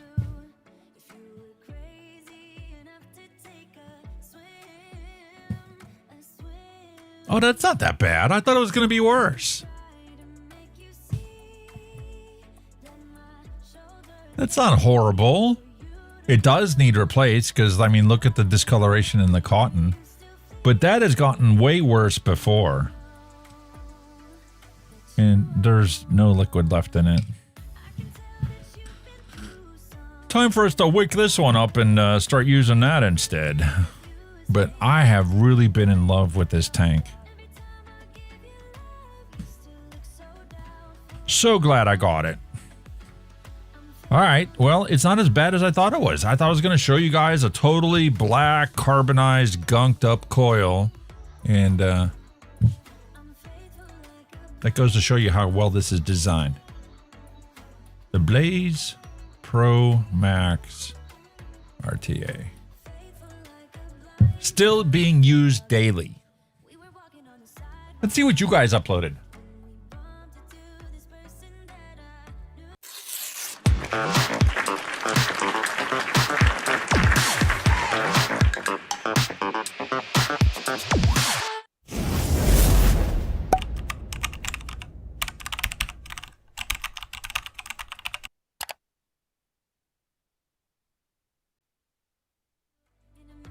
Bumper's too short. There you go, man. This is what the vape mail Neil Pitts just got. Look at that. Paramore. Side by side. Very nice.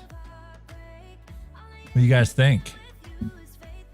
I got some side by sides. They were okay. I really, really love my dual battery, the 21700s, more so than the rest. Because I don't like to have to change batteries throughout the day. And I'm sure if that was my only vape I was using, I would probably go through 3 or 4 batteries a day. It'd be nice to, you know, just go out and cut the grass with it or something. Because it's small, portable, pocket handy. And it would work great. But that's what I like lanyards for. I know, I'm a practical person. Some people hate lanyards and refuse to wear them, especially because what do you do, advertising for Oxbar? No, I just love the fact that this thing is here. I don't have to worry about it. I pick it up, I use it, I drop it when I'm done, and I keep going and doing what I'm doing, focusing on moving forward. Attention, that's 21700. According to Neil Pitts, Alex, it's a 21,700 side by side. That is drop all. Drop it on the Discord server where you got it, because I want to get me something like that. I've never had a 21700 side by side. All the ones I've had have been 18650, and most of them were designed for mouth to lung tanks. That way you don't have to change the battery all day, because an 18650 could last you all day in a mouth to lung tank, because you're not pushing that much. The R&D's like, oh man, I love that thing. Sick color. Yeah, nice purple. Like it. What else we got? Oh, we go. Got himself a nice build mat there. We'll get to there. We'll get there. I'm so disappointed in Amazon. I bought me a stand-up desk, one of those ones you can push a button on and it raises the desk, and then you can push a button and it goes back to the second position. And it was supposed to have been delivered like 4 days ago. I was so looking forward to swapping out this fold-out 2x4 table I have that the 3D printer's on with that desk, because that desk is what I'm going to use to do the computer build. That's what I'm going to use to do product unboxings, where it's like big and it's too big for the overhead camera here. Going to have a nice 4-foot wide thing where I can do product unboxings for all kinds of stuff. I got drones and stuff like that here I want to do reviews on. I got drones that were sent to me to do a review on. Those are going to get done. I've got microphones. I've got audio processors. Like the DBX286 is too big to fit with the overhead setup behind me, but that would be perfect on that table there. And I'll have to swap out the Rodecaster Pro 2 as my audio interface. And I'm like, I'm not messing with anything right now. When I built that new computer, I will start from scratch on that new computer and put that on another channel on how to start from scratch with OBS, StreamerBot, all of it. And I will build everything that I have here on the new computer. And technically the new computer will be operating as a secondary computer until it's fully brought up to the level this one is at. And it's going to be simplified because I got a bunch of superfluous scenes in here I haven't used since the very beginning that I haven't deleted because I got things associated with it. Anyway, I'm going to build it from scratch on the new one so it's fully optimized. And once the capabilities of the new computer surpass this one, then I'll swap the two. This one will become my secondary computer that I can pretty much wipe all this stuff out on this one. And then use this one to start expanding the features, like the different webcams and different things that are going on there. Like I got this room cam here, this OBS bot that I set up for our flavor mixing so that you can follow me to the shelves to get it. I plan at some point having two of them on there, one for the shelf on the right, one for the one on the left, and it can switch automatically between the two of them. And like you guys can like pop it up as a check command. Really trying to focus on, you know, making this an interactive show as much as possible. Cheryl Demers. Wait a minute. We got a common side-by-side theme here going. Very nice. I'm impressed by how much I can do with this 3D printer. I just take it for granted that, like, you're printing objects, solid objects. Like, one of the first things I had to print, it's a poop chute. Okay? On the back of the printer, whenever it changes color, it has to clear the nozzle so it poops out the old one. And when it poops out the old color, to prime the nozzle with the new color before it starts to lay that down, whatever it poops out, once it cools, falls out the back of the printer. This thing wraps around the back corner of the printer so it collects all that poop, and then you can just throw it in the trash. Pick up the thing, dump it in the trash can, or you can do that once a month. Or for some of those people that do this professionally, everyone. You can buy yourself a grinder. According to Neil Hits, Alex, I sent you a message in Discord where I got it. That is all. Thanks, buddy. Very much appreciate it. I will have to try and get my hands on one of them. We'll do it as a retro vape one day. All right, Mouse, get back here, Mouse. Oh, look at that. Vaporesso Extra 6. And we've got 4 Season Saltnik RY4 and VNT. And Butterscotch Reserve. See, that would be something I'd be willing to try and dip my feet into. I've tried the tobacco flavors, they're okay. But like, to develop yourself a nice butterscotch and build on that tobacco profile so it's not like, it's more like a pipe tobacco, where it's all about that beautiful butterscotch flavor and you can recognize that it's a tobacco otherwise. That I can understand because the tobacco notes would accentuate that butterscotch and give it a richness and a depth that you couldn't achieve if you were just trying to do like a butterscotch candy. There's got to be Robert Lawyer there. Blueberry cream and pancake. I love the fact that Robert's got these simple things. That's how he's single flavor testing everything. He makes up a 30 ml batch of just that. And it's so simple because you can get started on it and just like pick yourself like 3%. I'm going to start mixing everything at 3%. And then I'm going to try it. And worst case scenario, if it's like a flavor art and it's at 3%, I'm getting a very punchy flavor because it's an ultra concentrated thing. Like Wonder Flavor says that they are for everything, but not every one of their flavors are actually super concentrated. Some of them are just like, it's all right. And some of them, I've tried to go down like 0.5%. It didn't like make it better. And I go up higher to 5% or 7%, and it mutes the flavor even more. That's a bad flavor, not a concentrate. They have them in DNA 80Cs and a regular chipset. I didn't want the DNA. Yeah, I'm the same way. Like, I am very happy with my DovePo Odin being a DovePo board. This one is not a DNA board inside this one. First off, Why am I going to pay $200 for something that I could pick up on sale for $89? It was originally $129 for this one, and it was $200 for the DNA board. But like, there's nothing wrong with this board.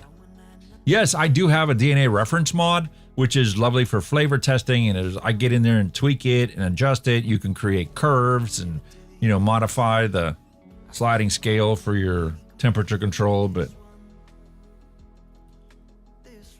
the reason the disposables are so readily available and so prominent everywhere is we do like to do things as simple as possible when it's possible. The hobbyist aspect of vaping only goes so far. Your daily activities dictate the rest of your life. So accept it, because that's reality. That's what I've come to, you know, found my ideology and thoughts on.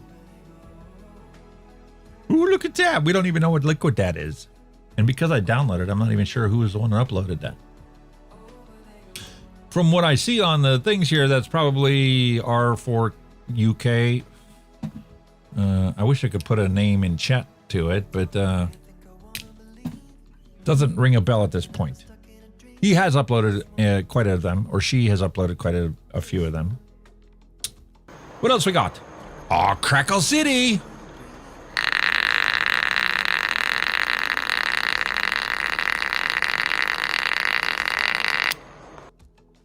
Sorry, folks. Yeah, I know that's loud. I could see it in the meter, in the audio. That's cool. I just wonder what your content looks like when you do that kind of stuff, though. That's my only concern. And there's Cheryl. She's got so much crochet work. My daughter's into that crochet stuff, too. I was cleaning up Mom's bedroom and I found a bunch of those, like, round totes. She had full of yarn. I don't ever recall my mom crocheting. Maybe 20 years ago, she tried to get into it, I guess. But there's so much work that needs done to maintain this house. I don't see a whole lot of time for hobbies. The only way I'm going to have time for hobbies is if I force myself to do a gaming stream like Nick does. One day a week, force myself to take a downtime and get my brain out of the advocacy and, you know, vape mindset and focus on something else. I used to do that a long time ago when I was building this channel and doing this show. The day after the show was my day to chill, do a little PS time, do a little Civilization game on the computer. I had to put the timestamps in for the videos, and that's gotten way easier now that it's automated. I can literally do it 10 minutes after the show's over, and it takes me 10 minutes updated here, and then I copy and paste that timestamps into Rumble. Basically just replacing the whole description with the updated version. But I can see myself getting burned out if I don't force myself once a week to stand back from the situation and focus on something else. And I got these new games like the Cyberpunk 2077. It's like 5 or 6 years old now. So my computer's going to laugh at it when it runs, even though I'm going to play it on the 4K monitor. But I'm going to have to do that for my own mental health. I know that there's a whole bunch of stuff that still needs done here, and I'm still cranking through stuff. Like the list I start off with in the morning is typically I try to like have 5-6 things to accomplish during a day. And every single day, at the end of the day, it's like 12:30 at night, and I'm like, ugh, I've gotten 12 things accomplished. I really want to get to this next one. Like tomorrow. I got to get to it till tomorrow. So that's me. Leand Mangan, 1157. That was his. Right. There. What is the liquid you have in there, mate? What flavor you got? And there's the one that we just saw all the crackles in, Nick the 420 Kid. Dave's Coils, Burrow Bolts. I got the Burrow tank here. Oh, I still have that bucket I need to go through and do those reviews too. Holy cow. I definitely need to spend the next week focused on doing these reviews. I'm sorry, but the kids can wait another week for me to move more of my stuff out of that house. They've already got everything boxed up and just stacked the storage totes in the dining room. All the rooms in the house are fully utilizable right now with the exception of the dining room. So, and my son's going to be moving to Columbus too, so that's going to cause them to move everything from the upstairs bedroom downstairs when he's gone. Anyway, moving on. Robert Lawyer's Daily Hand Check. If you haven't joined the Discord server, join the Discord server because every morning we've got the morning chit chat, and sometimes not even in the morning. Sometimes people pop in the afternoon and go, "Hey man, I got to take a break. It's hot and sweaty out." And sometimes people are so busy during the day with other stuff going on that they don't post their hand checks until the evening, which is nice because, I mean, we do live in a global world. So the time that you're experiencing is not the same time somebody in Australia and Sydney has versus somebody in London versus somebody in Brussels versus somebody in Norway. So anytime, feel free to join Discord server, and we got a community of people out there. We like to vent to each other, and it's really nice. A lot of fun. William Dobson. I love that battery wrap being visible like that. There wasn't enough mods that did that kind of thing. They do it for Squonk, but they don't do it for the batteries. I'm good. I did say hi at the start of the show. Yes, I did see you in chat. Blueberry white chocolate cheesecake. Oh, nice flavor combination there. We can mix something like that up today. I haven't done anything with white chocolate in quite some time. All right, but before we get to the random recipes and the retro vape, we got to do our dad jokes. You know how it goes.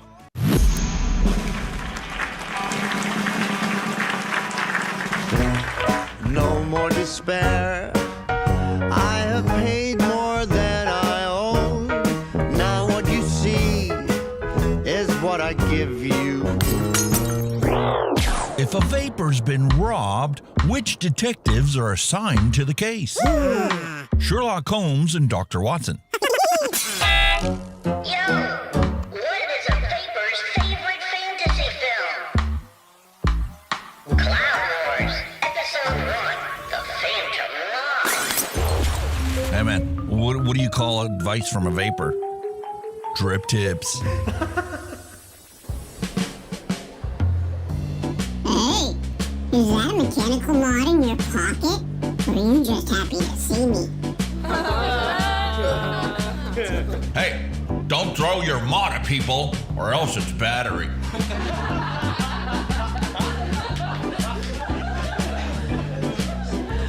Hey, why did a vapor cross the road? To chase them clouds.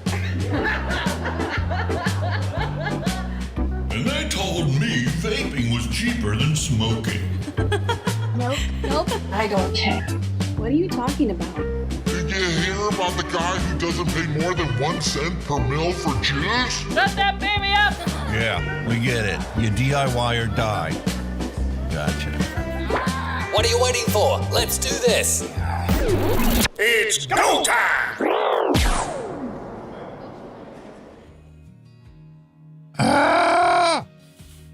Dangle clacks galore. None of you bothered to tell me, hey man, your lighting doesn't look any better this week than it does last week. Something ain't right. Yeah, you're right. It wasn't correct. Because I had the lights on full blast instead of what it should have been set at. Oh man. And where's the smileys? How come the smileys aren't coming through? We need to fix that too.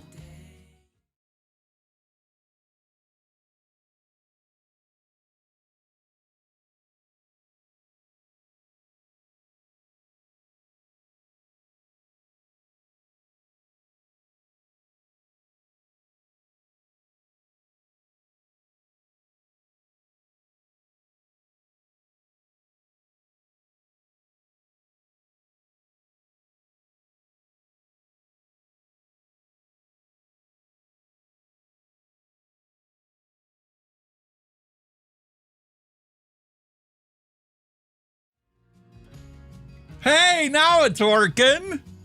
Holy cow, dangle clacks galore. Huge dangle clack. Like, the Starship Enterprise can't be floating around in a vacuum of nothing. There are planets out there, which is another thing I 3D printed. I want to show you guys. This is really cool. And then we'll get to the dad joke.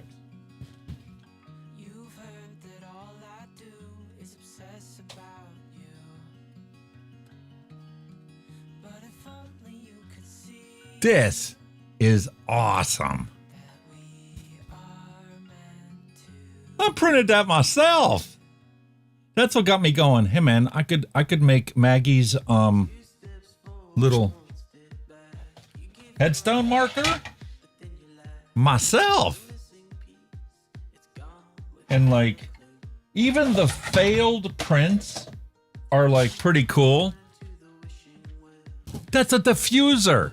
That's essentially 2 layers of plastic. And what happened was I started to get a spaghetti because it didn't adhere to the mat. So I canceled the print.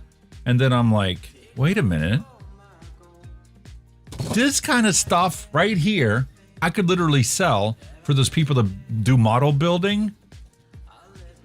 And those people that make their own signs. Like there are 3D prints that you can make to make your own sign.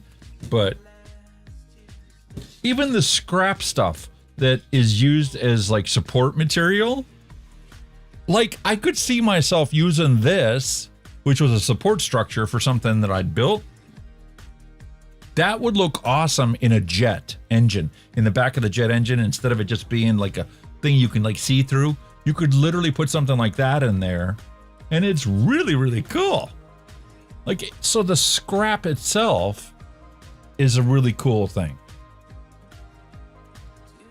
The possibilities for these things to be able to 3D print anything. You don't have to go to the dollar store anymore. Anything you can find at a dollar store, you can 3D print yourself at home. For peanuts compared to what it cost. But that is just so cool. And it's already got a slot on the back, a keyhole for you to hang it on the wall.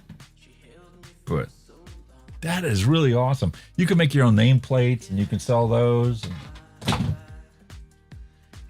I see myself opening up a business, 3D printing stuff for people. Anyway, moving forward with the show. Dad jokes. Nude sunbathing. It's not for everyone. Yeah. Saggies. Saggies are yeah, they are a reality in life. We're not young chickens anymore. We can't all expect to stay perky forever. Some people were never perky. My daughter just bought a house built in the late 1800s. While exploring, she found this old doll and immediately threw it out. I, however, saw its potential and rescued it from the trash heap. Let the games begin. It's giving me ideas on what to do with my daughter. She went outside in the yard the other day, check on her dog that she let out to go pee, and came across a snake in the yard.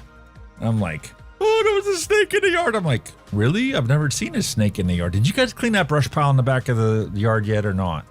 Because that's like the perfect habitat for a snake, and maybe the excuse on why you saw a snake, and I've never seen a snake the whole time I've been living there. I don't know. Maybe it was the neighbor's yard that it scrolled in from.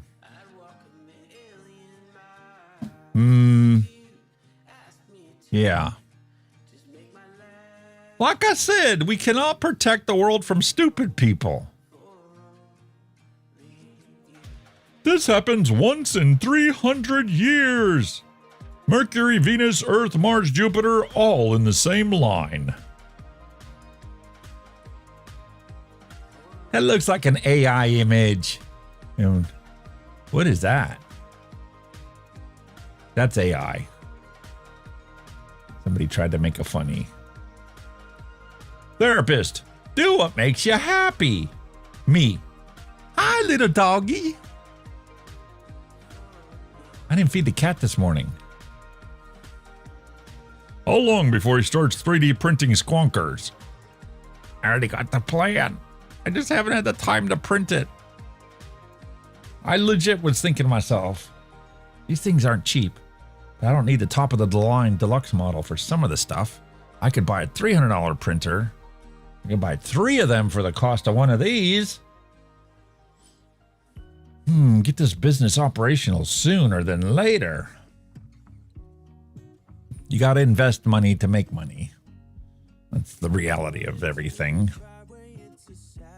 With mom versus with dad.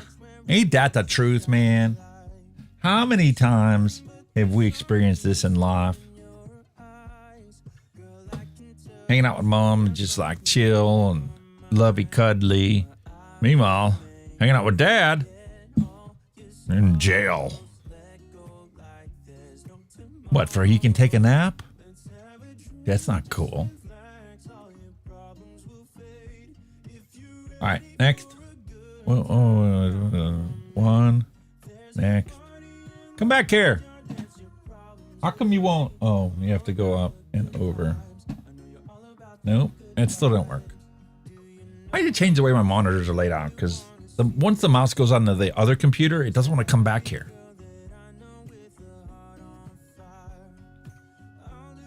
How hot is it outside today? Well, were you driving around with an oven mitt so that you don't burn your hand on the steering wheel? I don't recall that being a reality years ago. People who say go big or go home seriously underestimate my willingness to go home. Like it's literally my only goal ever. I feel bad for you, dude. I think my life is boring and I got like lists upon lists of things to get done. But I would certainly never just go home and call it a day every day. It's a good day. The bulb finally burned out in my check engine light. So it's all good. Nah, man, you just swept it underneath the rug. Next thing you know, the motor's gonna blow up. Would that happen to somebody I know? Good morning, sleepyheads. It's Tuesday. Please go have a great day. I'll get there eventually. You know, the image generation on these AI things have gotten really, really unbelievable nowadays. My girlfriend likes 2 fingers in bed. Sometimes she asks for a 3rd. At that point, I might as well hand her the whole fucking Kit Kat. Yeah, ain't that the truth? Right now, chocolate is good for you, and lettuce can kill you. I've been training my whole life for this moment. I finally know why they call me a grown-up. I groan every time I get up. I don't do that as much anymore. I can't believe how much losing all this weight has really improved everything else in my life. My energy level has been through the roof.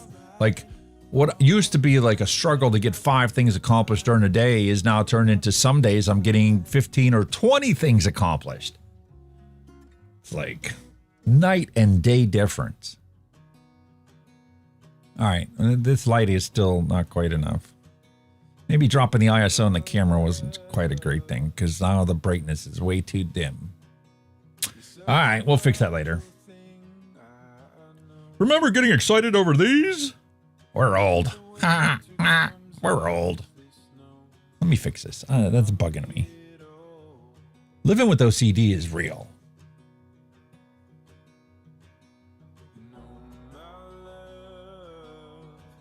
That's better.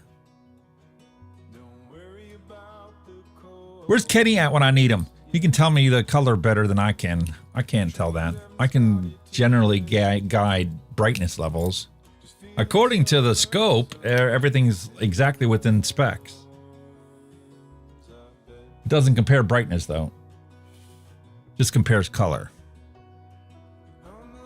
9 important facts. Number 9. Death is the #1 killer in the world. No. You need to go back to English. Death is not the destination. Or I should say, death is the destination. It's not the method that got you there. It's not the transportation to get you there. Number 8, life is sexually transmitted. That is definitely true. Yeah, without it, you wouldn't be alive. Not that there isn't science that could empower somebody to, be brought to life that didn't have, well, what's your definition of sex? Number 7, good health is merely the slowest possible rate at which one can die. Now you're confusing people on purpose. Number 6, men have 2 emotions, hungry and horny. And if you can't tell them apart, they can't either. If you see a gleam in his eye, make him a sandwich. If that doesn't work, then drag him into the bed. Number 5, give a person a fish and you feed them for a day. Teach a person to use the internet and they won't bother you for weeks, months, and maybe years. And they'll be ordering their food from there too. I do not do that. I do order my groceries from Amazon, not intentionally. I'm usually buying something else I need, like, the shower head in the bathroom or the cartridge for the valve or a new faucet in the bathroom. And every time I die and check out, Amazon's like, is there anything else that we can get you? Maybe an apple, a strawberry. I know you like blackberries. I can get you the blackberries and they'll be delivered the same day you get your faucet. Well, I might need a sandwich on the day I'm going to have to put the faucet in. Sure. I'll take a loaf of bread and some lunch meat, pack of cheese, some lettuce, tomato, jar of mayonnaise. Job done. I'll tell you what, though, this Busch Lot Apple beer, I see myself taking a potato and throwing it in the oven, having baked potato, and I got some nice sirloin steak. I'm going to throw that on the grill after we get done with the stream today. Number 3, all of us could take a lesson from the weather. It pays no attention to criticism and goes along its merry way. We could learn a lot from Mother Nature, can't we? Number 2, in the 60s, people took acid to make the world weird. Now the world is weird and people take Prozac to make it seem normal. And number 1, life is like a jar of jalapeno peppers. What you do today, it may burn your ass tomorrow. Ain't that the truth? Even when you don't know you did it. A 13-year-old pet cow in Austria picks up a deck brush to scratch herself. She uses the bristles on her back, then flips it to the smooth handle for her belly. This is the first tool use ever documented in a cow. Clickbait. Me 10 minutes after being outside in this heat. I'm sweating like a blindfolded lesbian in a fish market. What the heck? Oh, man. SSG, where are all my soldiers? They have quarters, sir. Taco Bell Tuesday. They all ate the lettuce, sir. Uh-huh. When you rat on the dog and you need to enter the witness protection program, yeah, I don't know if that would work out too well. What's your Star Wars fate? Force choked by Boba Fett? Force choked by Han Solo? Lando, C-3PO, Jar Jar Binks? What's your Star Wars fate? Drop it in chat. What's your Star Wars fate? Hand chopped off by Luke Skywalker. Short show tonight then.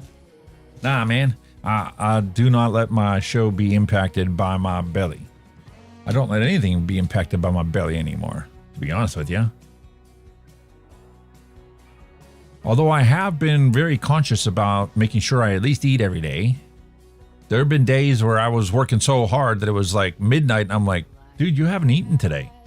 You finished your last coffee like 5 hours ago. Go in the kitchen, make yourself something to eat.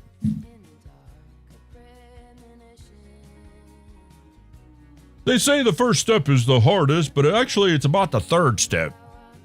Right before your balls go into the freezing cold water. And even when the water's warm, it still feels freezing cold. Coal miner finished his shift and went straight to the arena, still covered in coal dust so he wouldn't miss his son's first basketball game. He didn't even stop to wash up. When Kentucky's head coach saw the photo, he sent the team bus to bring the family to the game as VIPs. That's dedication there, man.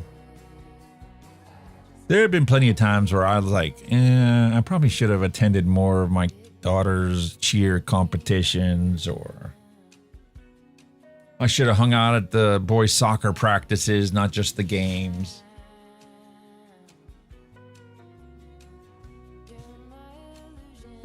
Make the most of every opportunity you have.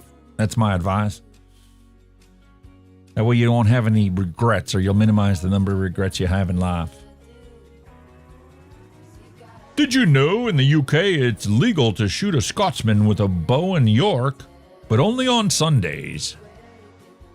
In Tennessee, it's legal to hunt aliens, if they exist. In Germany, there's no speed limit on 50% of the highways, and the Autobahn is free of any limitation. In Scotland, if you catch a burglar in your house, you can keep their stuff. In Florida, it's legal to break into somebody's house if you're being chased by a bear. In Switzerland, it's legal to flush your toilet. It's illegal to flush your toilet after 10 p.m. in apartments? Listen, that is taking it way too far. Like, I can get the mentality that some people will say, if it's yellow, let it mellow. If it's brown, flush it down.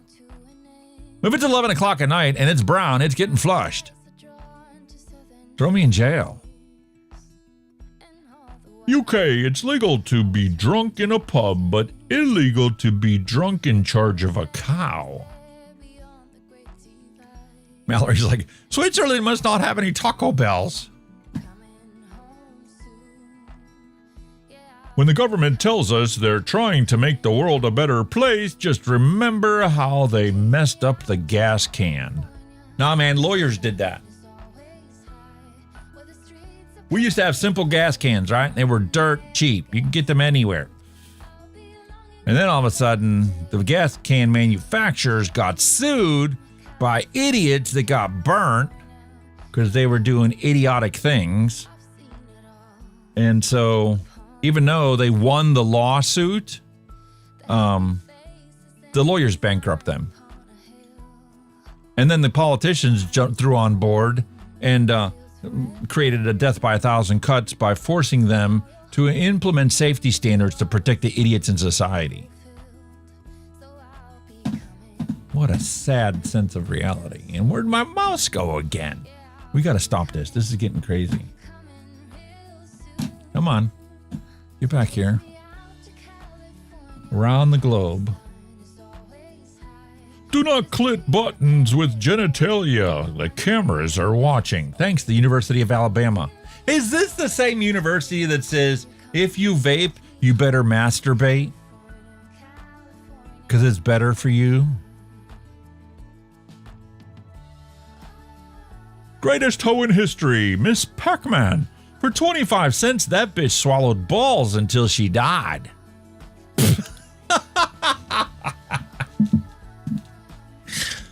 Cheapest blowjob in history. Garage built cycles. I need aluminum welding done for the top motor mount of my 850 Norton Commando chopper. So asked my local guy if he can do fine aluminum, and he replied to me with this photo. That takes some skill right there, folks.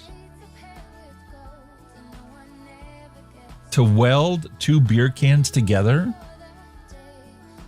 Wow. My nephew thought my phone case was an actual sandal.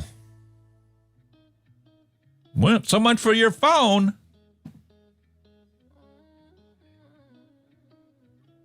Did you know that Queen Elizabeth kept a secret stash of gin in her handbag for long royal events? Prince William worked as an air ambulance pilot before becoming full-time royal. Kate Middleton played field hockey and tennis for her school team. King Charles III talks to his plants, and he says it helps them grow better. Well, as long as he doesn't say that the plants talk back to him, we're okay. Prince Harry lost his virginity behind a pub at the age of 17. Oh, and there's a film to prove it? Queen Kamala was a DJ in her younger days and loves playing ABBA. Prince George, his first word was dad. Princess Anne, the only royal who's competed in the Olympics. And Meghan Markle was a calligrapher before acting. She did wedding invitations for free. That's cool. Where's my mouse again?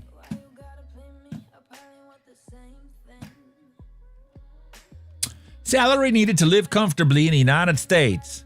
Single adult, $89,575. The national average is $93,933. Man, I ain't never seen that kind of cash as a normal salary. When I first became a medic, they paid me $5 an hour on the midnight shift. That's where I'm coming from. Car guy, $3.2 million to live comfortably. Well, yeah, because you got your hobby to support. Sorry, folks, if I'm cranky, but I'm in my terrible 50s right now. Couple more years. I'll grow them out of them. Just check my bank account and worked out that I can live comfortably without working for the rest of my life. You know, so long as I don Saturday. For privacy reasons, this app does not allow taking screenshots. Oh yeah? How are you going to stop this? You cannot stop anything. Blocks only keep the honest people out. Manager, I need you to hear me out, all right? I did. Talking to you is like buffering. Meaning?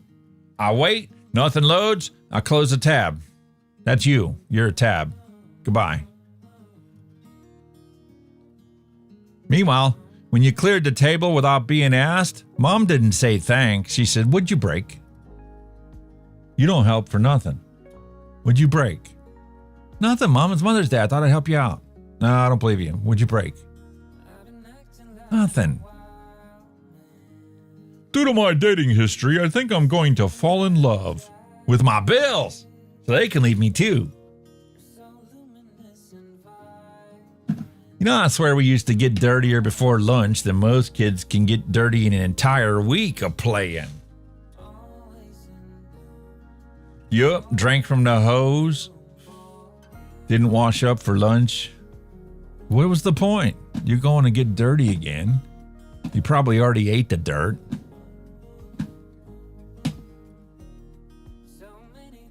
You know, isn't it a bit unnerving? God, I love George Carlin.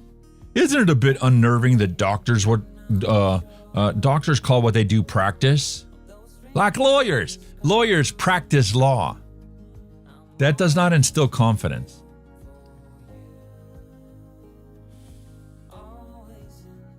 Dad, risking a trip to the ER, so we could watch Dukes of Hazzard on Saturday. Ain't that the truth? That's a tiny antenna too, man. Back in the day, you could go to Radio Shack and you buy yourself this big antenna. The thing was literally 8 feet long when you put it together. I know because I got one up on my roof. Not in this house, in that house. Now you got digital TVs and a little TV top antenna that works in all the houses. It's not worth spending $100 on an antenna on the roof and then updating the splitter and the amplifier and adding new line for the house, for the TVs that don't have any signal. $14, you can throw a set-top antenna on. You got 60 channels to choose from. Self-checkout. We're here to help you. Man, I scanned it, I bagged it, I did the job. Where is my employee discount for all this work I'm providing you? Ain't that the truth? I think that's what politicians should focus on. Instead of worrying about all these ridiculous blue laws, they should do something that actually puts the power back to the people. Like, if you don't want to hire somebody to check me out at the grocery store, you should be forced to give me a 10% discount on everything that I bring up myself. I'm on a diet to lose my love handles. Won't you look funny with no ears? Damn, boy. Anatomy of 1983 High School Trendsetter. A style guide to early 80s fashion. Definitely massive blue eyeshadow. Bright lids all the way up. Bright pink lip. Trapper keeper. Stacked jelly bracelets. Leg warmers. Canvas high tops. High-waisted stone-wash jeans. I remember when stone-wash jeans first became a thing. I was like, holy cow, man, that thing looks like it's like 20 years old already. Off-the-shoulder sweatshirts. Yeah. Headband and feathered and teased hair. I used to have feathered hair. Loved it. Attention, if you stole a watermelon from Building 7, you need to contact the Poison Control Center immediately. It was a biology project and has been injected with the urine of rats on steroids. Oops. Meanwhile, we have peak female rage. You know when the underwire pokes through your bra and it's useless? You have to throw it away. It's an eventuality. All women have to face it. Unless you are one of those women that chose to never wear a bra. They do exist still. Stop acting like you never got explosive diarrhea here before. And, by the way, who called the news on us? It wasn't our fault. You could have bought it at Giant Eagle. Realizing you should have gone to bed 7 hours ago. Yeah, that was me. Twice this last week. Like, the sun wasn't up yet, but I was like, it's 3 o'clock in the morning? I want to go to bed at 10 tonight. There goes my mouse again. I really got to fix that. Is that the end of the dad jokes already? Hell yeah! Awesome! Nice! See, we're going to get caught back up to speed. That's quick. I like it.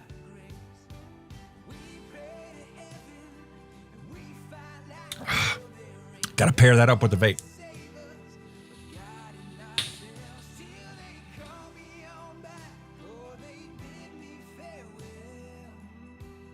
Oh yeah, what a beautiful combination.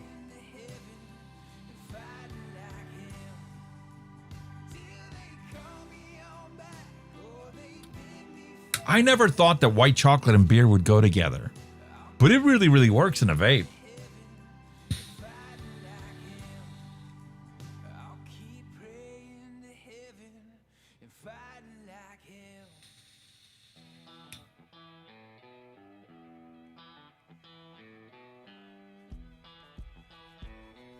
Ooh. Oh, is that good?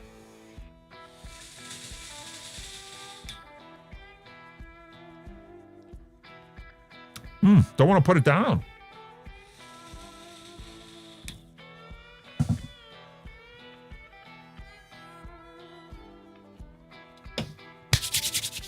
Very, very nice. All right, man. Time for a retro vape.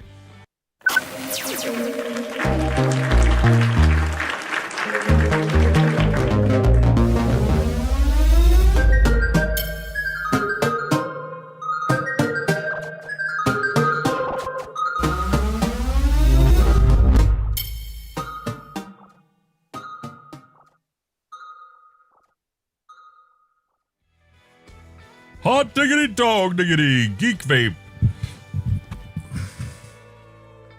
ZX2 RTA.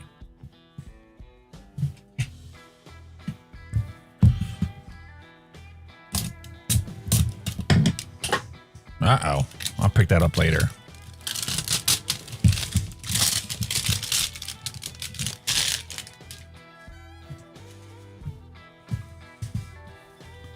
Starting to get used to the layout in this studio. Look at that classic Zeus design. Boy, does that look familiar. Very much so. We got a straight glass. We've got a bubble glass. What else comes in the box?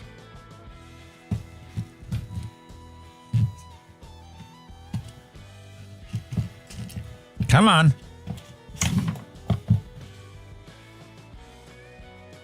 What else we got?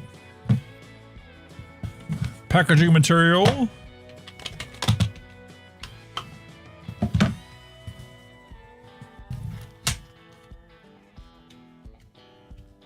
Oh, look at that divided. Come on.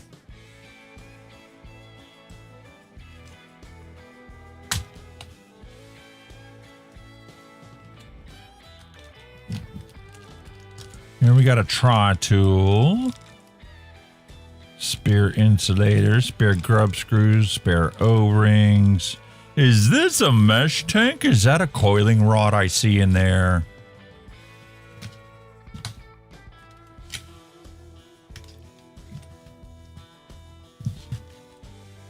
Yes, it is. Desiccant. So it looks like we got two different coil options. There's empty box.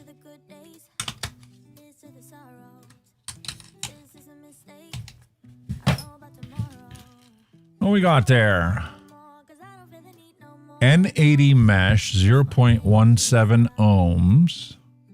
18 by 6.2 by 0.1 millimeters. And then we have another one here. This one is Kanthal A1 mesh, 0.2 ohms, 18 by 6.2 millimeters by 0.1 millimeter. All right, well, the Kanthal is going back in the case.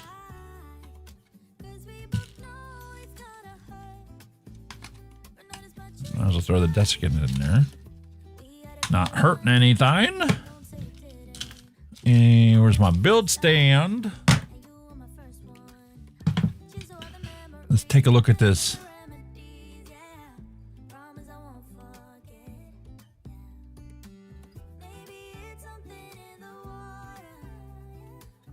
Like the nice buttery threads, no squeakiness to it. There you go, man.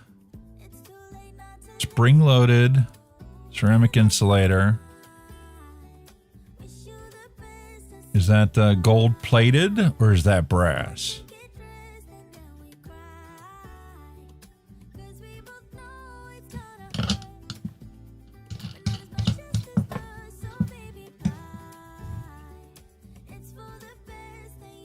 Looks like we got a standard Phillips head there.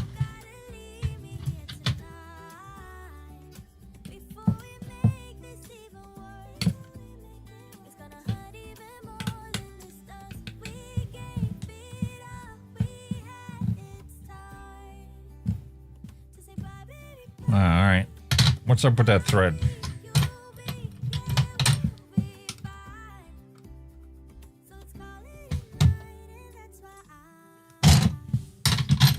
She is Phillips head.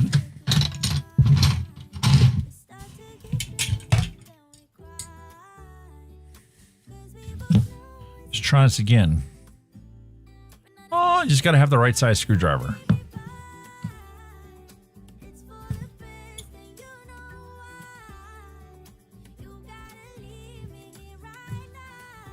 No springs on this, and this screw actually fell out.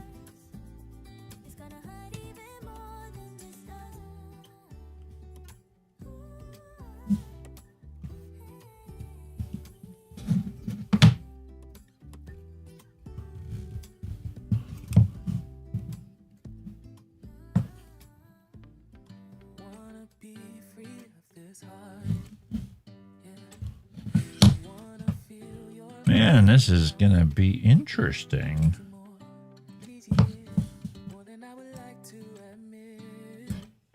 All right, instead of playing with that, let's get our mesh out. We'll get the forming tool out. Is this going to be another profile? Is this going to be a royal pain to try and get properly set up? Nice shoelace cotton, 2 strands of it.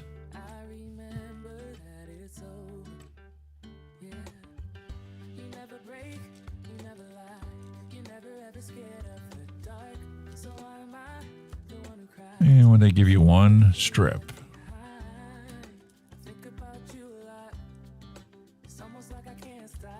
I think that's the biggest problem with people picking up rebuildable mesh tanks. Put a ribbon coil in there, I dare you. Oh, they gave you 2 strips of mesh. I like that. See if I don't booger up the first one.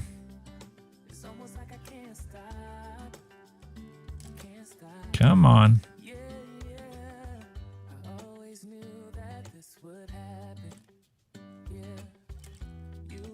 All right, let's put that back in the bag before it gets lost. I'll find it with the vacuum cleaner.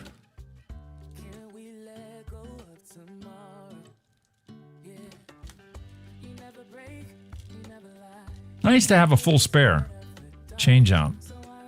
And that's not just one. We got 2 of them because they give us 2 bags with different options. This is all matted down.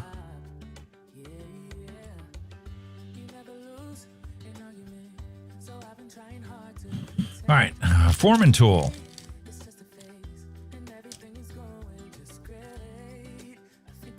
That coil looks really long.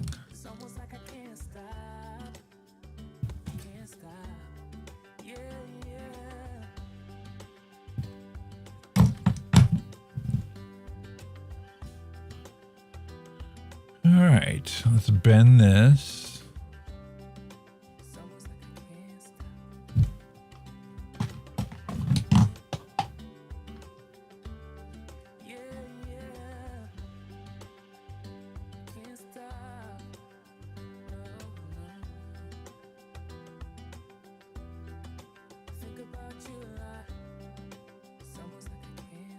Make sure we get this mesh straight. You can hold it up to the end to try and... I went one way, I went too much, so let's go back the other way. I went too much that way. I know, maybe I'm just being a perfectionist, but...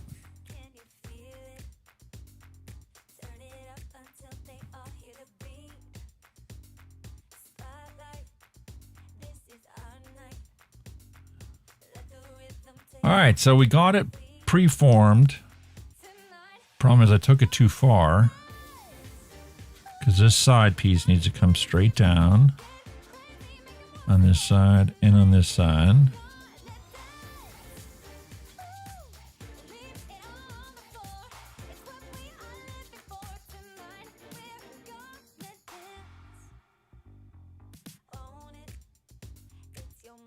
All right, let's see if we can get this to drop in there.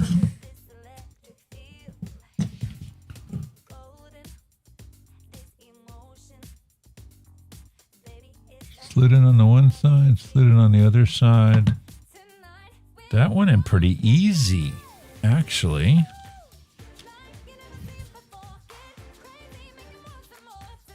It's kind of like painting. You got to do the prep work, and then when the actual time to paint comes, it should be easy. Same thing with these mesh tanks. You got to make sure that you take your time, be patient when the forming tool, making sure it doesn't like loop all the way around like a circle. You want the sides to actually drop in properly. Too many times I rushed the job and then I went to put it in there and it got all deformed because it was too big, too small. All right, now, how is this big, massive wad of cotton going to fit into there?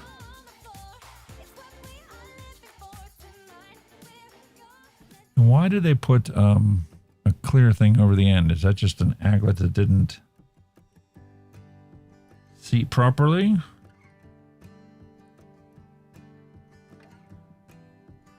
I wish I could see the edge of that.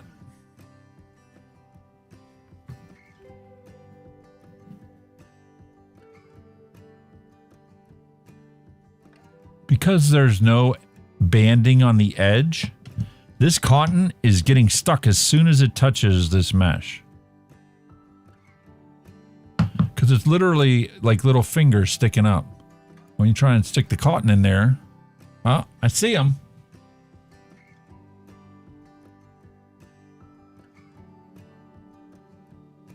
Hey mate, how you doing?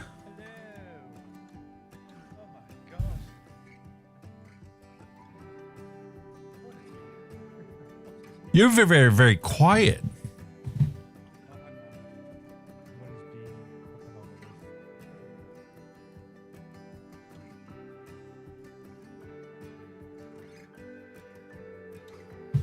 How's that?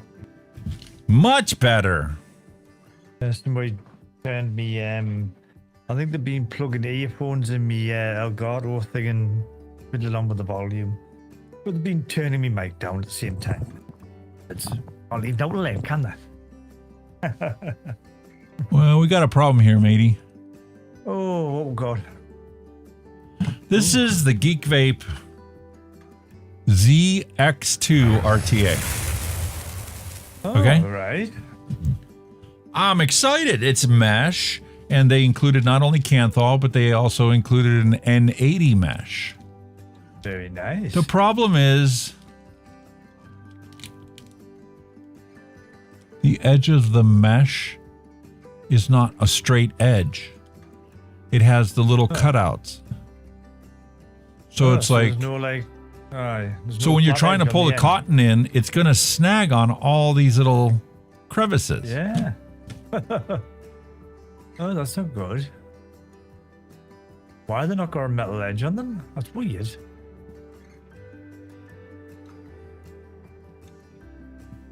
Isn't that strange? See all those little places for it to catch? How the fuck is supposed to work that then? I don't have a clue. You can clearly see it right there. Those little boxes all protrude. There is no smooth edge on the end. Is that white bit pressed down? Because I'm just wondering if you got to press it down. Yeah, it does. Pull it through and then it presses it back up. You know Look how big this is. Just a thought of the end. How are you supposed to get this cotton in there? You know, maybe there's any way you can like press down as you're putting it in. I don't know. I can, but I can't pull it over because it keeps snagging. What the fuck? Hold on. I got an idea. That's a bit of a design flaw.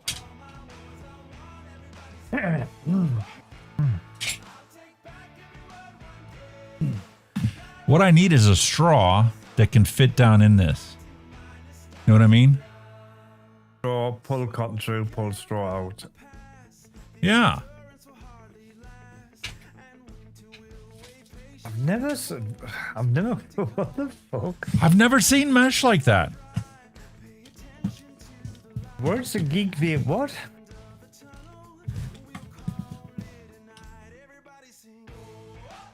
ZX2. ZX2. ZX2. X2. ZX2. A strange one. ZX 12. RT. Yeah.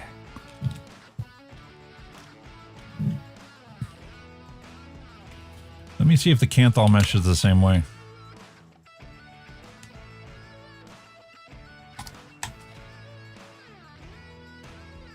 Like, how are you supposed to wick it? That's stupid. Just trying to see if there's anything. The Canthole A1 is the exact same. It's got like jagged edges. It's got the jagged edges. What the fuck is supposed to do that? The only way that I can think of doing is to actually release the clamp on the one side.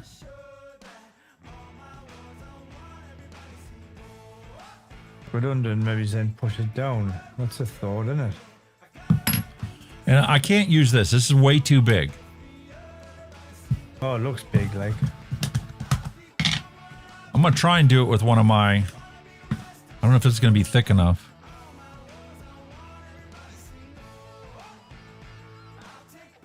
Put it into place. Right? And see if you can get it down. Push this down. Literally. Pushing that down.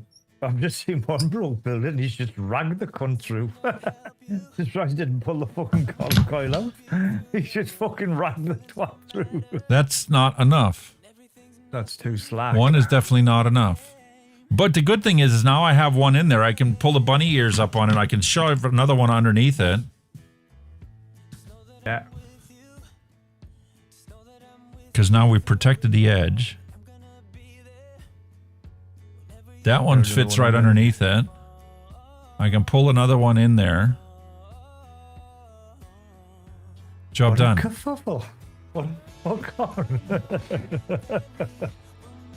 I've never seen no like that ever. I've never nah. Well, that's so weird. Except for the fact that it's now deformed because I pulled up on it. That's just so let's pull this out.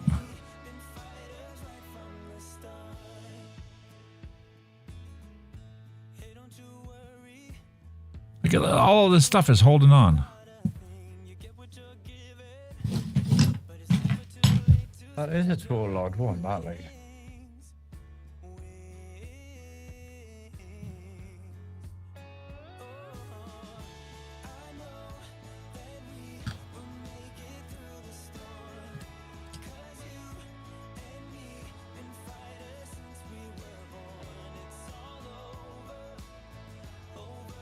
Weird. Try it again. So weird. With the one side release, I can pull it through, no problem.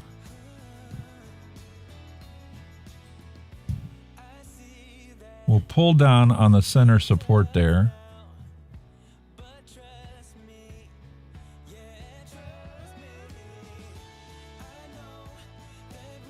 And it's so weird why would have done them coils, like, or them strips, I should say.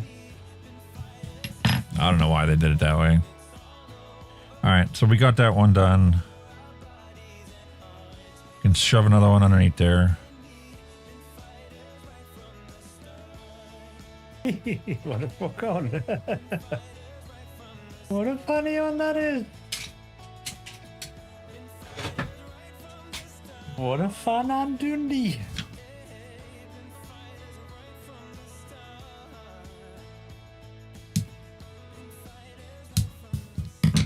Never seen no like that in me days.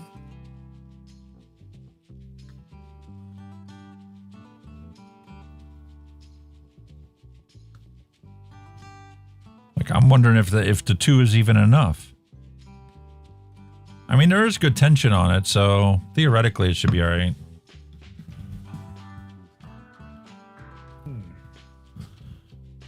Clip the ends.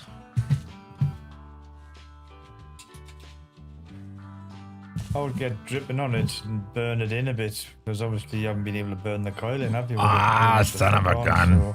So yeah, that's all right. Maybe. Ain't got fucking much room in there, mate.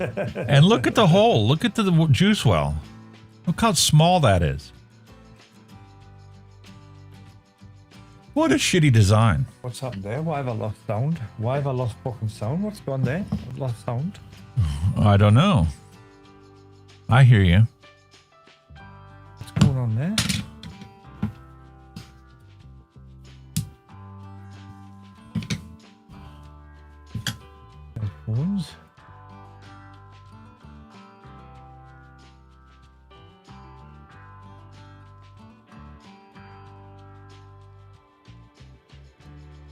You hear me? You should hear the music, even if I don't talk.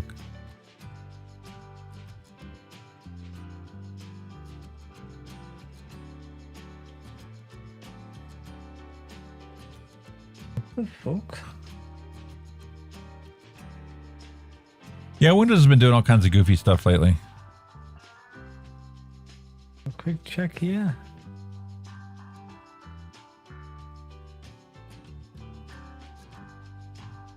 All right, that works. Let's see if we can get this other side in.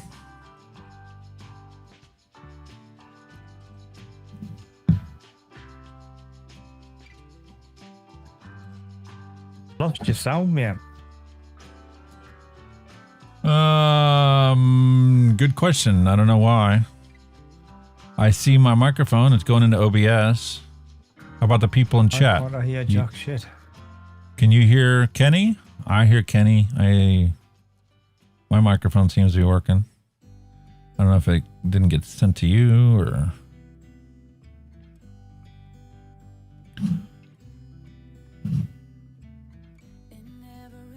I think I'm micromanaging this wick down into the bottom, but I don't want it to like fold over or anything like that.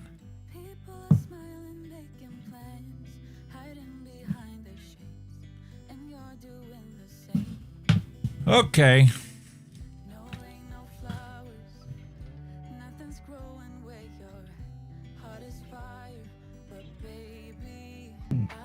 Can't hear you.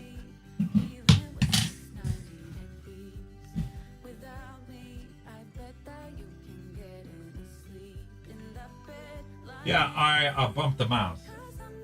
Oh, Can you hear me now? No, yeah. I thought, oh, no, not my end again. No, it said, do you want to leave this page? I'm like, no, I don't remember pushing that button. Okay, I've got you now. All back to normal. Clear, safe, and sound.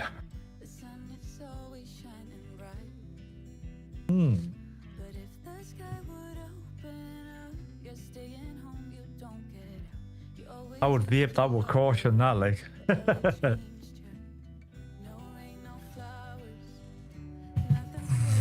we're gonna load that up with Marketplace.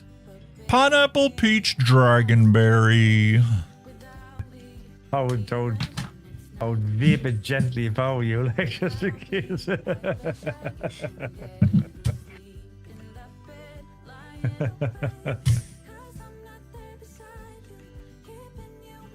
Just in case it ain't attention.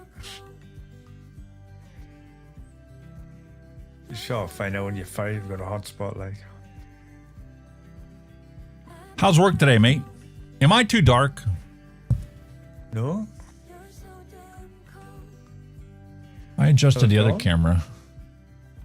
This one has the same lights, just the opposite direction. Hold on. Oh. How's that? That should do you. That's all right. Is that a 640 or 800? Those are my two choices for the ISO. 640 seemed a little too dark. It wasn't too dark when I had the overhead light on max, but that killed my contrast. Like you see behind me now how dark it is? Yeah. So all you really see are my face. So those grids actually worked out really well. And I didn't need the extra ones. Good. You didn't? Oh. Oh well. Anybody want to buy some grids for the light? There you go. Drop him a DM. So far, so good. I've been looking at another printer, but it's not very cheap. Yeah, mine wasn't either, but it kind of is for what it is, but it's not like, you know, it'll be worth it once you've made the investment. It's the and I don't know if you probably have in the States because we always fucking 10 years behind you, but it's the Lexmark Ego tanks, and there's no cartridges, it's just a tank, and you get 3 years worth of ink. I like that. That idea. is We did the same thing with Canon. Yeah. No, it was Epson. It was Epson, and she needed the one with the tank system because she was using dye sub ink in it. So you print it onto essentially like a piece of parchment paper. It was transfer paper. And then you take and you put that paper over top of a shirt and then heat press it, and it permanently attaches it to the shirt. This is just a normal printer, but rather than cartridges, you use an eco tank system, and you just buy the bottles of ink to top it up. But when you get it, you get like 3 years supply of fucking ink. So it's a win-win situation. It's a bit pricey, like, but it's a bit, you only get 3 years out of it. But before you buy the ink, I mean, kind of gone wrong, can you? No, you can't. I've got a Canon now. It's like an all-in-one thing. It's fucking cartridges cost like 40 fucking quid every time you want in the last 2 minutes. Finally got my lens in. Oh, very nice. What's that one? I'm surprised how small it is for a telephoto lens. And it does macro. Anything under 0.8 feet. This is the 18 to 55. That's like a I think that's my stock lens on my Sony, 18 to 55. See what it is. There's the stock lens. The stock lens is 15 to 45. Pretty wide, isn't it? This one's 18 to 55. I'm sure that's the stock on this Canon I'm putting this fucking Sony. Where are you? We'll see now. Positive, But see, yours is a full frame lens, huh? Yeah, mine's full frame. Mine's camera. one of those micro 2/3 or whatever. Even so, it's still a good lens for that camera. The C-type fucking thing, you know. Oh. Yeah, this is the Canon M lenses.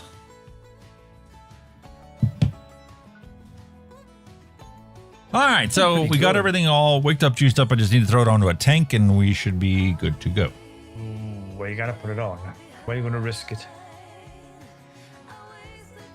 Where you gonna risk it on? We'll just do the jackaroo. Yeah, man. Yeah, your setup's looking good, mate. You look well lit. The box, lovely colours on the back. You're spot on, mate. Looks fucking fabulous. Back to normality. Looking good. Oh, fucking hell. What the fuck? USB SD card organizer. Oh, he's been going to town here with his fucking print, and he battery cut up, but remote controlled. Oh, I love it. Remote control array. Authorized Starfleet personnel only. No, that does not surprise us. Oh, dear me.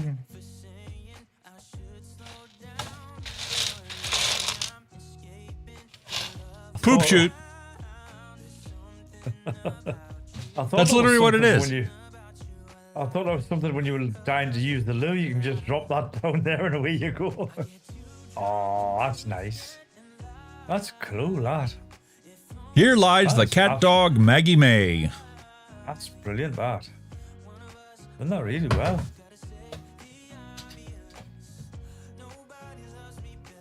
Did you print them colours or paint it? I printed them. You can pick any color filament you want. So I ordered the gold. I ordered the gray. I printed these ones in white, the stakes that go in the ground that fit into the bottom. Oh, that's cool. So it anchors it into the ground. Little headstone for Maggie. Love it. USS. Oh, God. Now, why does that not surprise me? This thing, it costs less than $1 to print it. It literally took hours to print, but it was cheap as chips to make. Now we know where all your sleepless nights are. You're sitting. I'm like, what am I going to do with this extra gold? I'm like, okay, well, let's make a hat hanger to throw in a closet. Being a busy boy. And then obviously I have the grills. Now there's a 10 milli one. There's a 20 mil one, and then all of the lights have 30 mil ones as the base. Plus, obviously, the frame. Well, really good. But now when you finish Very printing good. Now when you finish printing, is it much like trimming to do? Is it much like snot left on it? No. It's well, pretty good. The only thing that they have as trim is like this round circle here. Oh, is that way? They did this because of it being a grid system. The hot plate is heated to a certain temperature, but when the filament comes across it, there's localized heating, and it cools back down to whatever the temperature of the hot plate is set at. And without these little feet, this thing ended up shrinking and separating from the plate, and you would get spaghetti all the time. So by putting this single layer circle over here to elevate it off to the platform, it allows this to heat and shrink while it's being made and avoids the spaghetti. Little tips and tricks. Very good. So, I mean, the thing has been going non-stop. And I've gone through well over a kilogram of filament already. This is a screw up, but you can literally print your own diffuser panels. Pretty much, yeah. And they're also translucent filament that you can use, like. It's nuts.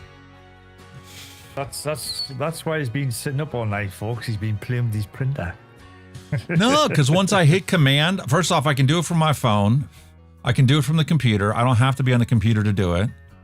Really? Like, I need to be on the computer to edit the files or whatever, like this one. You know, like somebody had created a headstone for their guinea pig, right?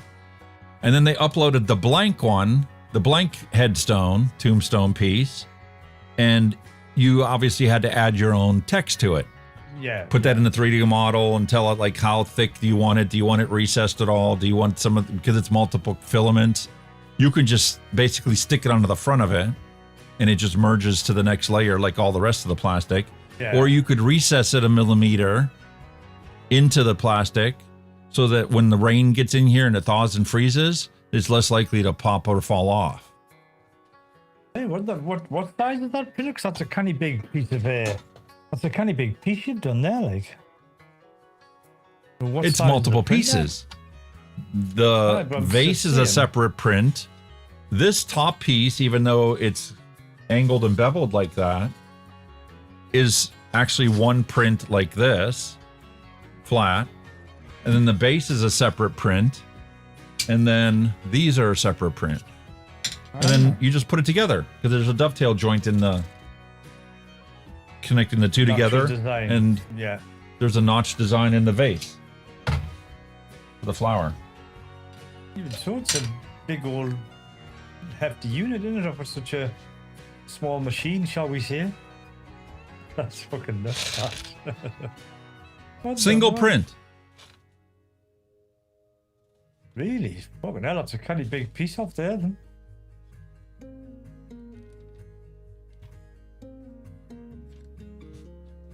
And I haven't emptied it. That's all the poop. Oh, the crop off the printer. Yeah, because when it changes the colors of the filament, it has to poop out the old filament to prime the nozzle for the new print. So you've got printer poop. Yeah, and then it creates towers like this when it changes colors. So it prints a tower next to it, and then when it changes color, it just dumps it into here. Very good. See, they've thought of everything, haven't they? And then like these little things here are the support elements. When you have something that overhangs, you need to print a support to it. Oh, yeah. There's the first print. Little tugboat. Oh, I like that. That was cool, that, like. 20 minutes. Just to verify that your printer's working properly. Sean Lynch, hello and welcome.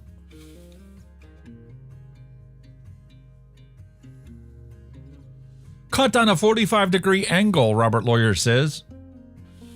Yeah, I know the bunny ear design in the previous tanks. I'm curious to see if this one really needs it. We'll see. If I get a dry hit, I'll know for sure I wicked it wrong. Although that was easier than the fucking profile. And I also come up with something, since I'm not allowed to like suggest you go buy stuff. Instead of handing out banana stickers like Nick does, I came out with the Golden Gorilla Award. Oh, he's being a busy fella, this guy. Isn't that cool? I have as well. Like, I've been, well, I'll send you something. I've been fucking about with AI. Did you like that? Yeah, I did see that. That was awesome. the fucking realism was scary. That was just like a freaking picture, that. Just a picture of me head. I'm working on another one, like, it's with me and you. It's fucking class. Up with that. The thing is, what I've done, I downloaded some of our live show, but when I upload you on video, it says I'm violating our fucking terms, so not let us use your video type to speak. I'm thinking, bastard. So I'm still figuring out, but I'm improvising. I've done a basic one, but I'm improvising. I was thinking what I was going to do was mask you out, use as a background, then add the background afterwards. That might work. It might work. We shall see. But this one's fucking great. You'll love this one. Oh, and the voice. I need to change the voice. It's ohming out of 0.22. It's hot. But hot. No, it's like the coil's flooded. I need more wattage. Need more heat.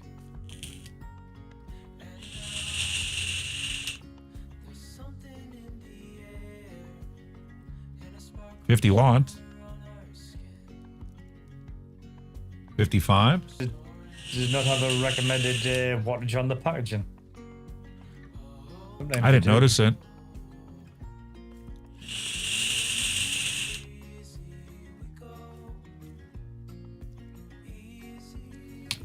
It's cloudy enough. Looks like it's pumping up plenty of It's air. not spit back, but it's very, very wet.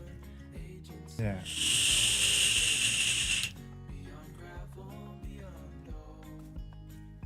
But does it feel like you're getting the liquid in your mouth rather than the vape? Go to 60. Heat again.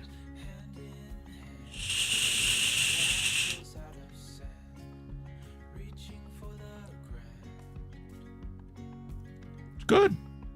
Better.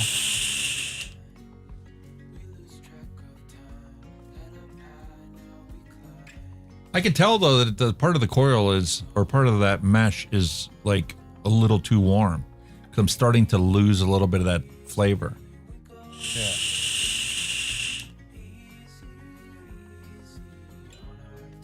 Uh-oh.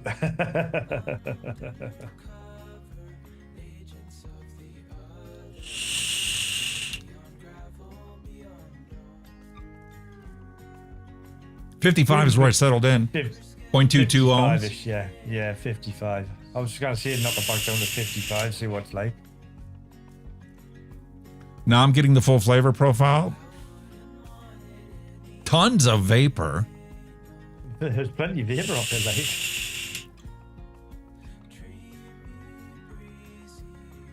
And that Jackaroo is the perfect mod to pair it up with. I mean, first off, it fits based on the width and the height of the thing, and it just looks aesthetically about proportional to where it should be. Yeah, man. Cool. The only thing is, this is going to drink the juice for sure. Okay, all do. All mesh decks drink the fucking juice, like. They're just. Oh, you look at the size of But that the whip, man. advantage is you get this fully wet saturated vape in your mouth that isn't too hot. It's a nice relative vape, especially compared to the disposables. There's heat in that one that doesn't exist in these ones. But is it worth the complexity of the mesh and the frailty of the mesh compared to like this?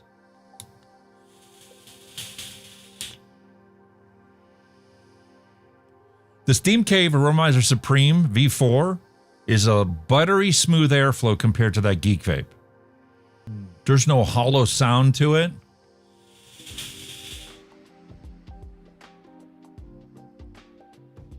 There's a hint of restriction there that doesn't exist in this one. But can you hear the difference? Oh, sounds very airy. I turn it down, 20, 25%. It's getting louder. It sounds like it's really...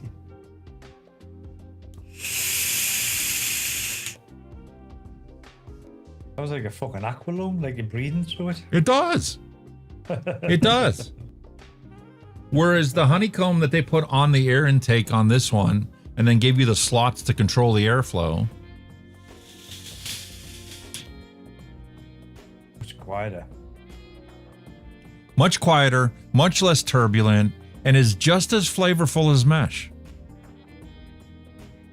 I'm glad I didn't record the ending of this one, because now that I've had this to compare it to, this is getting included in my review for this video. They do a mesh deck for that, or have they not thought of doing that yet? For that steam crate. I bet that would be good with a mesh deck. They did. It came with the mesh and the coil. And I started with the mesh, and I loved it.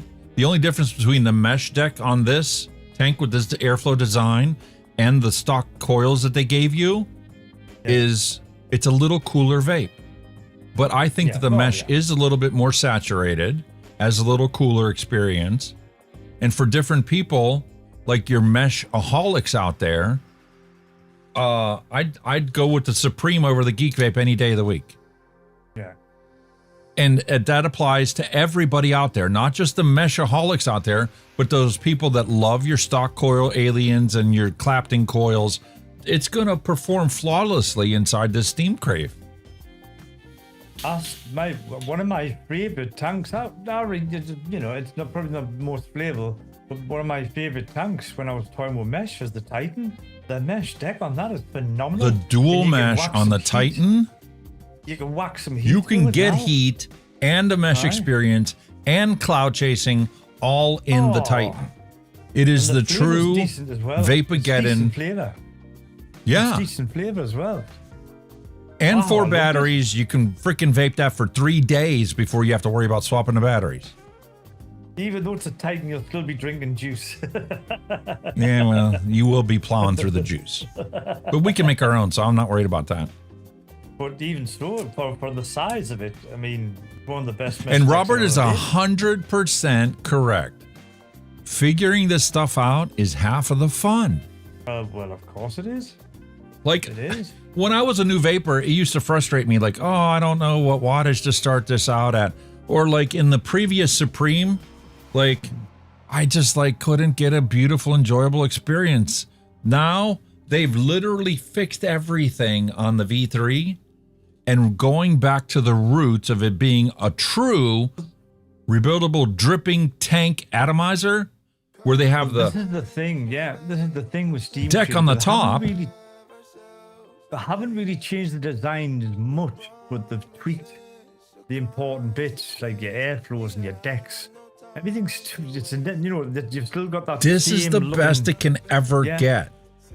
The reason why this is an all-time, long-time argument in the vape community, having the dripper on top of a tank is the most efficient, most flavorful, most enjoyable experience you can get. But they never got the airflow right, because I've got the older versions of these tanks, and I never really liked the Supreme. It was like, it's okay. But you got this long, cold extension tube for stainless for the vapor to come through. So you constantly turn the wattage up thinking I needed a hotter vape, but you overshot because you got a cold vape out of it. That's not an issue with it. Deck on top. They've gone the opposite way, haven't they? Deck on top, tank on bottom. Total fucking different scenario, night and day, innit? They went back to their roots with everything they learned in the last 2 tanks. And this is as good as the original design could possibly have ever gotten. Honeycomb airflow design. You got buttery smooth airflow, a very slight hint of restriction inside of your tank, but it is well worth it because every single vape you take is consistently exactly the way it's supposed to be. Fully saturated, fully tasteful, and you can adjust the heat based on what heat you are in love with. Well, this is it. And not overshoot, because now you're not running through a stainless steel cold tank that's sitting in your liquid. Yeah. Oh, well, Rippers, you know, you know yourself, they've always been number one when it comes to flavour, so why not pour a tank And on the I bottom always of thought Ripper? you had to have your cotton hanging down in the fluid. No, it doesn't. No. You just need it just tucked into the hole, so when you tip it, that's how it works. Yep. And it works perfect. I found when I was playing about RDTAs, right, and then these are like the old school. Everybody was hanging them in the tank. They don't realize I was it too. swells. It swells and it chokes it. Chokes it where the hole is. It swells and it chokes it. So it might look nice and saturated, but when you think, you're like, it's white. Choking it. You just want to just over the hole. You just need the little ends of the cotton strands dangling in the hole. Just poke it in. Yeah. You need like a mill underneath where the hole is, just enough so that if you tip the tank, the liquid doesn't push the cotton back out of the hole, and then you've got a gaping hole that it would leak into your deck to flood it. Oh yeah. Just literally just tucking the end through itself. Like I said, you don't have to hide fucking quarter an inch of it through the fucking liquid. It just work like that. And man, am I glad my son bought a case of this when he was here. Ooh, Bush Apple Light. Very nice. I think all I'll be drinking is a cup of tea. Like I said, with it coming in late, I have had no time to do fucking anything, mate. I've literally just come in, shirt off, switched on. Literally, that's it. Did OBS cry the blues wanting to update 32.1.2 now? Yeah, done it. Done it before. Come on, done it pretty quick actually. It works flawlessly. They fixed the authorization. The bumpers no longer. Once you authorize them, like I had to reauthorize the main bumper scenes, and then like the YouTube commands and the sound effects didn't want to authorize. Once I closed them and opened them back up, they opened right up. That's what I've noticed from my streamer bots, so like my stream decks. Like just every time I was opening, I was having to connect. No, I've updated. Bang, I haven't had to connect. I've just done it. Yep. Like, oh, like they said, the scroll down, authorize, blah blah blah. Hi, fuck off. So it's working pretty good up to now. Everything's where it is. Everything's saved. The only thing I need to upgrade is I haven't had time to do is all my little some of my plugins, like my laser eyes or something that doesn't work anymore. But I've got that little downloader thing, tells you what needs updating. So there's a few of them need updating, but bar that, it seems to, knock on wood, be going all right. Yeah, I finally got that updated too as well this last time around. They finally put an update out for that the laser eye one, the shader tastic or whatever it is. Yeah, I need to update them. Yeah. And I did go through and I did tweak some of the settings, like for the Chrome overlay that goes on the other monitors. So when we mix our things, I can see what the ingredients are. I fixed that thing. I fixed the OBS bot so it no longer goes to sleep. I have to manually tell it to go to sleep. That's still working, yeah. Oh, that's not working again. What did we do last week for that? Virtual camera, we changed it to source, didn't we? Or was it scene? A little cog. Was it scene? It was scene, wasn't it? I thought you needed your thing's working now. Or are you looking at on your end? It didn't work. Was it scene or source? I can't remember. Oh, there, I'm up there now. Oh, hang on a minute. So if I gone back to that seems to be okay, yeah. It wasn't working the last time, was it? There you go. There we are. We're working. Hey, we're working at long last. Because we had to click on that cog, didn't we, next to the virtual camera button. I was like, where the? Because I had it down as default. It didn't work. But yeah, but everything's hunky-dory, mate. Or hunky vape, as they say. Hunky-dory, hunky baby. Yeah, so I had to hunky victory, as we are on Twitch. Yeah, hunky victory. V. Well, that day. Everything's hunky victory, boys and girls. Hunky victory. Yeah. So I got that all done, and I also revamped the whole system for switching those monitors to Chrome so that the recipe is visible. So we finally got everything all like ironed out. The only thing I still have to figure out is the Twitter X chat isn't working. With the rebrand, I had to log back out, delete the source, and then add the source, and then log back in. And for some reason, the cache didn't update. So it still shows Hunky Vape. Like I said, the only thing that's not working here is like Firefox does not like these direct, these black magic cards. I just will not have them. So I'm just having to use the Windows one, Bling. Firefox not entertain it. It works on Bling, it works on Google, but it doesn't work on Firefox. So I don't know if they need to update that shit and stuff. I don't know. So if you're going to put your Decklink cards on your new machine, just be wary of that, mate. Might not work on Firefox. Like I was telling everybody at the beginning of the show, I'm really frustrated with Amazon because they were supposed to give me one of those standing desks. I picked it up for like $88. It normally retails for $130. They had it on sale for $110, and they had a used one for $88 or something. I'm like, I'll take the used one. I don't care as long as the thing works. Who cares what it, new or used? It was supposed to be delivered 4 days ago. It still hasn't shipped. And the whole thing is like, I've got plans on Friday, so it's like, if I ordered a brand new one today, it would only cost me $110. But okay, so I pay an extra 20 quid for it. But I'm not going to be here Friday. Exactly. And my luck is, the one I ordered is going to show up on Friday when I'm not here. Well, I mean, there's somewhere they can leave it. They get delivered to your Ohio house. I mean, you've got a big enough place where they can stash it somewhere. Yeah, there's a porch that they could be putting it on, and that's not the issue. And then the neighbor can keep an eye on it for me. That's not an issue either. It was just the fact that, if it pours down rain and you get a storm, even if it's on the porch, it's not going to be protected. I thought that's how they delivered Amazon in the US. They just fucking knock on your door and hide in the step and fuck off, didn't they? They do. They do. Yeah, and they don't even do it. I've got the old stove and the microwave out front because my sister's godmother's daughter wants to scrap it. Like, I could scrap it myself, but since she asked for it, I'm going to be like, okay, fine. She was going to come over and pick it up. Now, the last 2 times I talked to her, she's like, hey, could you drop that off at my house and then I'll get it next time I'm there?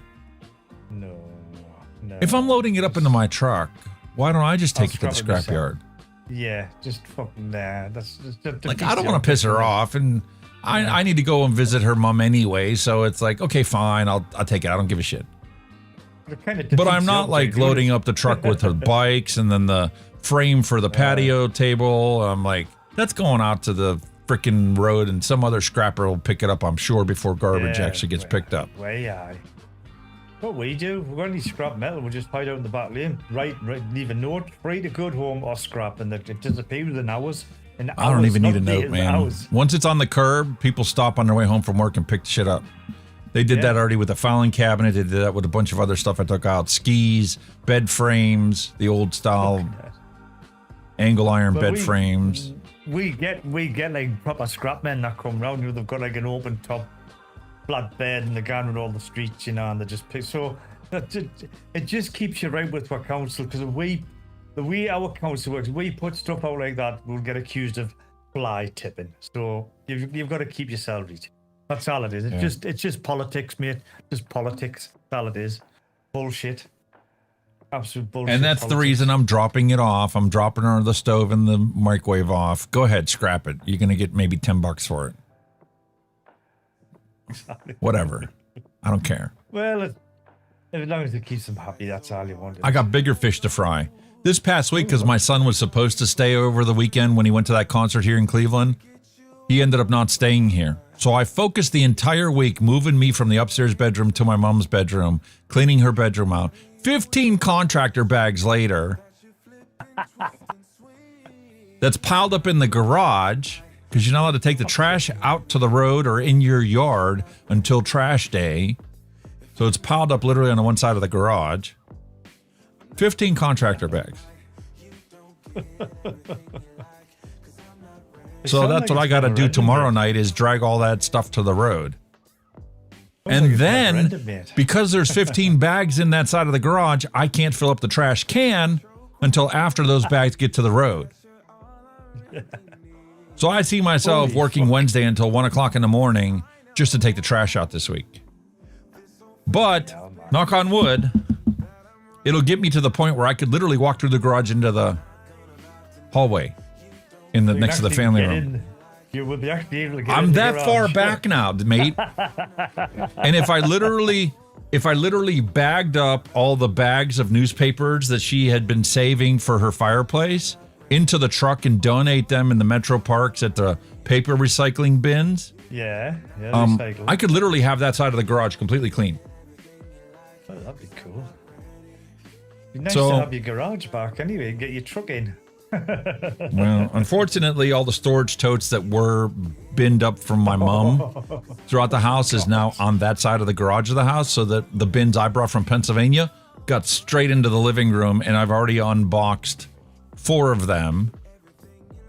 I still have stuff for my bathroom, but in order for me to put it in the bathroom, I got to bin up all the stuff that she had in the bathroom. Out with the old, in with the new, so to speak. And because her bathroom was wallpapered and the wallpaper came off, but she never finished like the details of it, like right around where the towel holders are. You got to take the towel holders off the wall, take the screws out, get rid of that last wallpaper. Then you got to scrub the walls because they look like crap and throw a coat of paint on before I put my stuff in there. Yeah, you decorate. Attention everyone. According to Neil Pitts, had to leave for a little. Here's a recipe: http://tjek.nu/r/ltbc. That is all. Well, that's our cue for us to move on and do our random recipe. Come on. Where did I put that? Windows does not like it when you have like a browser or something hovering over 2 monitors. All right, let's roll the, not the flavor explosion, the random recipe bumper and get to Neil's recipe.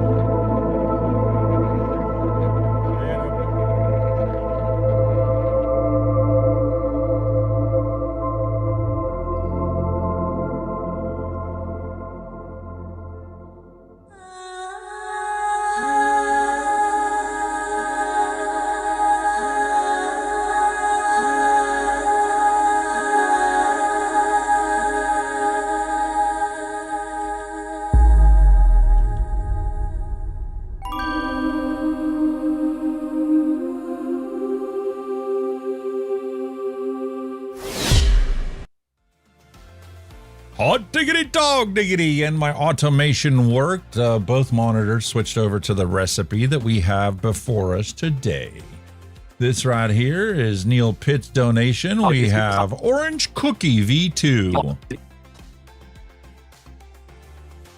You got audio coming back.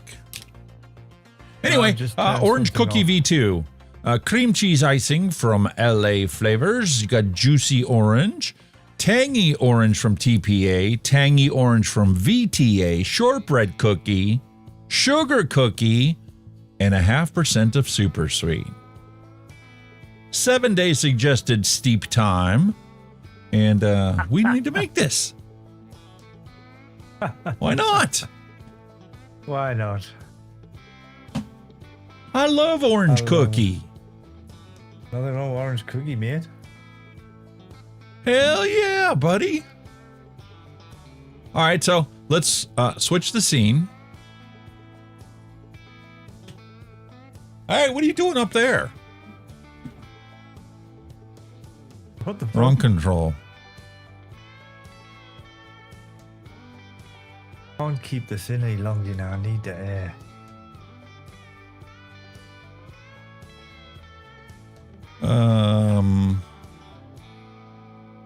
I don't know what you were tracking, dude, but you're definitely in the wrong place. Bring you back down to normal. Wow. Normal tracking. Did you know that me and you have actually met? We met? Yeah. Are you ready for this? I'm not going to show that they are. Look.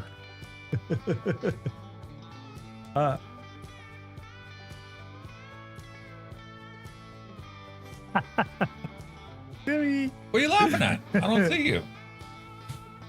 Oh, you not see me screen? I've got my screen on. Oh, that's a bit bummer. No, I do not see the screen.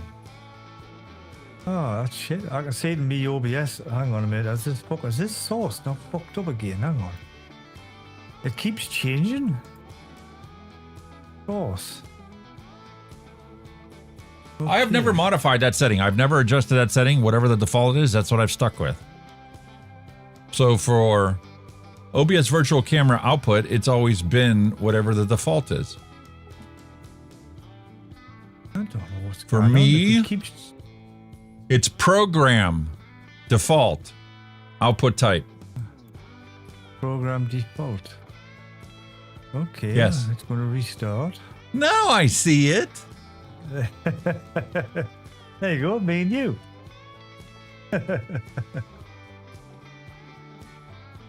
I sneak up behind you, see, and I do a little photo bomb. Attention everyone. According to Neil Pitts, I love it. the version 2 is because the cookie was overpowering the orange, so I add juicy orange and lowered the 2 cookie flavors. That is all. Now, how Thanks, scary Neil. is that, mate? How fucking scary is that, mate? I mean, nowhere. It is. While you were setting your studio up, I sneaked in behind you, you see, and done a little camera bomb. That's cool. I couldn't resist. I thought it was fucking hilarious. That's what I'm working on, mate. It's not finished yet, so. You didn't see us, did you? When I was behind you. No, I did not. That is pretty cool. Oh, it's the god, man. I'm having some right fun with this. It's fucking class. Just like I'm having fun with the fact that that monitor there automatically switches when I switch to the other camera. And the same with this monitor here. So I'll be able to see the recipe when we go get it. But in order for that to happen, Cool. I need to push some manual buttons to turn the light on so I can see things better when I go to get the recipes. Ah.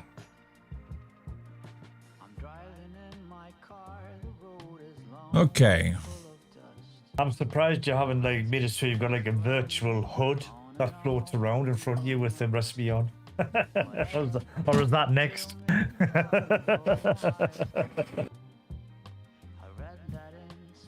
There we go. Cream cheese icing Elia. I can see that. I can see it too. Cool. Oh, look at these posh lights there with the new grids on. You deliberately walked in front of that light, didn't you, so I could see it. See your work. Look at there it is. He's right in front of the light. So you can see his grid. Oh, it looks good, mate. It looks very professional. Sugar cookie and juicy orange. I'll tell you what it is like. That's made a difference. At least you can walk around in that room. You couldn't in the other one. No, I couldn't. That's cool. Attention everyone. According to Neil Pitts, is this live or Memorex? That is all. No, it's just definitely live, young man. Definitely live. Yeah, there's no question about whether it's live or not. I love it. All right, sugar cookie, juicy orange is done. SSA shortbread cookie. I love it.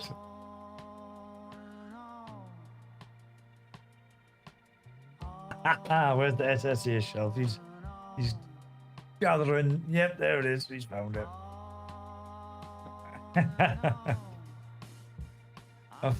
Orange Tang is on the desk from VTA. Tangy orange from TPA. TPA tangy orange, yeah.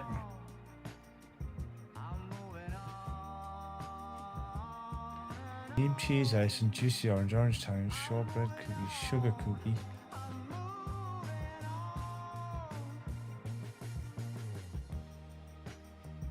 I need to finish organizing TPA. It's not all alphabetical. It's like I got distracted when I got to like N or O. All right, so we got cream cheese icing, juicy orange, orange tangy. Orange tang is on the desk. It's a 120 ml bottle. Shortbread cookie SSA. Your sugar cookie Capella. And the Capella sugar cookie. And Pure Elm Super Sweet is there. That's everything, mate. He's showing off now, boys and girls. He's showing off. I do like it. It's cool. I have to get. I do like it. It's taken a little time to get the lighting properly balanced and whatever. And I had to let it do auto lighting, but I like reduced it by like 1.2 stops. Yeah. To get it to be the same, because this camera and that camera is not giving you the same picture. No. Well, they're two different color formats, different angles and everything. Yeah. But the lighting, I tried to get it to be about the same brightness and same contrast and whatever. Good, mate. Looks cool. And because I'm not walking around the room, I push a simple button in that remote thing, and now the room, as you can see, is now dark except for me. I love it. Awesome. God. Awesome, mate. It's finally working the way it's supposed to. Yeah, man. And the lights automatically switch, like the microphone does. There's our lovely ingredients that we have. We got to clean up our mess from earlier.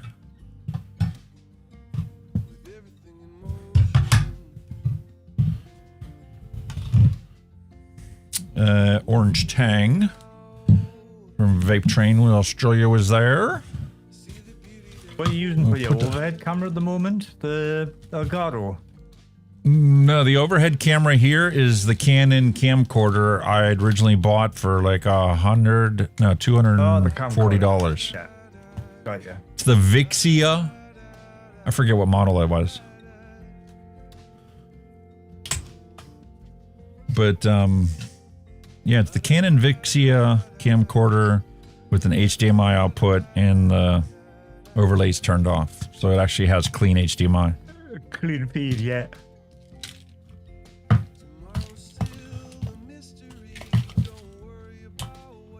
All right, so they did include a tab, but it wasn't on top. It was put in upside down.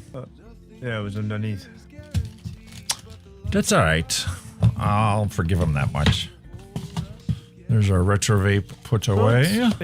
It does the job, doesn't it? It does the job. It's vape. It's pretty decent. It does. Vape, so yeah. The only thing that's wrong with the overhead camera is the lighting is different. I adjusted that one to match the rest of them because I could set the temperature in the Elgato. That's that one there. I need to adjust the temperature. That's the problem with that camcorder is there was very little manual adjustment. It's everything's automatic and you can't update it or program it or anything like that. Your temp on that, you're a bit blue. Down towards the blue. The color temperature is wrong. That's all. Yeah. And the other cameras all wanted to adjust it to the same as this one. Like that's clearly a blue. That's too blue. You need to drop the temperature, make it a little warmer. They overshoot. The lights are set at 5,000. That's what all the other cameras are set at 5,000. And that turns out to be the right skin color. And according to the scope deck for colors, skin tone matches perfectly. But this one I can't do anything with. You could try this word. I don't know where I got them. It's like a filter, and it's just. Oh yeah, I can definitely. Correction. I can do color correction filter to apply to it, but it's never been an issue because, you know, and the other one, it wasn't that much of a difference. Yeah. Like this one is. This one's like night and day. Oh, definitely.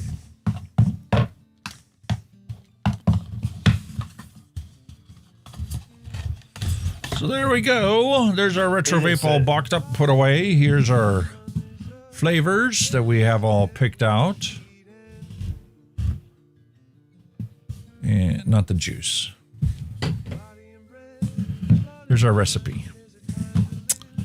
I need a 30 ml bottle. Well, at the end of the day, that's the difference between a camcorder and a semi-pro cam or a pro camera. You know what I mean? That's the difference. Yeah, and the difference between the modern webcams that have tried to give you the features of a pro camera at an affordable price.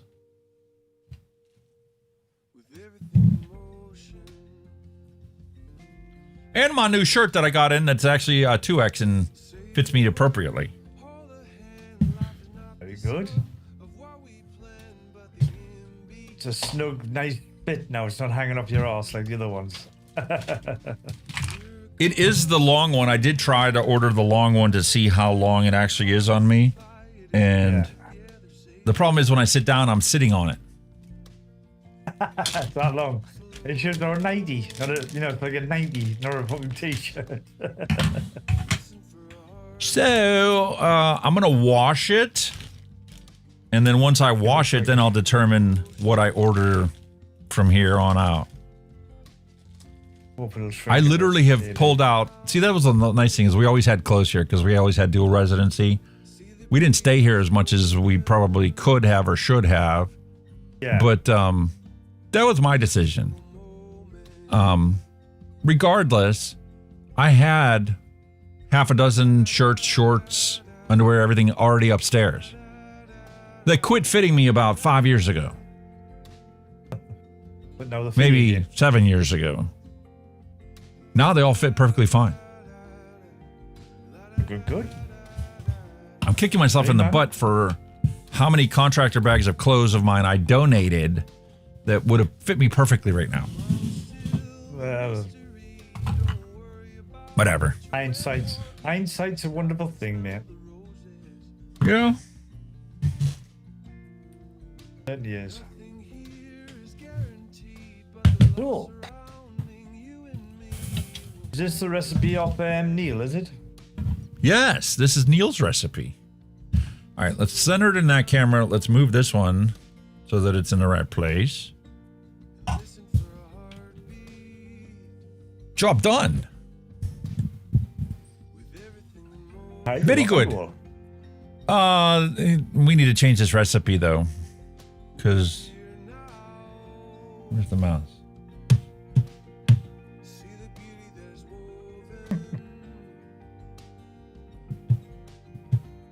That's the thing with having multi-monitors, you can never find your fucking mouse. I'll struggle with two. Who had the mouse? Especially when I've got one turned off, I'm thinking the mouse is gone. No, it's on the other monitor. All right, so as you see in the recipe there, this is only designed for 15 mils. I'm not going to do 15 mils. We're going to modify this. Double it up.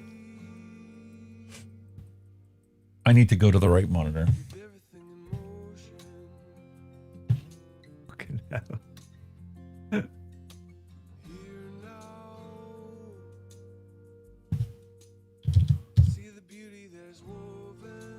There you go, you're there. It's in the middle, we can see it.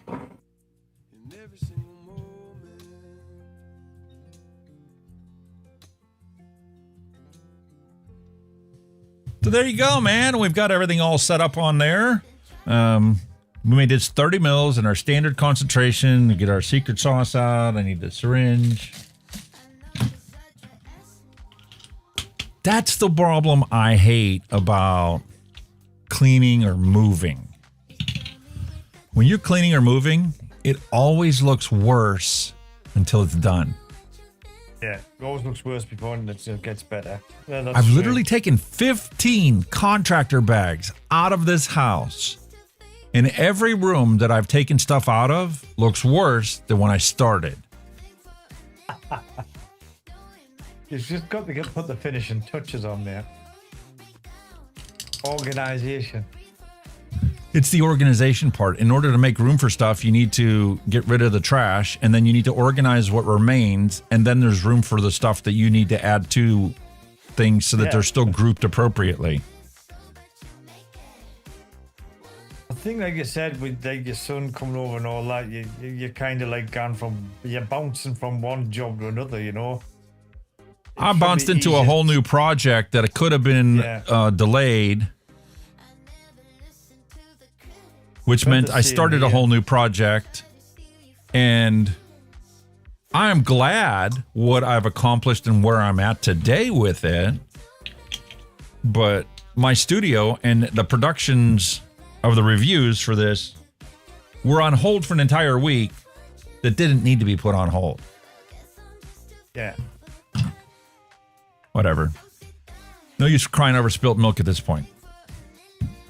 Well, no, it's just you made fantastic progress at the end of the day, considering, you know, you're doing most of it on your because own. I literally had a contractor bag full of clothes and 2 hampers full of clothes. Basically, all my clothes are now put away in the dressers in my new bedroom, which is giving me the chance to learn where the hell I put everything.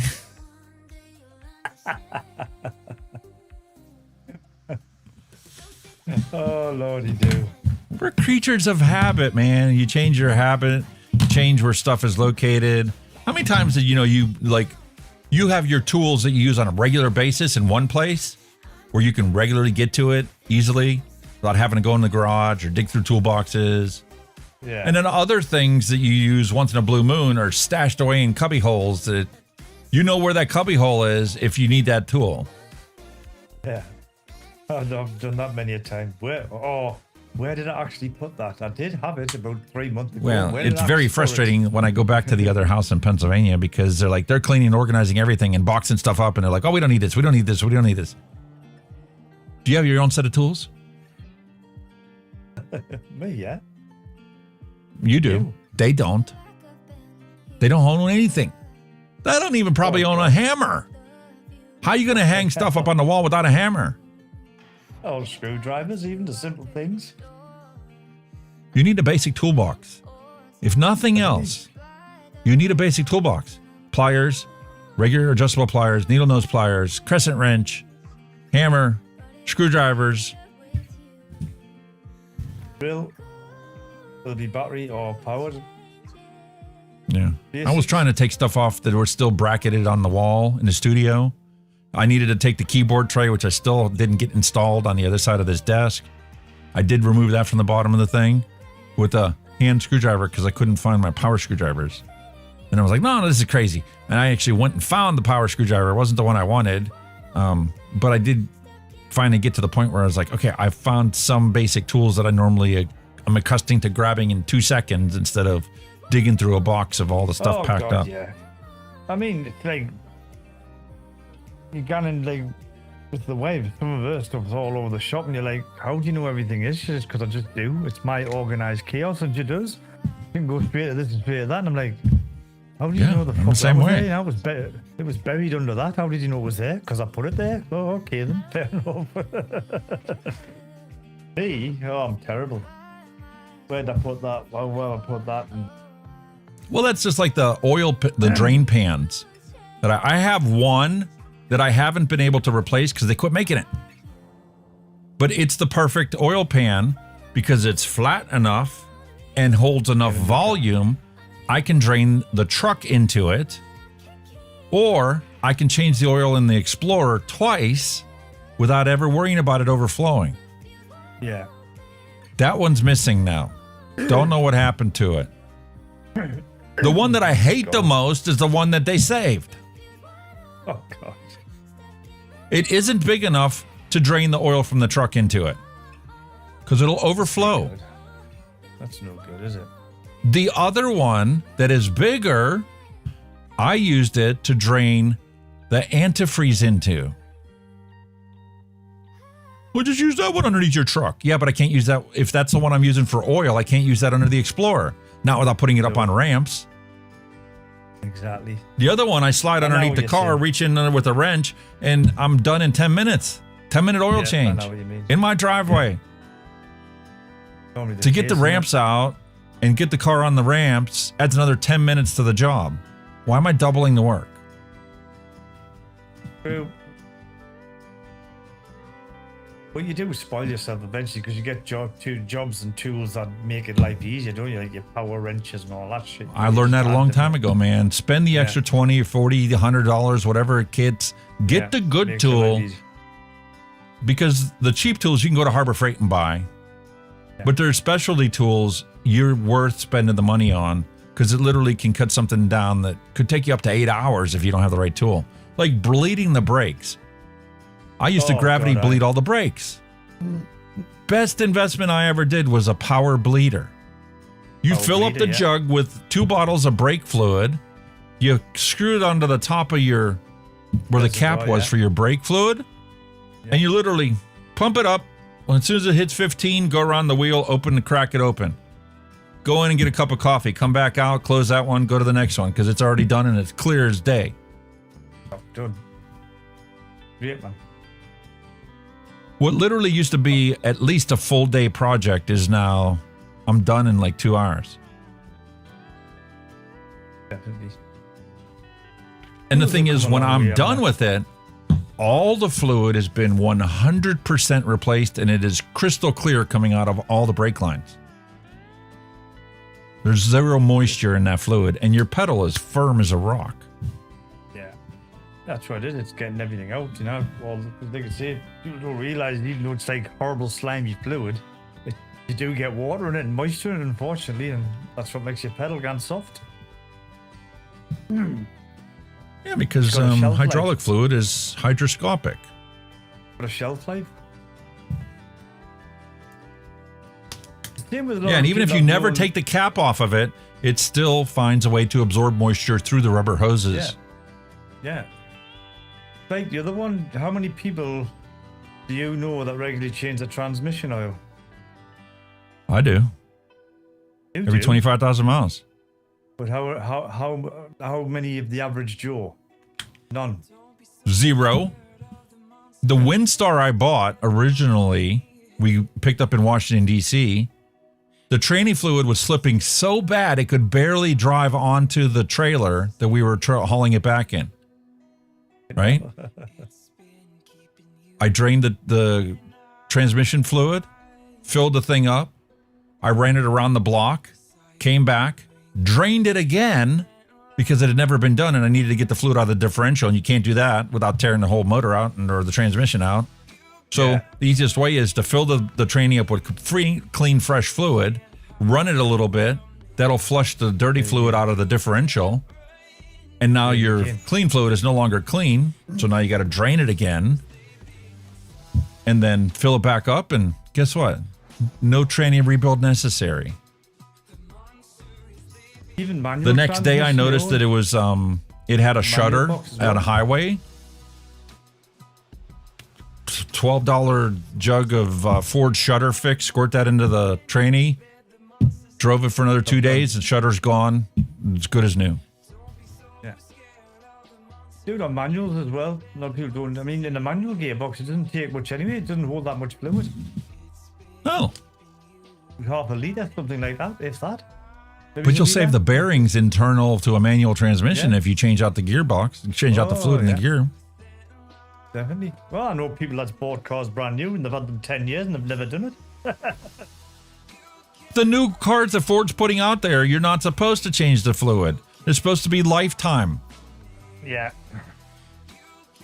Well, my brother That's about as stupid as the APU that they put on the four-wheel drive cars. You know where that APU was? Parked right next to the catalytic converter. What? Same with these dual mass flywheels as well. What the fuck? Why do you want a dual mass flywheel on a clutch? You know what I mean? The cost of fortune to replace. Absolute fortune. Well, that's just like the APU in the Fords, the power takeoff unit for the transmission, essentially. Parking that thing with non-serviceable fluid right next to the catalytic converter ensures that the dealership has got a $4,000 repair job to put a brand new $2,000 APU in, which you could have prevented with a $100 fluid change. Yeah. You just needed a drain plug. Well, in lieu of a drain plug, they didn't give you a drain plug, but they had to have a place to fill it originally at the factory. You have to vacuum out the old fluid. Yeah. Fill it back up, vacuuming out again, and then fill it back up to change the fluid.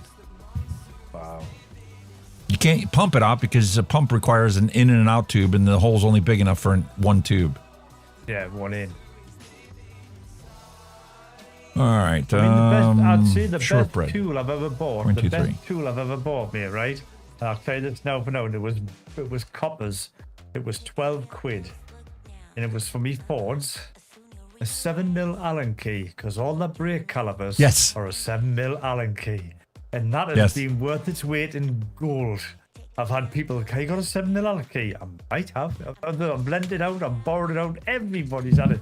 Worth its weight in gold. Why did they do that, the bastard? Because most shade tree mechanics at the time, if it wasn't in their tool set, they assumed that it was a dealer-only fix. Yeah. So they would pay the dealer to change it out. Rather than hunt for the tool it took to do the job. Yeah. But yeah, it's probably one of the best things I've ever bought. I've still got it. And the thing is, it's only got a wooden handle on it as well. That's not like an Allen key. It's got like a little wooden handle on it so you can get out of it. And the wood's held up well as well.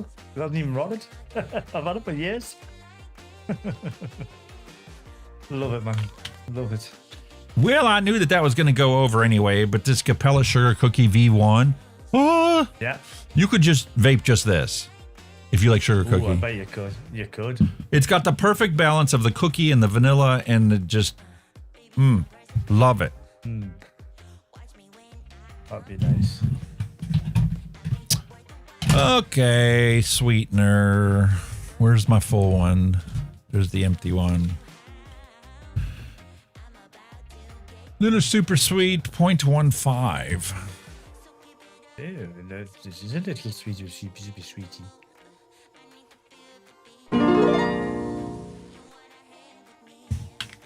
Attention everyone. According to Neil Pitts, did you add the cream cheese icing? That is all. Yeah, that's what I started with. That's what I've gotten in the habit of doing is I start with the flavors on the one side, and then when I add them, I move them to the left side. So I don't forget something. He knows. He knows. He's got a routine, because there's probably loads of times. It's like people that have Alzheimer's and dementia. They learn coping mechanisms, like they write stuff down on little post-it notes or whatever, Yeah. or carry a little notepad around with them and write stuff down. I do that now, and I haven't got it. Everything gets written down. What do you see? I better write that too. My memory's terrible. I've got a terrible memory, like absolutely shit lately. One thing I can say, sir, this time next week, I'll have aged another year. Happy birthday! Next Monday. Speaking of which, mate, you got the doc right for birthday. Yeah. Click on the doc and wish happy birthday to Cheryl. We missed it last week. Cheryl Demers. Oh, hang on. Where are we? That's that one.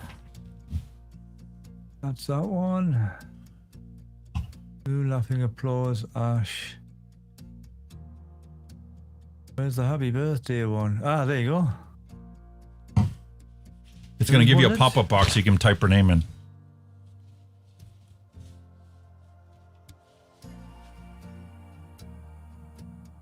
The value.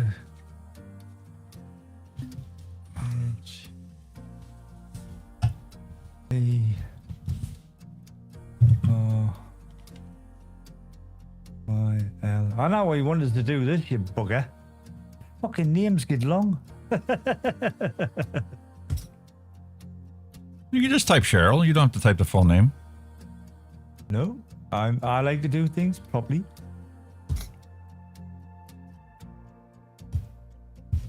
No gun.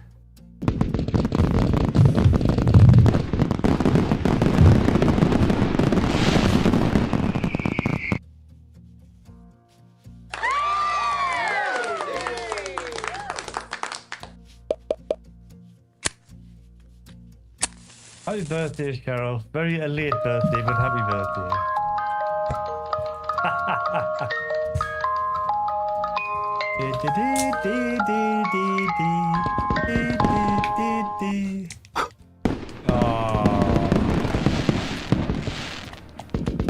Happy birthday.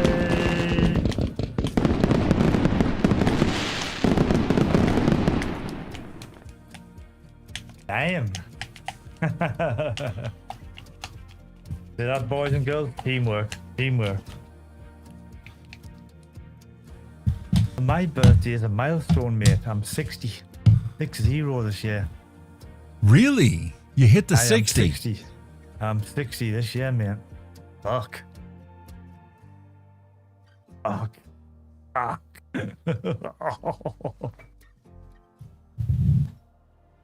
Do you realise that means I've only got about 20 to 30 years left on this planet, Max?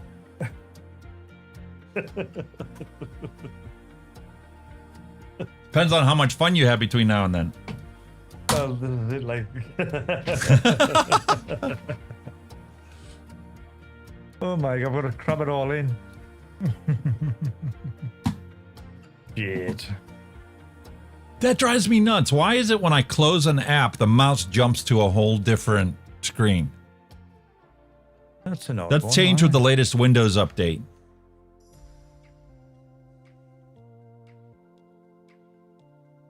I gotta turn the printer on. Ooh, that looks awful, that.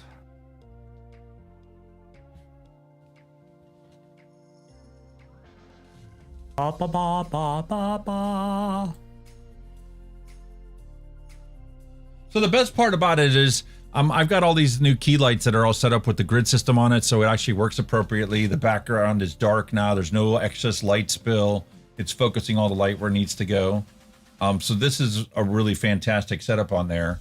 And the old lights that I used to have to lit me up are going to be perfect for this desktop stand to do the overhead cam to light that up. Whoa. Your mouse is possessed. It needs Jesus to solve it. Yeah, it probably does need a miracle. I'll have to give it. Microsoft has fixed a lot of the problems we were struggling with last year and the year before to virtualize everything and still be able to respond appropriately. Like, I installed something now and it's gotten to be so predictable that I didn't sweat about the fact it didn't work right initially. Right. Okay? I came back the next day and it worked like it was supposed to work. Had I have spent hours messing with it, I would have screwed something up that didn't need to be messed with. Yeah. I just accepted the fact that it's running in a virtualized environment and it's trying to protect everything and it's trying to look everything and it's using AI to guarantee that, you know, there isn't some secret virus and, you know, manipulating or Trojan horse that's going to do something else. And I just ran it, dealt with the error glitchy things, and I came back the next day and no more glitches. Everything's worked. Nothing's changed other than how Windows handled it.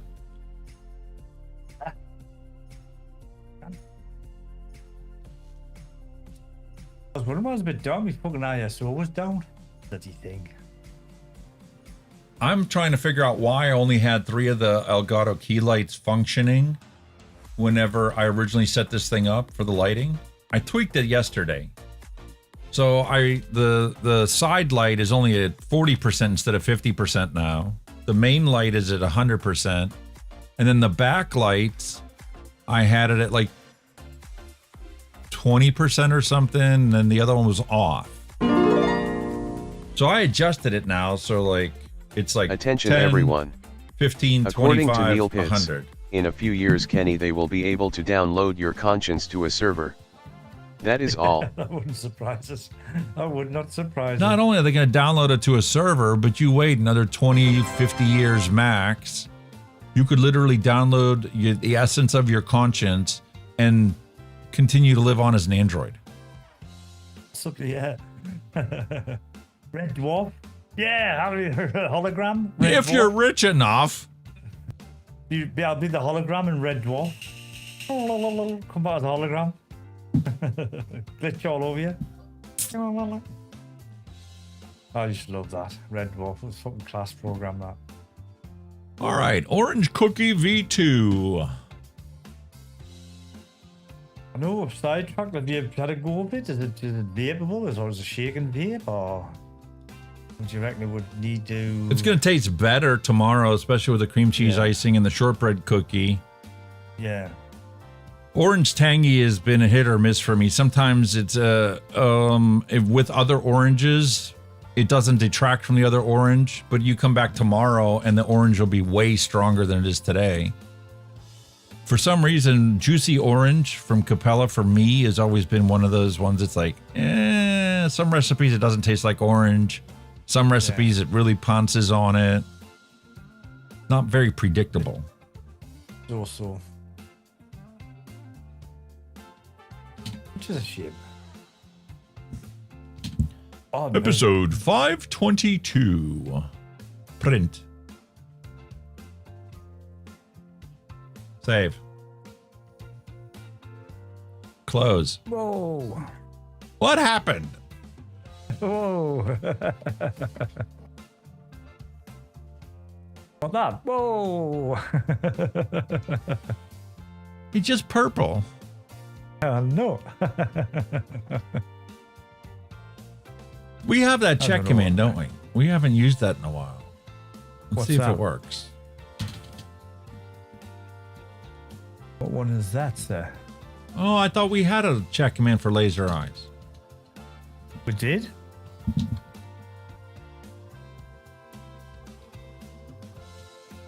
We did, sir. What the hell would I called it? Red eye? It's just not just laser. Attention everyone. According to Neil Pitts, for us poor people we will get downloaded to a Teddy Ruxpin doll. That is all. Yeah. Fucking right. Or an action man. Hey, what is it? It's fucking hot again over here, mate. It's fucking hot again. Jesus Christ. I was dying on my ass today in that bus. Pushing... Obviously with like the greenhouse effect with the sun, it was pushing about 30 degrees in that bus today. It was fucking crazy. Let's see. You know what? It was too hot. Ah, he's got the water. Rain. I wonder, I used to have that. I can't find it now. The water one. Well, what happened with that one? I've got no idea. I've still got... Kenny's trying to figure it out. I've still got that one. I've still got my Christmas one. Yay! Ooh, bad luck.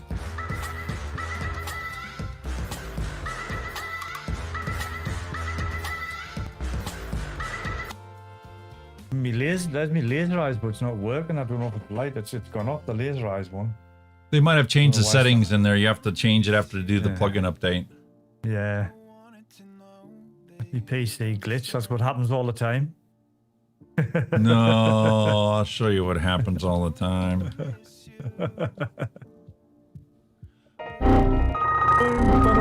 Yeah.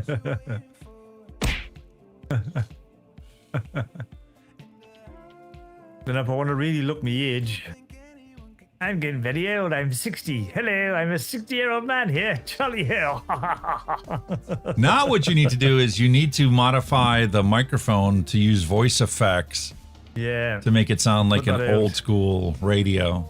Old radio thing, yeah, I know.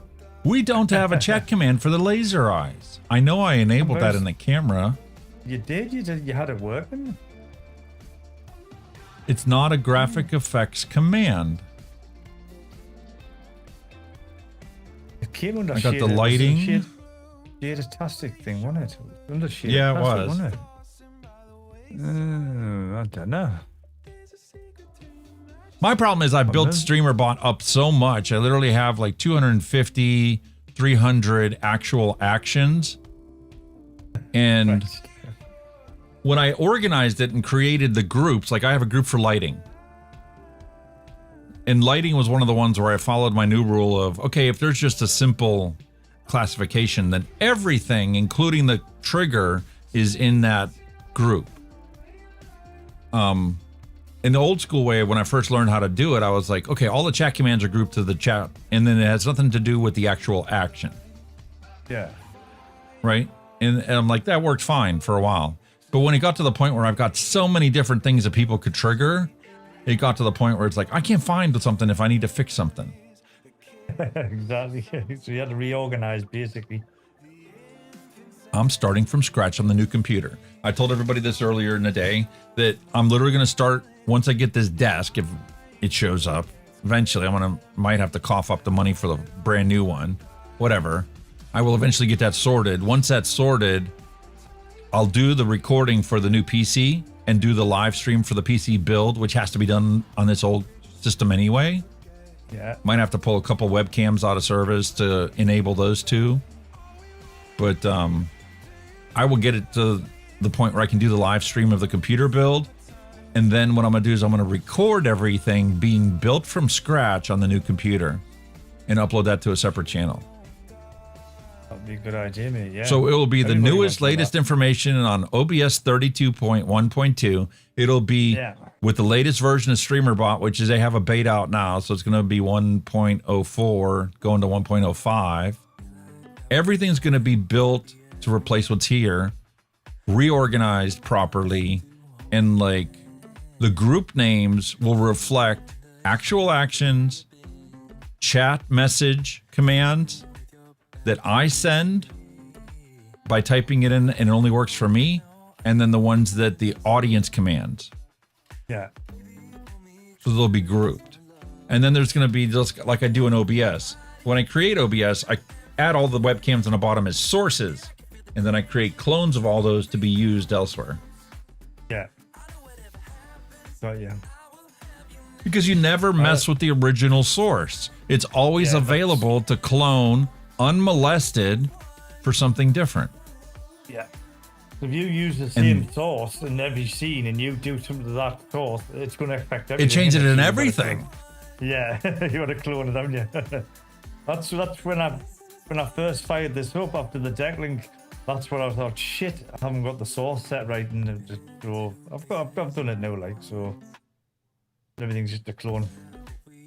But like me with this Elgato new cam that I did for our featured product, I swapped that out, and it was as simple as delete the old webcam, add the new Facecam Neo in the original camera source.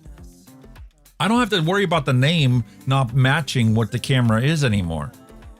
Yeah. I didn't have to mess with anything else. I changed it in one place, and it affected 22 scenes.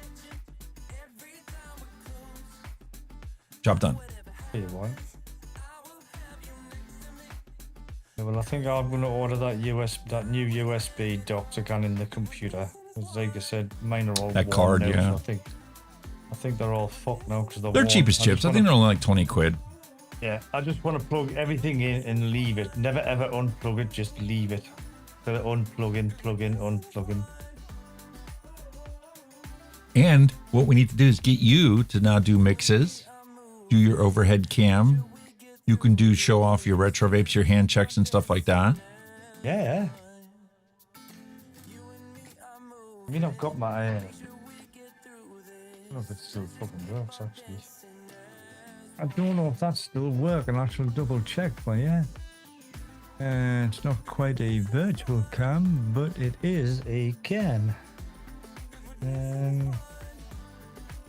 Where are you? Is that you?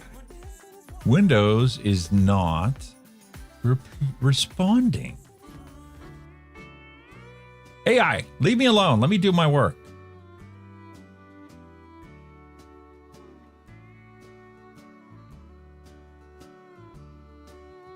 Put that on. Get that in there. Can I get it in there? So I really don't have laser eyes. How did that disappear?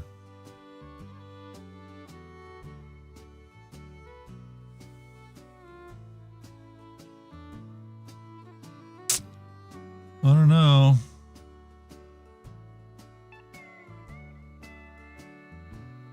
If I can do that, there you go. Camera number 2. Yee! It is fantastic, but for some reason your audio and video are not synced. No, because it's me iPhone. I haven't figured it out Oh, yeah. That's like the problem with our Bluetooth headphones. They don't match the sync. The stream gets a synced output, but I've gotten to be accustomed to the fact that I see Kenny's mouth moving before I hear anything. Chinese movie. Well, see, it's only like 100 milliseconds, but it's enough that you can catch it. I wasn't going to use it just like I said, was not to use it as the main cam, but just like to use it as a cam that you can look at, not fuck on with the audio off. You know what I mean? It's like a fucking webcam sitting staring into space, but that's me 17 Pro, so I love that. Need to use that more, you know. An amazing camera. Where are you? What's the picture needs sorting out? Way original, like a book of baboons off. We'll get the laser eye sorted later. Yeah, we can sort that out, man. It's been a long time since we've done that. Well over a year. Easy. That needs to come down. Well, matey, we are at an 5 hours and 40 minutes. We've been live today. We've gotten everything accomplished we needed to do. You are. Yeah, you just got on the last 2 hours. I gotta get the oven preheated so I can throw a baked potato in there. Throw a potato in there, make it a baked potato. And then I'm gonna have some steak tonight because this Busch Light apple beer, I think it's going to pair up fantastic with a steak. Oh, yes. A steak. Fucking steak. Okay, Sirloin steak I picked up from Amazon. You get 2 steaks that are about this big in vacuum sealed packages, so you can cut it in half and only make one at a time. So I really love that fact. And I think it's 12 quid for 2 steaks, $6 a piece. Jesus, that's cheap. That's cheap. You wouldn't get one steak for that over here. I get 2 for like $12, $13 or whatever. Price fluctuates a couple here or there. But definitely less than $13 for 2 steaks.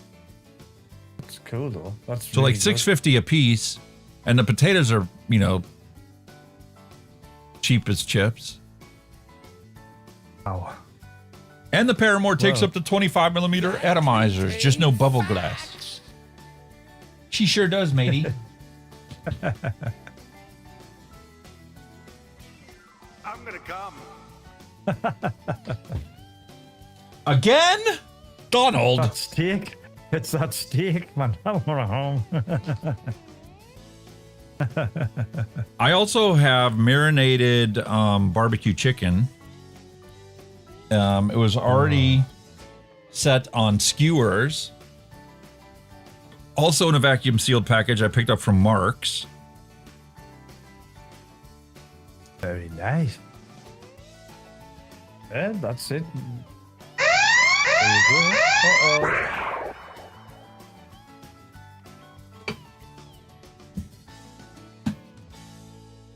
And if you see QR codes or something like that, make sure you censor things like that you see. And then obviously that'll draw attention to me. And, oh, that's not working. I got to go in and change that too. It's supposed to like react to my microphone input. They all be rebuilt, mate, from your new machine. Well, see, a lot of these things change with OBS 32, and it isn't until somebody complains about it to the developer that they make it compatible. Like stream effects. I haven't been using it. It was still on the old machine. I've gotten rid of it off of this one a long time ago. Everything's been replaced. But when I did the update on that machine, the version of OBS there to the latest version, the next time I launched it, it complained. It says, this plugin's not compatible with OBS 32.1.2. So it was as simple as shutting it down, deleting the 2 files, restarting OBS, and it was happy, and there was no problems. Oh, wow. Well, I mean, if that's a shame because that guy did an awesome job developing all this stuff, but then he got overloaded and inundated with questions and comments from stupid people that couldn't spend 5 minutes to figure it out, would rather bitch to the developer that it doesn't work when they just didn't set it up. And got to the point where he age-gated it, then he made it as a paid plugin, essentially, which caused a whole bunch of more ruckus. So I subscribed to him, you know, on Patreon. I'm like, okay, I'll sponsor you for $30 a month. And if in 6 months you finish this project, it'll be well worth the $180. But 6 months went by and nothing got changed. There was 2 updates that were directly because I told him that this was broken, this was broke, or that my OBS did this when I used this effect. Yeah.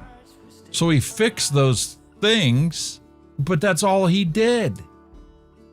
I'm like, I'm not giving you $30 a month and then you not actually get it to the point where it can be released to the public again as a, you know, a freely available plugin. You went paid model, and I'm not going to support that. You went paid model and still had bugs and glitches, so, you know. What are people paying for? Because all of those effects have already been replaced by other developers as individual plugins. Yeah. Which is what his was originally. He bundled it, but they were all individual plugins in the code. So if one of them didn't work, you could change the code in that one and not affect the rest of it. Yeah. Then he merged them all, and then it got to the point where I was like, I wouldn't even know where to begin looking to fix this. Because I didn't know the code intimately like he does. He can go like, oh, I know what the problem is. But then again, AI's come along, and you can probably do a lot of it in AI as well. I mean, a lot of these things are fucking... Well, you know how there's a plugin, a Bar Raiders plugin for Stream Deck that enables me to push a button on Stream Deck to raise the volume of Chrome. What it does is it activates a filter inside of OBS so they get a 3 decibel raise. And then there's another plugin from Bar Raider that interacts with Voicemeeter Potato to raise Kenny's and my volume 3 decibels. Yeah. Right? Because the tap from OBS comes directly from Chrome and not from Voicemeeter. That's why it needed to be done in 2 places. There's no way for me in StreamerBot to control Voicemeeter Potato. No. So I started playing with Gemini last night going, okay, what code would be required for me to institute the API call to Voicemeeter Potato to raise the volume on this bank 3 decibels? So it generated the code. I spent an hour, 2 hours last night trying to fix the code to get it to work. And then I'd go back to Gemini and say, it doesn't work. It doesn't do this. Well, you need to check this and check this. I reported back. I'm like, yeah, I'm using the 64-bit version of Voicemeeter Potato. Everything's working fine. It's just the code, the command that you gave me doesn't do it. Oh, well, that's because we're forcing Windows to do 2 things right away. We need to put a break in there, pause 20 milliseconds for it to open the API communication and then send the request. And send it. It didn't work. So rather than going back to it and back, I went into the code and changed it from 20 milliseconds to 100, then to 200, then to 500 milliseconds. Nope, that's not the reason why it doesn't work. So then I told it what I made, the changes, what I've already tried, and it says, why is it not working? I ended up not solving the problem yet. But I accomplished something that would have taken me 2 weeks to do on my own, you know, in those 2 hours. So once I get it working, all I need to do is get it to work one time. Then I just change the parameter, change the channel, and pick what I want it to do. And now I can do the exact same thing, and all of it's going to be done in StreamerBot. And then the Stream Deck, I'm just going to use a simple button to activate the action. And not only can I do that, but I can also have you guys do it in chat. So if Chrome is too quiet, you can type Chrome +3 as a chat command, and it'll automatically bump it up. I don't need to do it. Might be loud enough for me, may not be loud enough for you. But then again, the opposite option, if it's too loud, Chrome -3. You can turn it down. Yeah. Good. And that's something I'm only going to enable for like the mods in the channel to be able to fire. Like anybody can type it in the chat, but it's only going to respond to it if you're a mod asking for that. Well, let's face it. That way you don't get somebody coming in and go, Chrome +6, Chrome +6, Chrome +6. Yeah, I know what you mean, but she just put everybody in here. There's a mod anyway, so they could have some fun though. They could have some fun. We had so much fun when these things first got put out, and then it just got left off to the wayside. Like, oh yeah, okay. Yeah. You know, it lost its luster, like our vapes. It did. And it's only when you reinstill it as a retro device, now it's fun again. It is. Definitely is. So I'm really looking forward to like pushing this show to the boundaries of production value. And my goal is going to be to set it up so that you could actually type in !point commands, and you'll get a reply as a chat command, a chat in there from our bot that'll list all the commands available to you. So if you forget, no worries. Here's the list.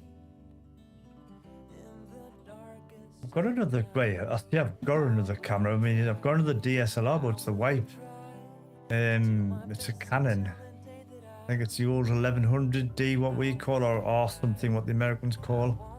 It's only 720p, but it's still a canny little picture on the video, so nothing wrong with that. They hardly use it now, so I might snaffle it. It's got a good lens and everything on. It's got a couple of nice lenses with it. Nice zoom lens. I think it's a 100 to 200. I'm doing beef and broccoli and hot and sour soup tonight. Good show, guys. Got to start supper. Have a good night, Neil. Yeah, we're getting it quit here too because I need to get that baked potato in the oven. It takes an hour to bake that. This man needs his food. I'm gonna have a little snack as well. That's I think I've got some pasta in the fridge. I've made tuna pasta with peppers and onions before. It was bloody lovely. It's in the fridge. I celebrated my 80-pound weight loss last week after the stream. The next day, I ordered Chinese takeout. Had General Tso's chicken and these new crab meat. They weren't ragoons. They were like raviolis or something. Did not like it. I like the ragoons better. But I treated myself last week. I got some ice cream and everything and still managed to lose 2.5 pounds. It's payday on Thursday, so we're having a monthly treat of an Indians on Thursday, an Indian takeaway. Love an Indian. Nom nom nom. What are you ordering? Biryani or what? I fancy a Boona prawn. Boona prawn is gorgeous. You can get it as a side or a main. So I normally get a side, like Boona prawn on a pancake, but I fancy it as a main. It's bloody gorgeous. Absolutely. I'm gonna give me some butter chicken. Yeah, but she likes that kind of butter chicken and korma. She likes them. She likes the sweet coaty stuff. I like the biryani. I'm not too bothered with the sauce. I just like the rice because there's all sorts in it. There's veg in it. There's tatties. The rice is amazing in it. They should just sell that rice on its own, biryani rice. It'd be big killing. You know what I mean? Yeah. Because normally with that, I put the sauce in a pot and I just put the rice on a plate with my other stuff and I just dip my naan breads in the sauce. You know what I mean? So, I play. That's what I'm going to do to celebrate when I hit 100 pounds weight loss. Why not, man? I'm doing Indian takeout. Nice little wine to wash it down. Nice little Oh, yes. bottle of wine. For sure. Definitely. Nice spot. All right, man. Peace, love, and a hunky vape is my wish to all you guys out there to quit cigarette smoking. We'll be back same time, same place next week for another amazing episode. And look for some reviews to drop over the course of this next week. Why not? Time to start getting caught up again. Good.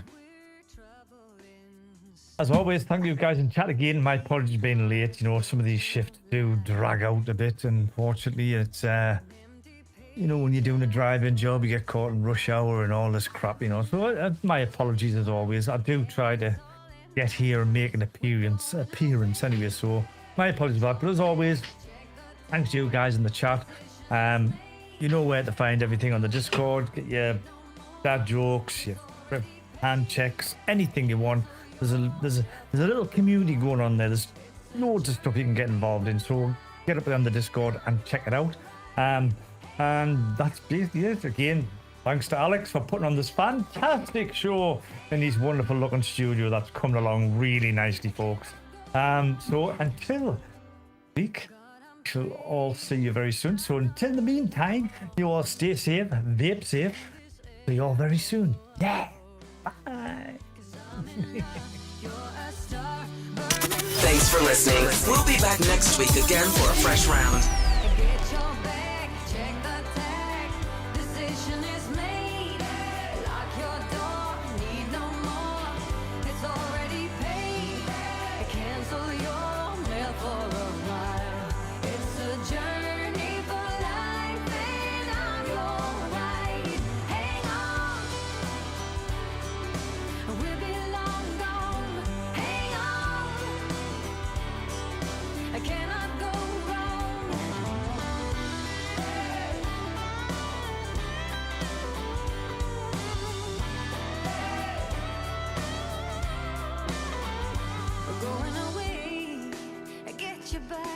Check the tag. Journey for